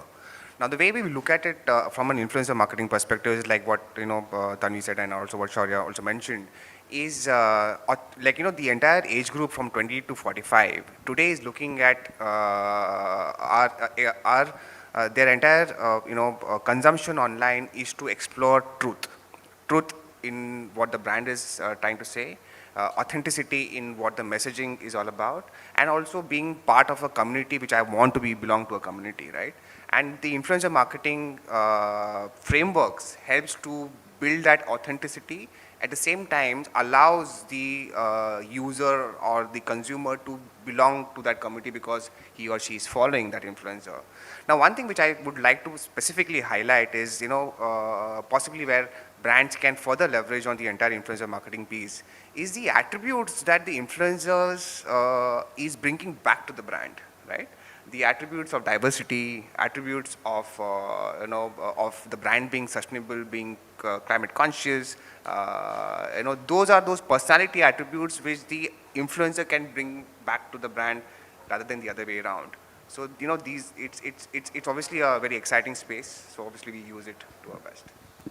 Interesting. So, we spoke about how, social and discovery commerce is kind of, evolving at a very fast pace. We spoke about the kind of investments, brands are making on asset creation. We spoke about how brands are investing on tech infrastructure. We spoke about how influencer marketing are also kind of playing a very critical role in leveraging social and discovery commerce. What I want to ask each of you all next is, tell us about one challenge and one opportunity that you see, from a social and discovery commerce perspective. I'll start with Tanvi, and if you can share your thoughts. Yeah, I think, like I mentioned earlier as well, I think the opportunity is huge. There is, again, speaking for the category that we play in, whether in terms of skincare, I think it's definitely, we've seen examples outside of India where this has completely boomed, for the category, for beauty, for personal care. So I think there's a huge opportunity, on social commerce for us to leverage. Today we've started doing it in smaller ways, like through even WhatsApp. We've done a lot of WhatsApp chatbot integrations as well to bring in a lot of that direct to commerce kind of tie back. But I think we're still not in a very developed stage of the journey. I think in terms of challenges, I think for me the biggest one today would just be measurability. I think we're facing that in a lot of what we do in our efforts through our full funnel, marketing campaigns. So I think tying back to, if we're talking about, advertising largely on several different, walled gardens per se, where we talk about, and just tying back, that full, journey in terms of, measurability, ROI, I think that sometimes becomes a challenge. I think it's also just a part of, how this entire space will evolve as it becomes a lot more sophisticated, like we've seen in other markets. I'm sure then, the measurability aspect also follows suit, because that does become a big, sort of an ask when brands like us are putting dollars behind this. So yeah, I think for me that would be the biggest challenge, but I definitely see huge opportunity. So what are some of the current KPIs that you all look at from a measurability perspective when you're activating campaigns or evaluating campaigns? I think for us, ROAS would be a big one. That's definitely something we look at. We also look at attributes, since as a brand, driving penetration becomes one of our big tasks at hand. I would say looking at attributes like new to brand, how many consumers are we bringing into the brand on these platforms, how much are we, what is the kind of I would say cost to the input to output measurement that we see when we look at what we're investing behind these placements. So I think largely these would be the key KPIs that we look at. Yeah. Thank you. Shaurya, what are your thoughts on one challenge and one opportunity that you see in this area? I think challenge, because I represent a platform perspective, would be to to what level can you create personalization, for the consumer that you are serving to? And does that personalization actually make sense to also drive the commerce?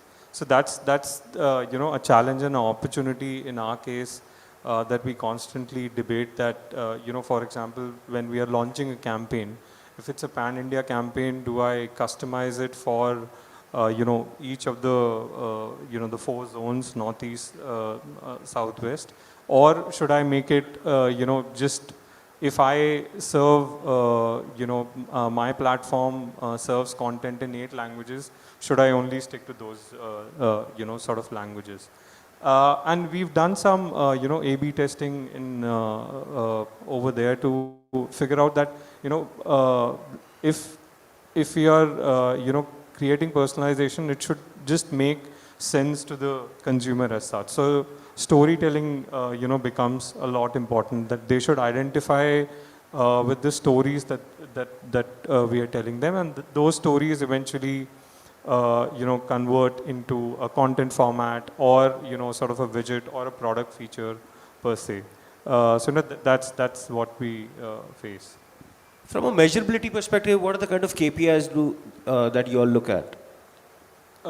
So for every campaign, there are 3 primary KPIs that, at that day, what was my DAO, what sort of merchants actually converted and, made a purchase, and then how many of them were repeat customers and how many of them were new customers. Those are the 3 KPIs that we look at during the campaign days. Interesting. Thank you. Shakti, what about you? What are your views on one opportunity and one challenge that you see in this area? Like I said at the start of the session, that we are spoiled for choice as marketers. But similarly, what that does from a challenge point of view is because the audience is exposed to so many platforms of social media and beyond, it is a headache as far as I'm concerned to ensure what platforms we are selecting and reaching the right audiences, right?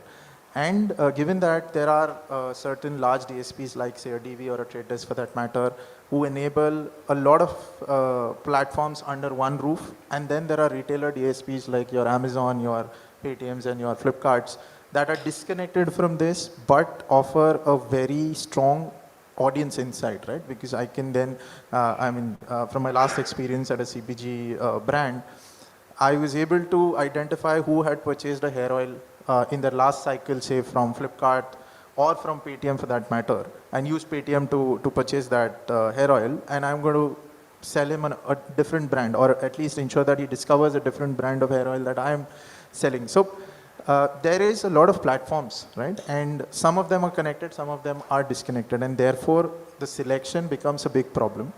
And because of this compartmentalized platforms, your ROI or your measurability may get impacted, your ROI definitely gets impacted, right? So that I feel is a big challenge. From an opportunity point of view, I would say that if you are able to then sharply select a certain set of platforms, limit it to those platforms which have synergies within each other, and you're able to limit to that, what it does is limits your scale, of course, of audience that you can reach out, but your scale of money's efficiency definitely goes up, right? So that's a fine balance. And of course, this is not something that you can derive on your first campaign. This is a discovery for you as a marketer, because you will do multiple campaigns. I'm not saying this is trial and error. Please don't misquote me. I'm saying that this is something that you evolve. Every campaign that you do, you get your learnings. Like he was saying earlier that they have probabilistic analysis that they do, right, for what audience is going to purchase what product later. That's something that you have to continuously keep doing. Invest in analytics and measurement separately and not just do it on plain eyesight. And therefore, I think that challenge will slowly start shifting to an opportunity. Interesting. Puneet, what are your views on one challenge and one opportunity that you see in this space? So I'll tell you what I'm excited about from an opportunity perspective. One is obviously the entire mobile commerce, right? That is going to be the thing. It's like a window for shopping for almost everyone. The second piece which I'm really excited about is generative AI producing a lot more or scaling content, So personalized content for each individuals is going to be super exciting because the machines are doing the content for you going forward. The third piece is, which I generally feel is an opportunity for most brands, is the see there is a clear trend about ownership being declining, right? People want subscription based services. They want products and services when they want it, where they want it, rather than own it. So that I think is a very important trend that brands can leverage on. I also feel the flexibility in payment and flexibility in delivery is also an opportunity for brands to capitalize. From a challenge perspective, while yes, there are challenge on privacy of data and other piece, one, I think, somewhere all we as marketers need to sit down and figure out the ethical considerations that brings along when you start building your own AI models in-house, right? The biasness, or like, for example, dynamic pricing. Now, suppose if dynamic pricing is built on supply and demand is still okay, but if it's built on a person's profile, whether if it's ethical or not is a question that we need to ask, right? So the other thing is how aggressive the brands need to be. There needs to be a thin line that needs to be drawn. For example, we all have been in a situation where we've come to a cart and decided not to buy, for whatever reasons it might be. It may be because I don't want to buy right now, I'm not sure, or this is not the cost that I was looking at. But then what the brands do is they keep on following this particular person day in, day out. So the aggressiveness of following up and respecting the user intent, these are the ethical considerations that is a challenge which I look at from a future marketing perspective. Yeah. Interesting. So you're questioning the retargeting and remarketing line item of the budget on plans. Yeah, thank you for your perspective, Puneet. I wanted to ask Shaurya, we were discussing outside on how India is kind of evolving in this journey from a landscape perspective, and you've also worked closely in the Southeast Asian markets. Can you share some thoughts around what are the differences, what are the commonalities, what are the opportunities that we will see in the upcoming future in this space? Sure. I think when I see from the audience behavior perspective, I think Indian audiences need a lot of variety when they are looking at sort of content. So you would want to spend like 1 hour on a Netflix episode, but you would also want to watch something in parallel or do a crossword or those sort of things. So that stickiness on the content is not there so much. Whereas what I saw in Southeast Asia is that people can just look at people eating food for like 10 minutes, 15 minutes as such, or people trying out different clothes or trying out different games on their phones. So then I think in that case the social commerce became more easier, that we can engage with an influencer, with a gaming influencer and create a content for like 10 minutes. She starts talking about how the phone doesn't heat up while she's playing Call of Duty, PUBG, or so on and so forth, and then talks about other features of the phone. And people, I would say at least we had 30% of the retention, till almost the end of the video, which I don't know if it'll happen in the Indian market. So I think that ways, I would say that the time consumption on one single piece of content is much higher in that market, and that's why social commerce is a little more evolved in that the part of the world as compared to India. Interesting. Thank you for your thoughts. I think we just have enough time to take a few questions, if any, in the audience, or I'll wrap this up. I think we have some question here on the table.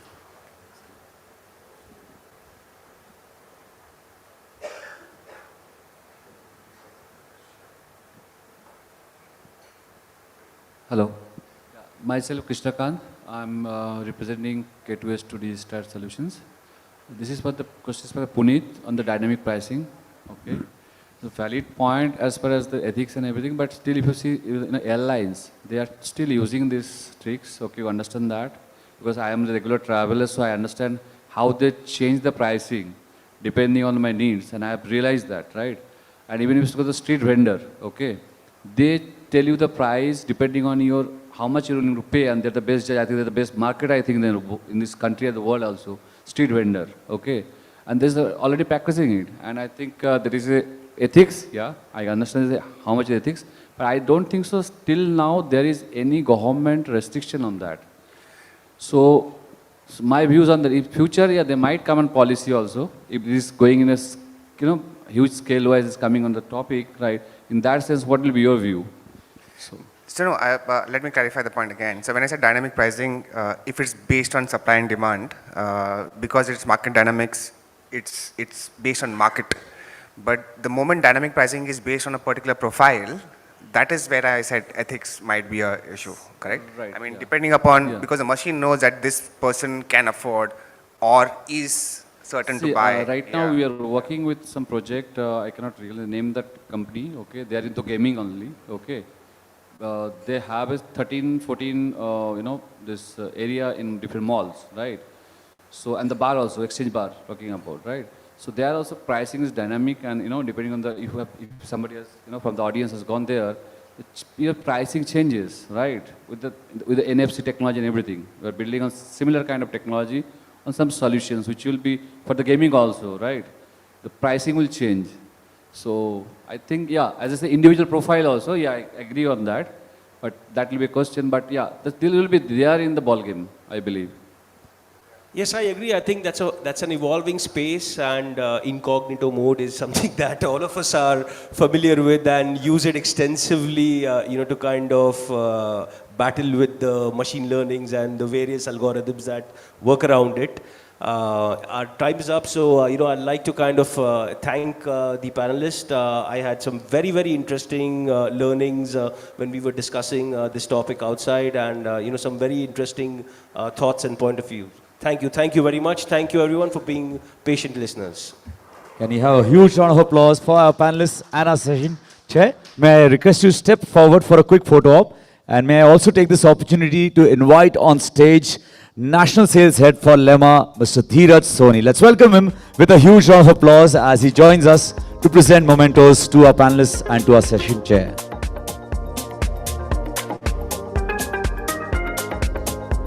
We'll first request you for a quick photo op right here, sir.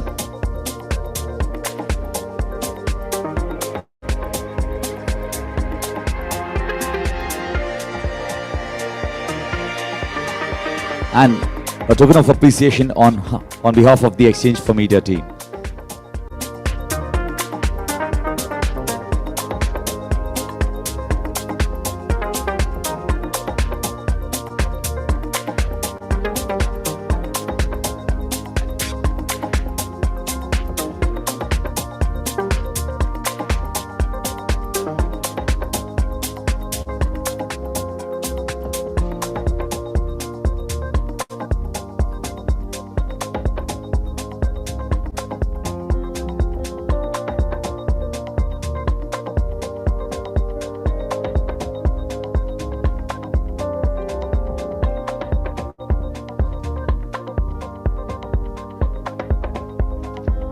Ladies and gentlemen, a huge round of applause for our esteemed panelists, Mr. Puneet Bekhal, Shakti Priyo Sikdar, Shaurya Tyagi, Tanvi Amlari, and our session chair, Mr. Vishal Shah. Zordar Talia Jai. Let's, really give them a thunderous round of applause for their time and their presence on stage and for sharing their valuable inputs. Thank you so much for joining us on stage.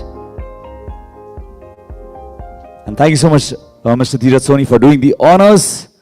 Ladies and gentlemen, a quick reminder, yes, it's time to pick our second winner of the day for those gift hampers that I promised you, and also brings us to the last session, last panel discussion of the day. May I request people sitting at the back to join us a little forward so that the last few rows can be empty. You can join us a little forward. Please step forward as we move ahead with the next panel discussion of the day.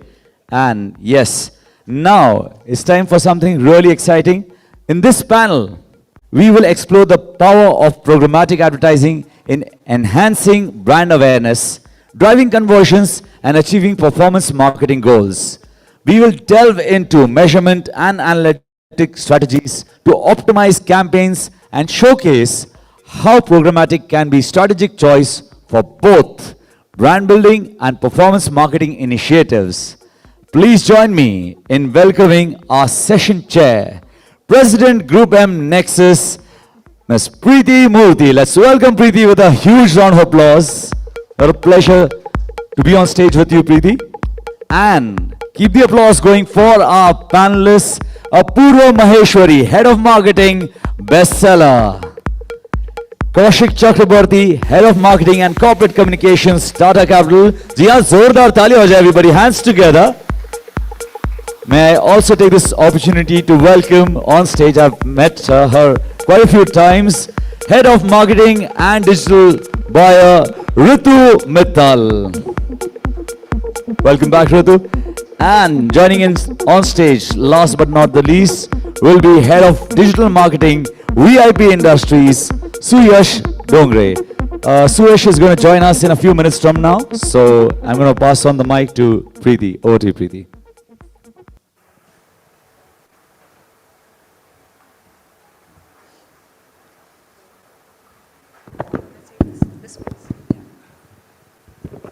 Hello, thank you everyone, and thank you to those who are staying back. Lovely to have you here. And thank you to the panelists. It's lovely to be here in continuation of our conversation which is happening outside, which was varied conversation. So I'm going to pick it up from there and give a heads up to what we were talking about. We were talking about 10-minute delivery versus adding it into your shopping cart and how we have changed our habits, right? And in light of that same theme, when a brand like that is looking at an instant performance from a consumer, right? And when there is this whole subject of brand versus performance, I would like to open up, I know I've sent you some questions, but I'm just picking up from there only because that's the ultimate question, which is brand versus performance. How do a brand decide where to peg, and how does programmatic fit into all of that?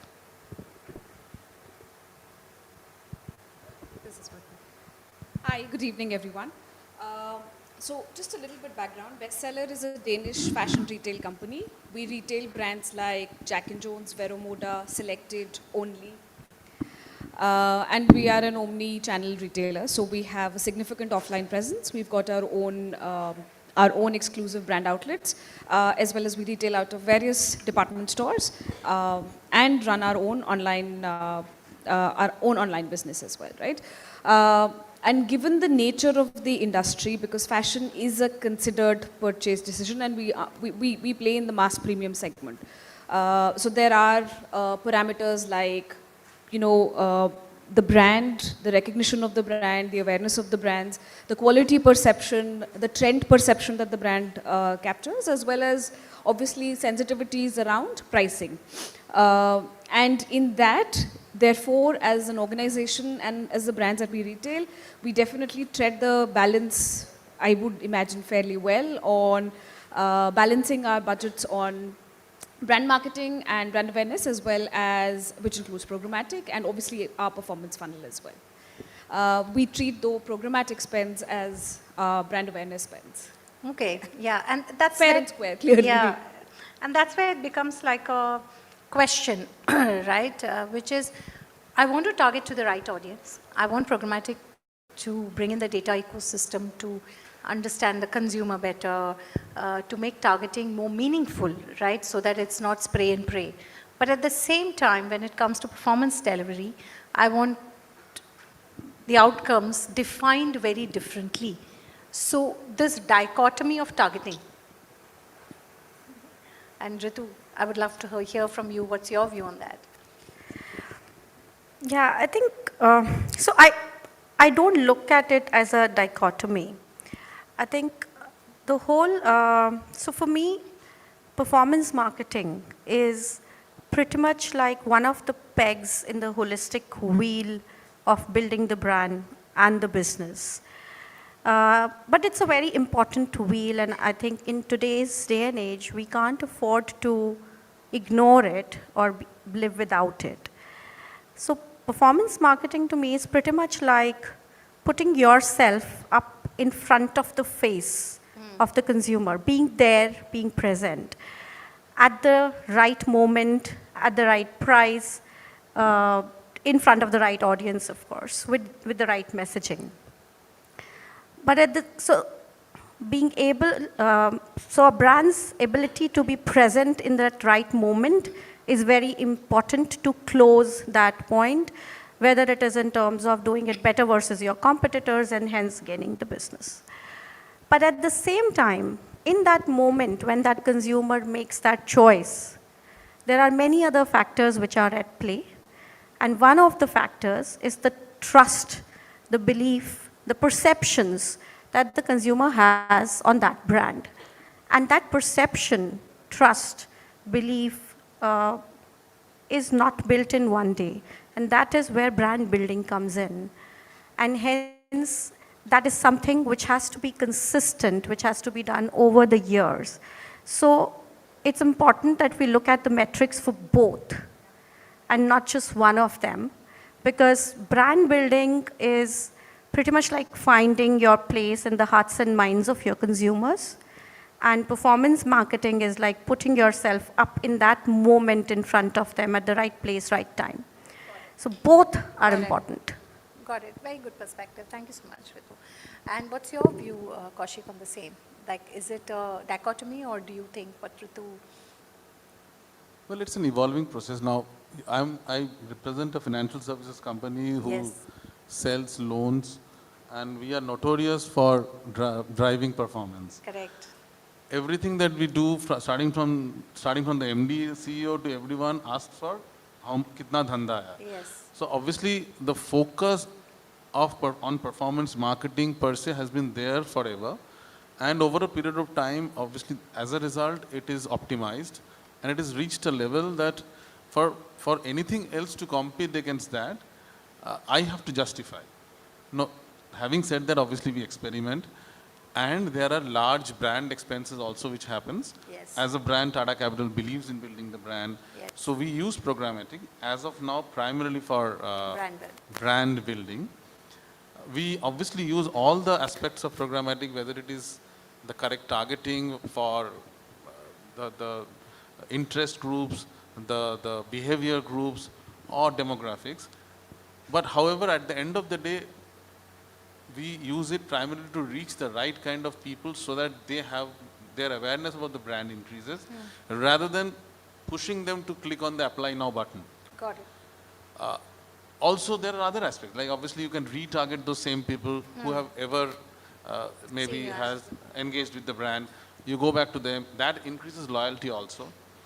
Then the way you can personalize content and creative through programmatic, you use that.